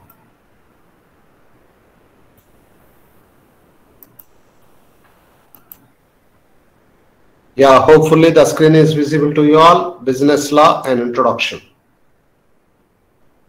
Is the screen visible to you all? Anyone can respond? Yes, sir. Yes, sir. Yes, sir. Okay. Fine. Thank you. So we are going. Okay, thank you. We are going to discuss about business law. Okay. So first, let us see what we mean by this business law. So for that purpose, we know what is business and what is the law. So as we are already aware, business means it is a profit-seeking activity. So nobody in this earth will do the business to get the losses. That is only for funny sake. They will show in movies and all. But actually, business of business is business. That means the activity of any business is for private gain, to make something for the risk taken by them or for the initiatives they have initiated. So business comprises of all profit-seeking activities. That means what here we need to understand is the organization is going to do certain activities, right? Then what is law? Law refers to the principles and regulations established by the government, applicable to organizations and enforced by judicial decision. So that means this law, in brief, it will tell how to do, what to do, and do's and don'ts. Those things the law will tell. Because in order to, in the process of generating profits for your business, you have to do so many activities. But for doing so many activities at the will and wish of yours, just like that we cannot do. Why? Because it is going to have a reflection on the society. Okay. So there will be do's and don'ts, or the way you need to do those activities. For everything, like what we call protocol. Okay. So it will be there. An orderly way of doing things will be there. So an orderly way of doing things are a system of rules and regulations created and enforced by the government or the social system in order to regulate our behavior is known as law. Then if we combine both the business activities and law, it will make us the business law. When we look into the business law, so business law is that portion of the legal system which guarantees an orderly conduct of business affairs and the settlement of legitimate disputes in a just manner. That means in a justified manner, like in a win-win way, okay, or which is going to be good for everyone. So that means business law is that part of the law, because law regulates the entire behavior of the society. This business law is one part of that total societal regulating law, which deals with the business activities. So whatever activities you are conducting for the purpose of generating profits, so that activity is regulating part is known as the business law. Okay. So of course, we are not going to discuss the total business law. Just we are going to discuss about three important things as according to your syllabus. One is the Indian Partnership Act, and the other one is the Contract Act, and finally next week we are going to discuss about the Companies Act. So this week, today we are going to discuss about the Partnership Act, and tomorrow we will discuss about the Contract Act. Next week, both the sessions will discuss about the company law. So now let us move to the. Yeah, someone is creating disturbance. All of you can mute. Right, thank you. So the Indian Partnership Act 1932. Indian Partnership Act 1932. Yeah, don't think that instead of some other figure, this 1932 was put. Okay, it is right. Before we got the independence, the Partnership Act is there, and whatever Partnership Act the Britishers enacted as based on the British Constitution. So with simple small amendments, even today also we are following the same Indian Partnership Act. So the Britishers made it, we are following it, right? So of course, when and then necessary small amendments we are doing, but the basic act in force which will govern the partnership business activities is Indian Partnership Act 1932. Okay. Then what is the need of studying this business law or any other things means? See, particularly coming to this Partnership Act and Companies Act, why should we study these things just like that we can do business means?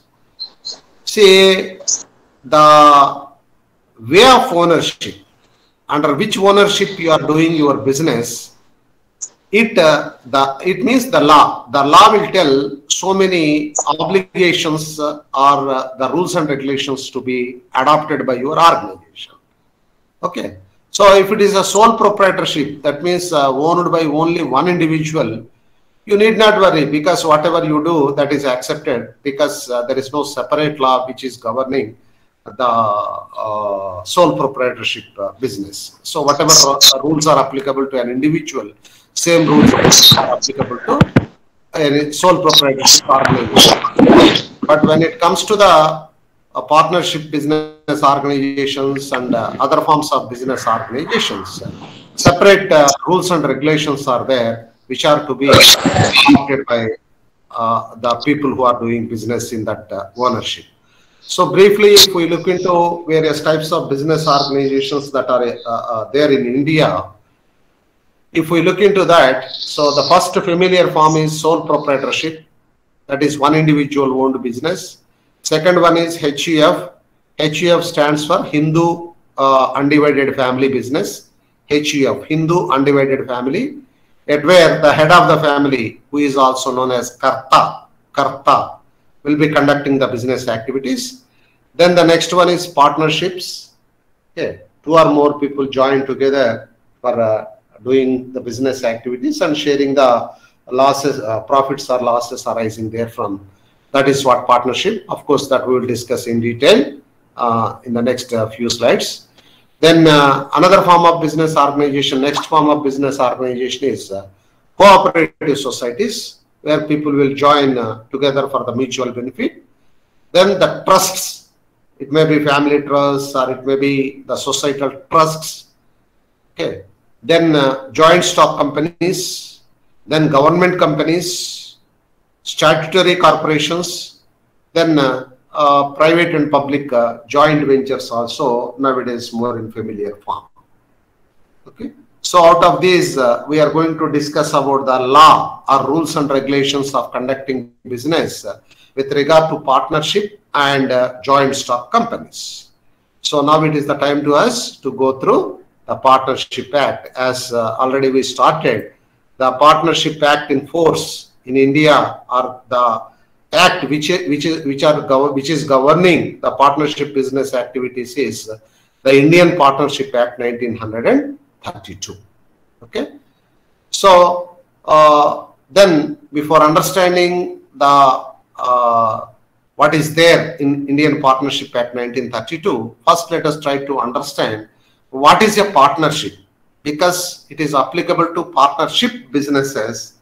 Then what is this partnership? First let us try to understand. So a partnership is a kind of business where a formal agreement, we are saying formal agreement. Formal agreement means, don't think that there should be written, stamped agreement, so on and so forth. It need not be. For a Partnership Act, as per Partnership Act, the agreement may be, even oral agreement is also accepted. But the thing is, say, as long as the people stand on their words, no problem will arise. When it goes to the court of law, see, both the partners, they will, two partners or more partners, the partners will justify the things from their point of view only. They won't stand on the common interest. That is why there will be problem arises. So that is why it is better to have a written agreement in between the partners. But the law will not insist you to have compulsorily a written agreement. Even oral agreement also enough. Okay. So orally, if the people agrees themselves to share the things, then that is enough. Right. But if any organization has to be dealt with under Partnership Act, means that should be registered. It should be a registered form. Okay. So it should be registered as a partnership organization. So that all we will see. Right. As at that time, as the India started moving from sole proprietorship to partnership, this Partnership Act comes into existence on 1st October 1932. So as per which an agreement, maybe a written agreement or oral agreement made between two or more persons. How many more means, how many means, that we will discuss, we will see in the next few slides. So minimum 2, what is maximum? What is maximum also we can say. Say if it is a non-banking finance company, there can be 20 people, maximum 20 members may be there. If it is a dealing with a banking or banking finance company, then say banking financial institution, we should not say company. If it is involved in banking activities, then the maximum number of partners are only 10. Okay, minimum 2. If you are doing banking business, then it is 10. If you are other than banking, it is allowed up to 20. That is maximum limit. Okay. So when it is when there is an agreement, whether it is written or oral agreement between two or more persons to do business together and to distribute the profits or losses arising therefrom, that is what is known as the partnership. So now, as per Section 4 of the Indian Partnership Act, Section 4 defines the different terms. So as per Section 4 of the Indian Partnership Act, let us try to understand what is partnership, who is a partner, what is a firm, and what is a firm name. All these are very simple. Okay. So partnership is the relation. Partnership is the relation between two or more persons who have agreed to conduct the business activities, that means to do some activities, and to share the profits or losses arising out of it, out of those activities, whatever comes in, to share those things. So that is what is known as the partnership. So partnership is a relationship between two or more people. Then all those people who are in that partnership are known individually, they are known as partners. Individually, each one is known as a partner who joined that partnership, and together, collectively, all the partners together known as a firm, an organization, a firm or an organization. And the name, you will be giving some name to that firm. So that name will be known as firm name as per Section 4 of Indian Partnership Act. So that is partnership, partner, firm, and firm name. Okay. I hope it is clear. If you have any doubt, immediately you can raise. Partnership, partner, firm, and firm name. Okay. So the relationship between two or more people to do business and to share the profits arising out of it is known as the partnership. And those who joined the partnership agreement individually, each person is known as a partner, and together, all the partners together known as a firm or an organization, and whatever name together you are putting to that organization or to that firm is known as firm name. Okay. Then if we examine the features or characteristics of partnership, the first characteristic is it is an agreement between partners. Okay. So it is governed by the Indian Contract Act also, which we will discuss tomorrow. And there should be 2 or more persons. Minimum 2 should be there. In case of banking, 10, and in case of non-banking organizations, it will be 20. And the next feature is sharing of profit. See whether it is positive profit or negative profit, that is loss. Whether it is profit or loss, they are going to share as per the pre-agreed shares. So it is not that every partner should get the same percentage of profit or loss. Okay, as per their agreement. So unless otherwise mentioned,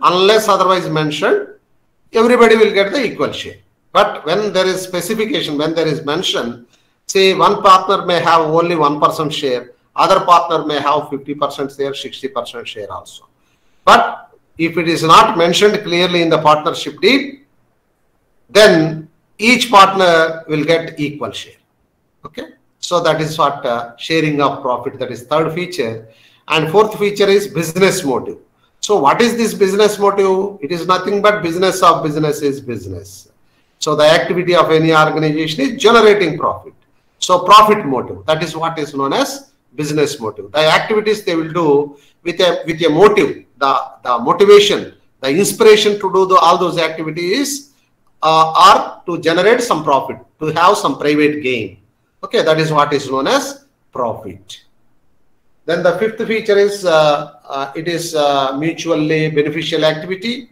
So whatever activity you are doing as a partner of the organization, it should be beneficial to you, and it must also be beneficial to the organization. Then the sixth feature is it is like a disadvantage of partnership. It is unlimited liability. So while you are doing business under a partnership firm, for the liability, whatever loans and these things you are taking, each individual is responsible. Each individual, every partner is individually and severally responsible. Okay. Suppose, unfortunately, you are a partner in one organization. That organization incurred 5 lakhs loss. Okay. So the other people to whom you have to pay, they went to the court of law. Then you should not say, because there are 5 partners, I will pay only 1 lakh. No, no. Even if in partnership deed also, if you are 20% shareholder, then also you cannot say that since I am 20% partner, out of 5 lakhs, I will pay 20%, that is 1 lakh. No. As far as liability is concerned,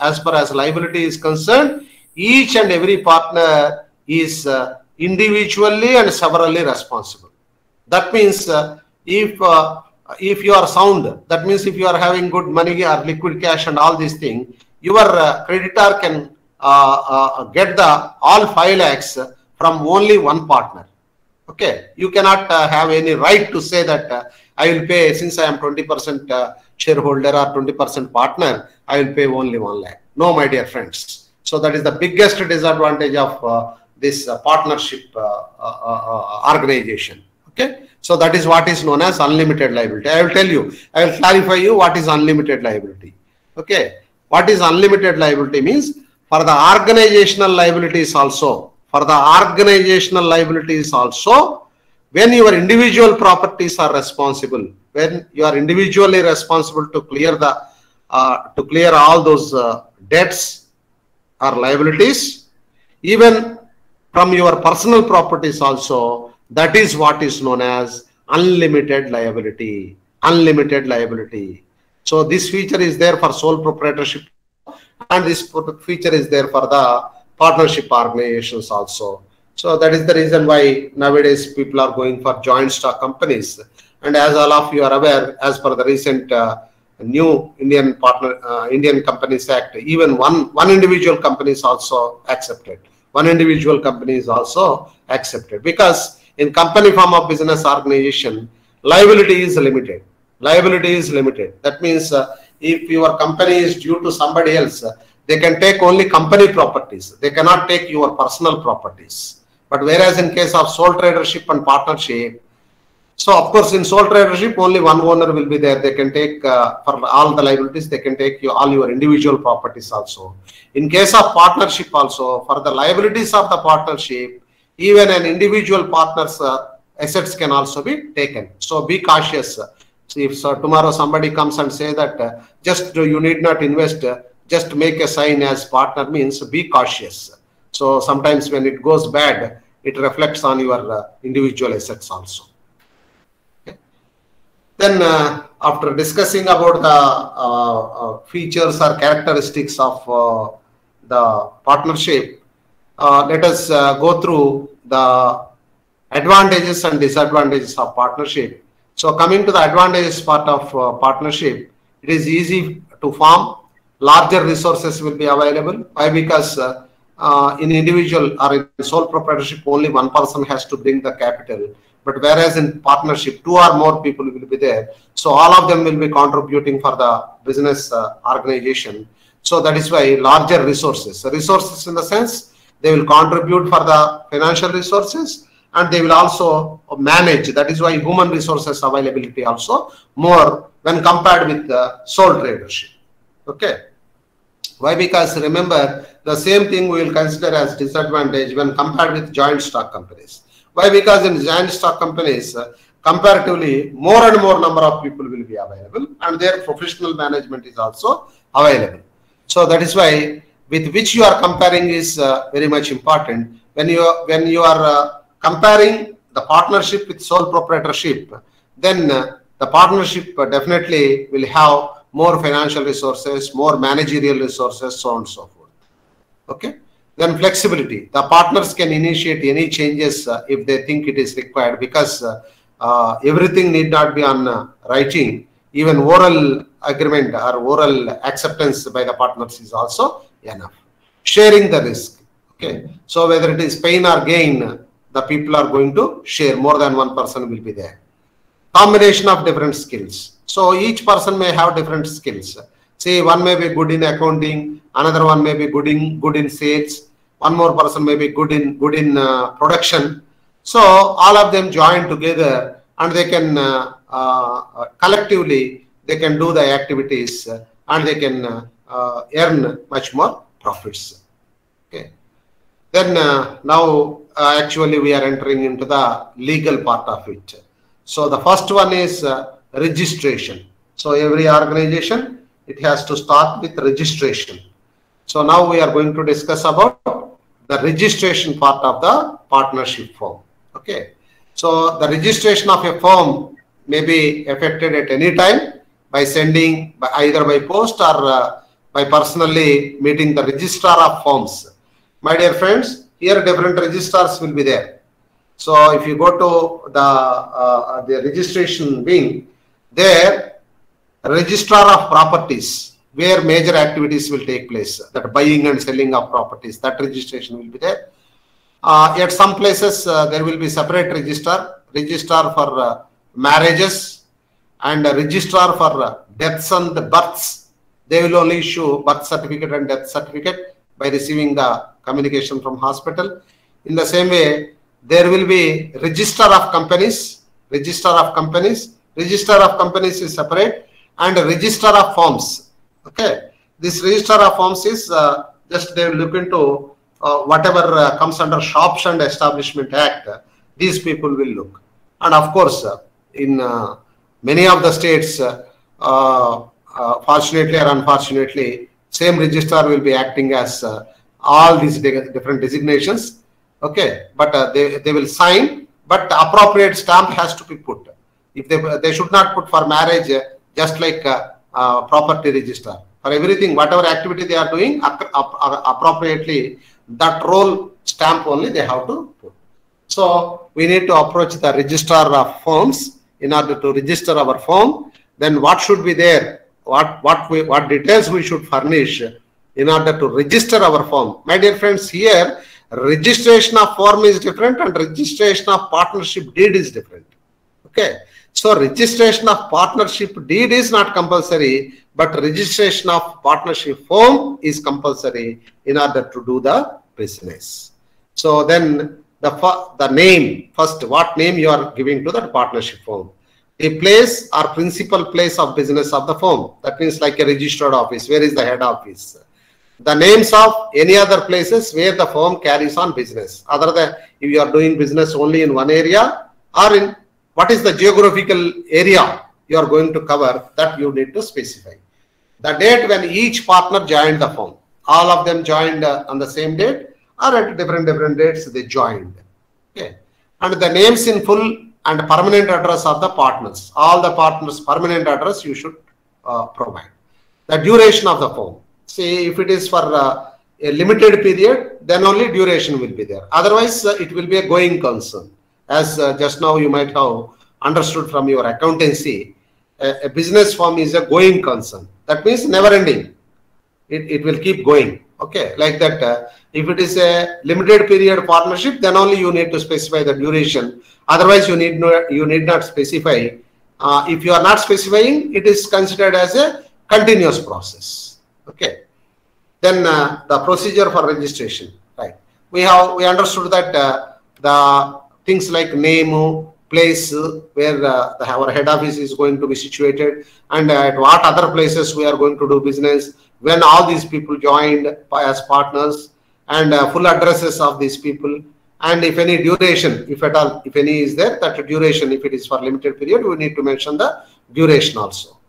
Then coming to the name of the partnership firm, whatever name you want to give, you can give any name, but you need to see that because this is generated in 1932, that is at the time of British rule, they clearly specified that your business organization name should not include crown, emperor, empress, empire, imperial, king, queen, royal.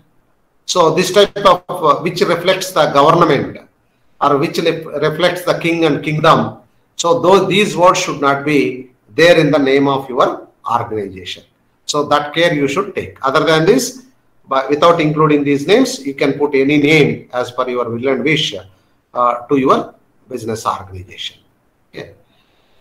Then the application should be submitted to the area. Each and every geographical area, there will be register of firms. So with all the details like name, partners, permanent address, address of the firm, and all these things, you should give all these details by paying the prescribed fee and by filling the details in the prescribed form. The registrar of the firms will give you the registration certificate, and once you get the registration certificate, then in all your activities you should include at the end of the firm name, you should within brackets, that means as a suffix to your name of your organization, you should include the words either registered in full or REGD. Okay, REGD represents registered. So either in full or 4 letters REGD, 4 letters should be used as a suffix. That means as a end part or last part of your name of your organization. Okay, so that is how the registration will take place. Okay, then any doubt in registration? Hello? Any doubt in registration of partnership? No, sir, it is clear. No, sir. Okay, fine. So at the same time, let us see what will happen if we won't register the partnership firm organization. So, my dear students, it is law. It will be like a dry subject. Okay, and at the same time, it is in the in hot summer. it is at 3 o'clock, after 3 o'clock or after lunch to make you attentive. Say here there won't be any creativity, because what is there in law, same thing we have to repeat. So kindly bear with us. These 4 sessions will be like that only, because it is law. But here only you need the help of your teacher. Why? Because sometimes we maybe misunderstand the concept. Okay, so that misunderstandings and all those things should be cleared. Okay. Actually, these PCP classes are meant for that only, for doubts clearance only. But unfortunately, people are not coming out with a big number of doubts. So that is why we started teaching, right? So actually, we should study all your material, and you should note down the doubts, whatever doubts or whatever ambiguity is there in that. So that you should come and question us by that, because we'll be having idea about it. We must be in a position to clarify those doubts. Okay, of course. So whatever it may be, let us go by the crowd, right? So after looking the registration, if we won't register the firm, what will happen? That also we'll see. Okay. So registration is not compulsory, but when you are not registering, there will be certain effects. Say first line, you see it is not compulsory to register the firm, but however there are serious effects of non-registration. If you are not registering, you are subject to certain ill effects, serious effects. So if you are not registering on behalf of your organization, no, you cannot, suppose you gave credit to some customer. So that customer is not paying back the money. Then at that time, you should put a suit in the court of law against that customer. But if your organization is not registered, you cannot file a suit against that customer in the name of your business organization. Instead, in the individual capacity, you have to file the suit. See, remember, my dear friends, see, I am not saying that for recovery of dues, you cannot file a suit. No, you can. But if it is not registered, you cannot file a suit on behalf of your firm. It should be like an individual in between you and the customer. But when it is when your organization is registered, then it will be on behalf of your organization. So then you may ask, sir, what makes difference? What makes big difference? What makes big difference means, see, here it is, of course, liability is unlimited, that is different story. But in order to represent the firm, any partner can attend. Suppose there is a court hearing is there. On that day, any one partner can attend on behalf of the organization if it is registered. Okay, because if the suit is in the name of partnership firm, any partner can represent the firm. But if it is like an individual, if you file a suit individually, you should attend there. You should attend there. So that difference will be there. For everything, like an individual, you should attend. But if it is filed in the name of the registered firm, any partner can represent the. It is not only the managing director. Actually, for facilitating, someone will be put as managing director. But as per Partnership Act, every partner will be having authority to represent the partnership firm. Okay, so that is why filing in the name of company will be not company. Filing in the name of business organization, a suit against your debtors is not possible. And in the same way, you might be getting credit from so many others. That means suppliers will be supplying material to you. If you are not paying the amount to them, if the firm is a registered firm, they will file a suit in the name of the firm. Okay, but if it is not registered, they will file a suit on an individual as an individual of a partner. They will file a suit against you. Okay, as an individual, you have to face all the suits. Okay, so that means in simple, in judicial language, if the firm is not registered, you cannot sue others, you cannot be sued by others. S-U-E. You cannot sue others, you cannot be sued by others. Okay, that is simple. Only one sentence will be there. The meaning is this. Okay. So if the firm is not registered, registration is not compulsory, but the thing is, if it is not registered, you may not be able to sue others and you may not be sued by others. So in individual capacity, everything will happen. Okay. Then partnership deed. After partnership form, we are coming to partnership deed. So what will be there in partnership deed means a partnership deed should contain the following information or clauses. One is names of the partners, all names of all the partners. So if it is a limited time period, then you should mention the duration. Otherwise, you need not mention. You can say it is a never-ending organization. Then capital.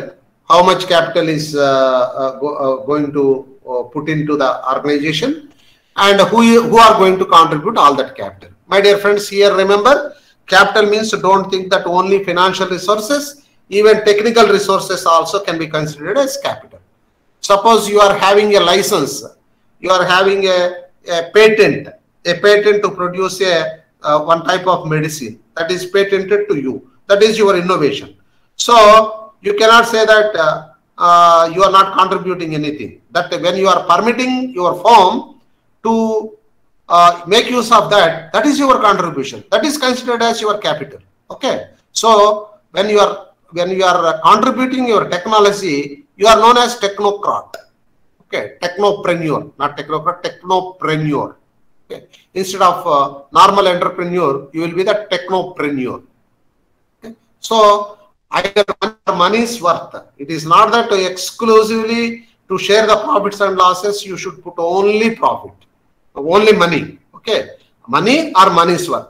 Say somebody may be good in managing the business. So that individual may not be contributing any money, but they will manage all the activities. They will take the risk and daily 15 to 18 hours they will work and they will bring the organization into limelight.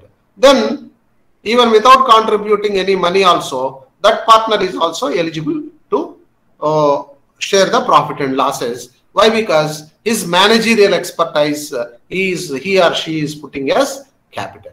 So here capital represents either money or money's worth. Well, how it is money's worth means if that men or women, instead of working for this organization, if they are working elsewhere, they might have got every month 1 lakh or 1.5 lakh rupees salary. So since that is their services also money's worth, that means if the same service they put elsewhere in other organization, they are going to get some benefit. So that is why it is considered as money's worth. Either money or money's worth you are contributing, that is considered as part and parcel of the capital. Okay. Then the firm bank account operation. So whether any partner can sign or minimum 2 partners should sign or all partners should sign.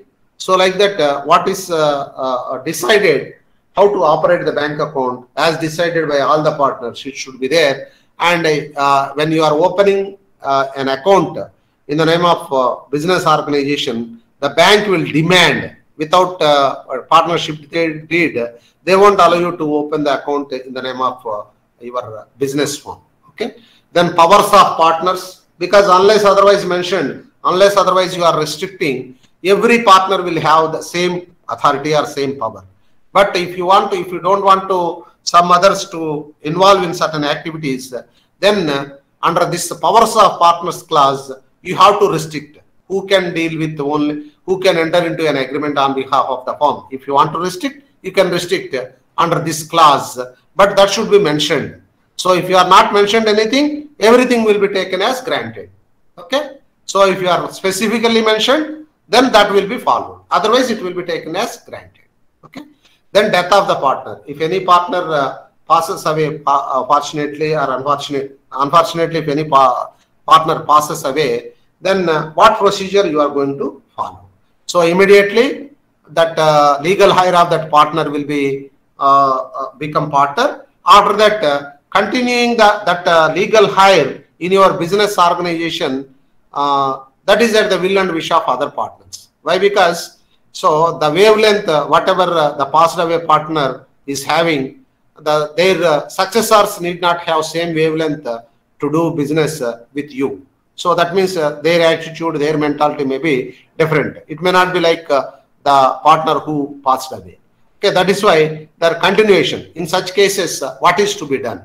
So that share, the firm has to be valued, and his share or her share should be given to the legal heirs, and they may be asked to leave the organization. Or what procedure you are going to follow, that should be mentioned in case of death of a partner. What are all you are going to do? What is the procedure that you should mention? Then settlement of disputes. If any dispute comes, then how you are going to settle down?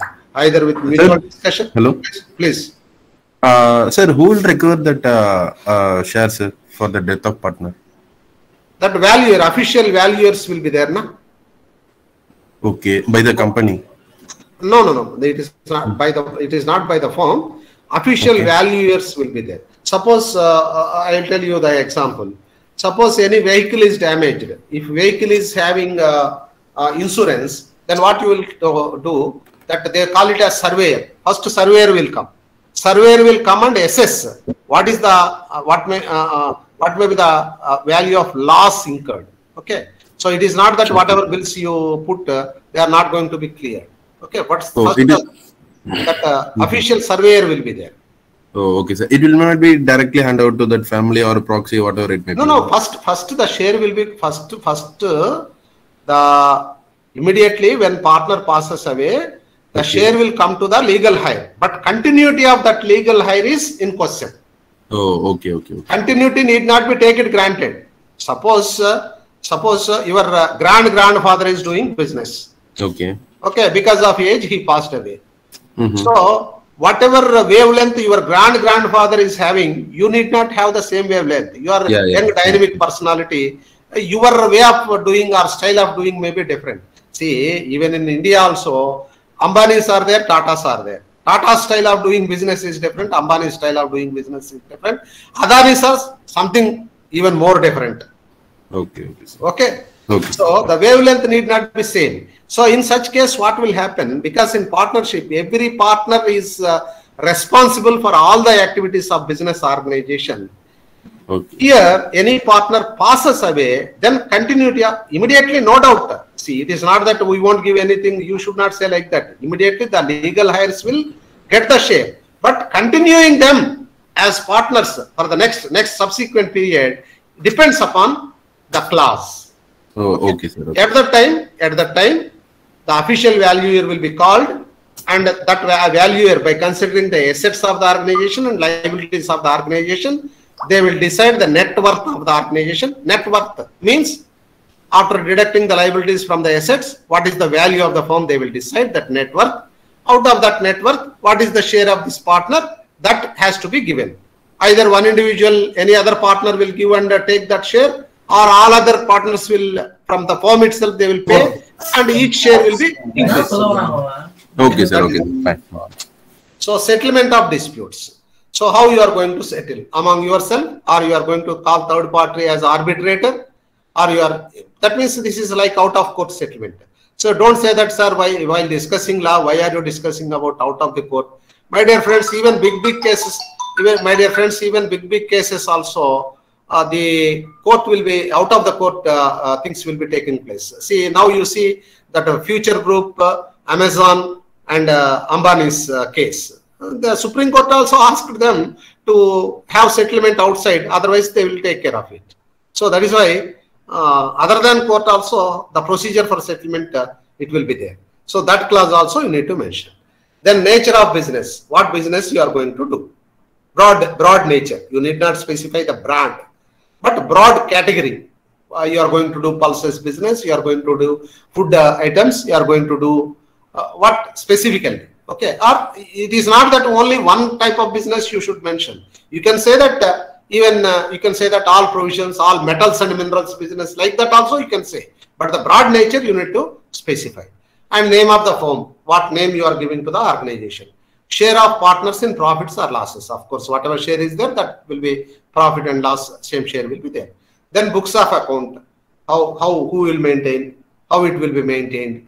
Retirement and expulsion of partners. If anybody wants to leave the organization, what is the procedure? So death, earlier one. So now retirement. See, wantedly if they want to go out, then what to do? Then if many of them are not interested to continue the business activities, then at that time, how to close the firm and how to take their share, dissolution of the firm.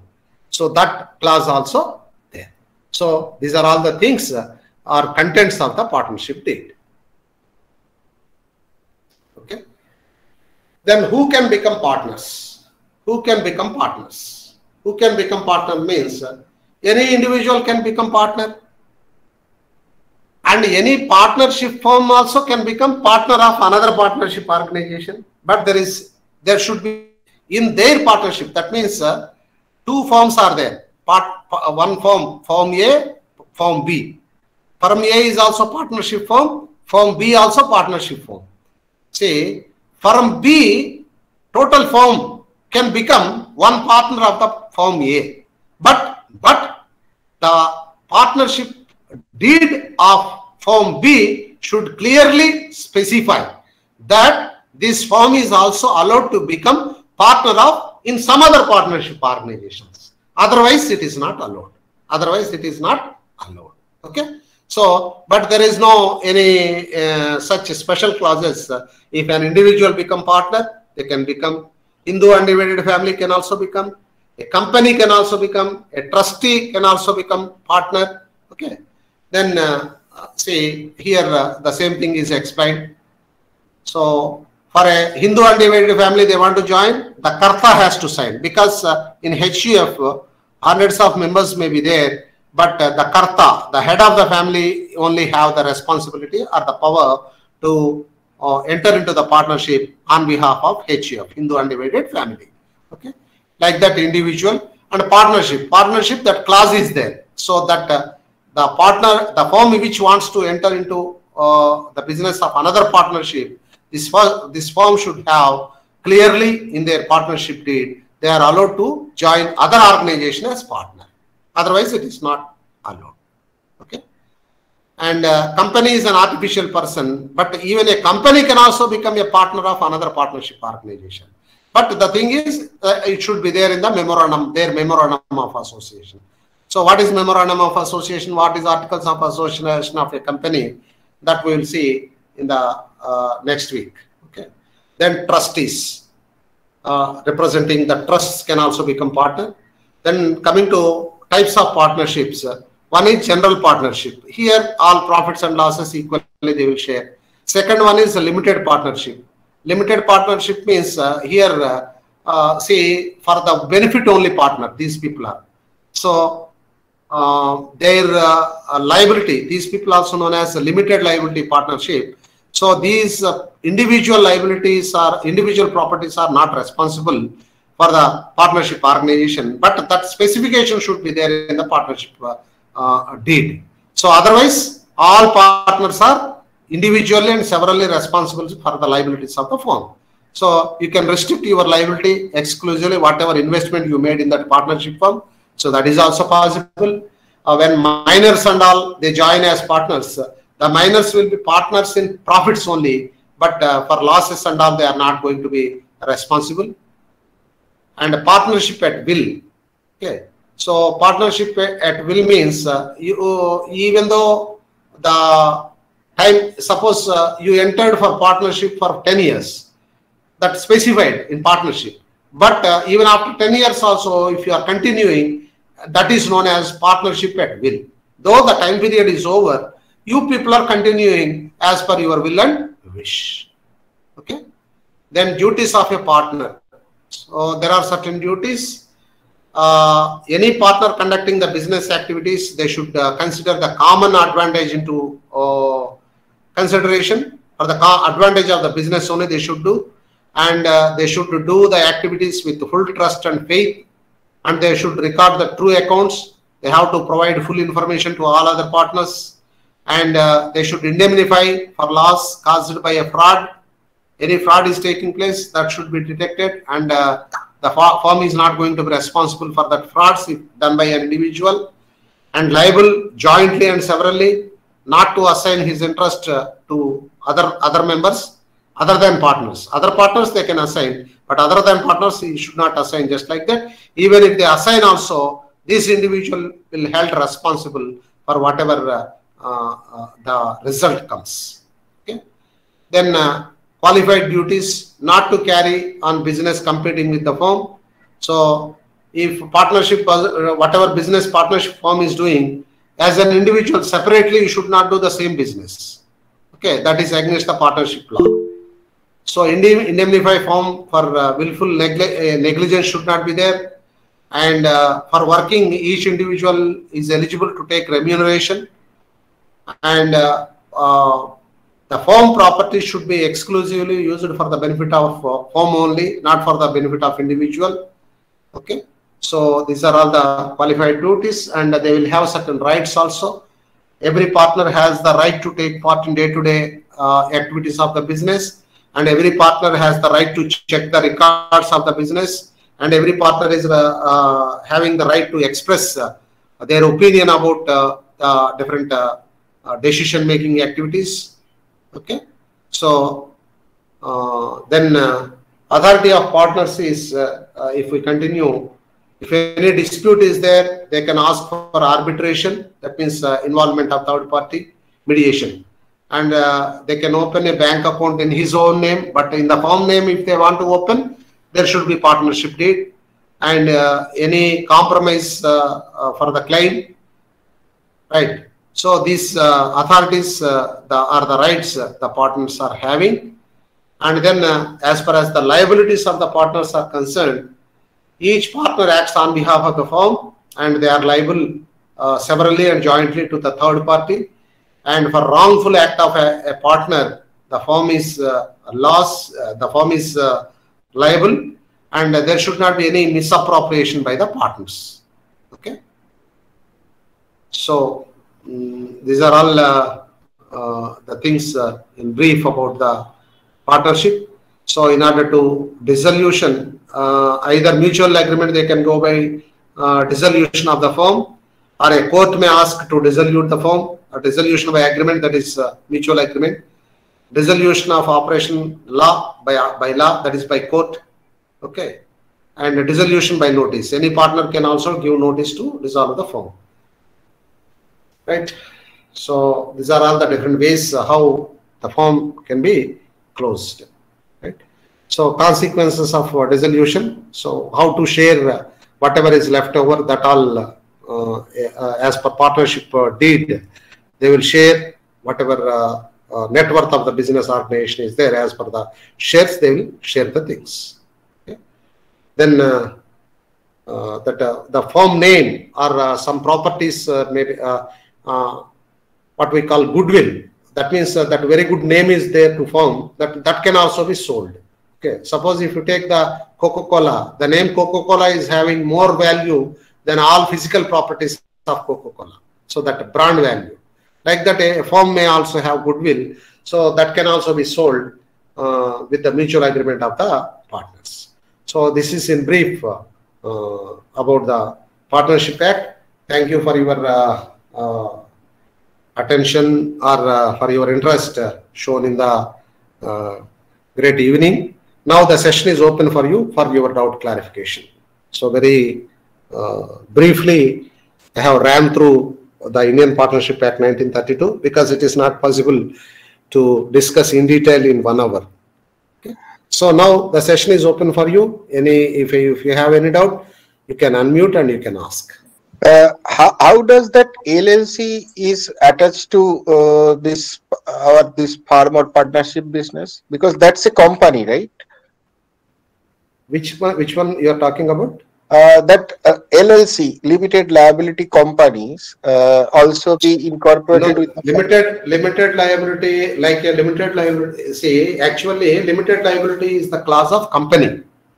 Okay.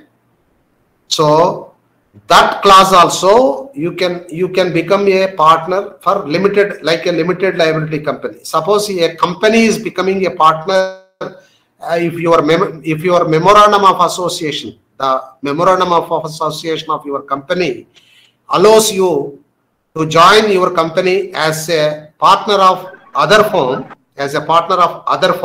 which is a partnership organization, then in such case, your liability will be limited, because you are not an individual. You are not like a physical person. You are an artificial person, because you are representing the company. Company is an artificial person. And as far as company, that means your basic thing is that company, joint stock company concept itself, limited liability. So in that way, in case of company joining as a partner, the liability will be restricted to its investment. Whatever investment they made, that they have to forego, but you cannot claim other assets of the company. Company will be having their own business activities. Okay. So because company X is a partner of a firm A, whatever company X invested in A, that they will forego, no doubt about it. But still some liabilities are there, because every partner is responsible severally and jointly. Individually and jointly, they are responsible for the liabilities of the partnership firm. But when a company becomes a partner, that liability will be limited to the liability, whatever they made investment. So that is what that LLC meaning.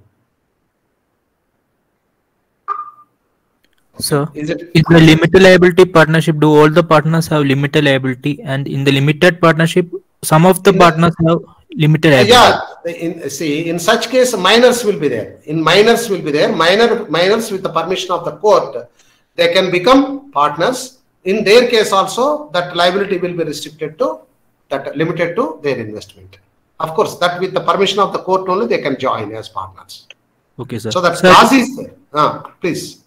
Sir, is there any difference between partnership and collaboration? Like collaboration need not be partnership. Partnership will have legal binding. Collaboration, it is like a one activity agreement. So you can collaborate for marketing activities. Two business organizations, in order to distribute or promote your products, you can collaborate. That is not known as the partnership. Suppose now if you take the new firms will collaborate with Godrej company. Godrej is having consumer products. So Godrej consumer products always, they will keep the door open for the new companies to share their distribution activities. Okay, that means the distributors of the Godrej company will distribute your new company products also. Then what is the use? What is the use means, for you, if you have to establish a separate distribution network, means it is very difficult to you.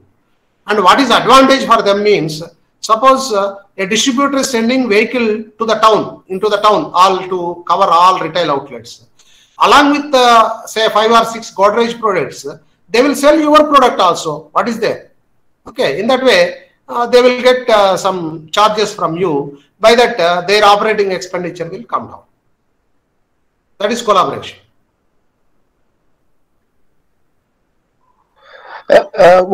In this one more thing, like most of the US companies, say suppose Deloitte, we call Deloitte, US is called Deloitte LLC. I have seen that, but whenever they open that branch here in India, it's a Deloitte India Private Limited.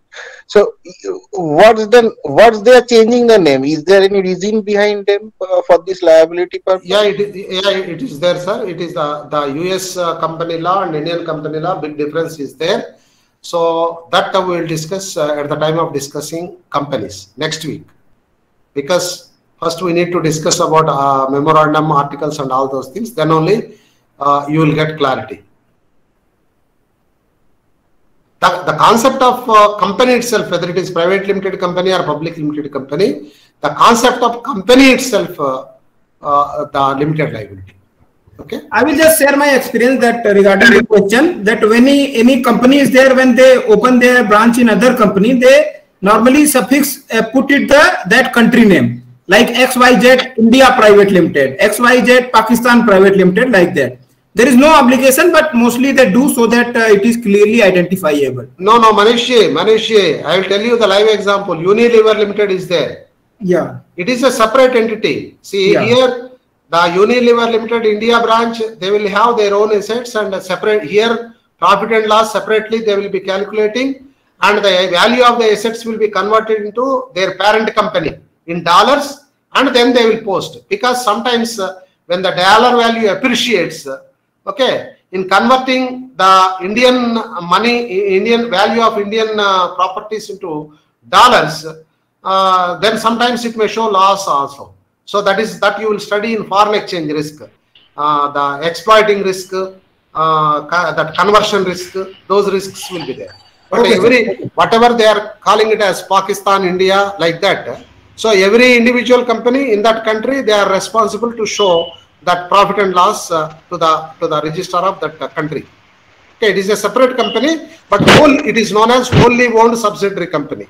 So that means no other than the parent company, no other is having a single share, but it is registered as a separate company in that concerned country. Sir, so this portion is from our study material. What is this? This portion. Today's portion is from our study material. I can't find it from this. Plus, in your study material, what is there? You go through. This is about Indian Partnership Act. Okay. Okay. And normally, when we regular people are taking the classes, what we will do is whatever is not there in the material, that we will try to give you as extra input. Because what is there already, you can go through it. So always we think about what is our contribution. What is there? See, already law means already what is there in the definition and in the section, same thing we are repeating. If we are repeating the material also, then what is the use of the teacher? At least I am putting efforts. There should be some meaning to the, at least few should get benefited now. Okay, so okay. That is I why got it. Okay, fine. Okay, sir, there is a mention of implied authority of the partner. Can you explain in detail about the implied authority? Means every partner, though they see, you need not specify one partner as managing partner. So every partner, though you are not specified as managing partner, whatever partner, the activity they do, the firm is responsible. Okay, that is what is known as implied authority. Okay, sir. It is derived. You need not give. It is derived. Okay, that is what implied. Then what more? Anything else? My dear students, anything else with regard to this partnership? Tomorrow we will discuss. Tomorrow 10 o'clock we are going to meet and we will discuss about the Contract Act. Anything else? Yeah, somebody wants to speak. So there is a concept of LLP right now in concept of registration of partnership business. That's a limited partnership. Limited liability partnership. Yes, sir. Can you just tell me in brief about it, sir? In brief means, see, in case when minors wants to join, the court will give permission for LLP only. Okay. Any other company joins as partner in partnership firm, that will also be LLP. And their liability will be restricted in that case, I suppose. Restricted to their investment. Yes, sir. Their personal properties are not responsible. But whereas other partners, those who are not LLP partners, their individual properties also responsible for the liabilities of the firm. Sir, there is another question I would like to ask you, sir. In case one of the partners want to leave the firm, the partnership get dissolved in that case, sir? It need not be dissolved. What is the procedure? That you should give notice. Okay. That's all. Retirement, that is what we discussed. Death means automatically the legal heirs will become partners. After that, their continuity will depend upon the will and wish of the other partners. But if any partner, by being alive also, if they don't want to continue in business, what is the procedure for retirement also? That is what is known as retirement. Okay. Sir, suppose the firm files for insolvency, does it mean that the partners also becomes insolvent? Apart from the minors? In case of insolvency, you cannot say that if partners are having properties, then you will not be declared as the firm is insolvent. Whatever liabilities of the firm are there, If you are not LLP partner, then your personal property, from your personal property also, the firm liabilities will be cleared. What about the minors? Will they be free? Minors generally, see, that is what I am saying. One is linked to the other. Minors, a minor want to join a partner means first they should get court permission. Okay. Then liability. Okay. Court while giving permission, in the interests of the minor, they will give LLP. Okay, sir. Okay. Okay, right. Thank you. Have a nice day. Thank you, sir. Thank you, sir. Thank you, sir. Thank you for the valuable session, sir. Thank you. Thank you, sir. Thank you, sir. Thank you, sir. Thank you, sir. Thank you, sir, for taking a great lecture. Thank you, sir.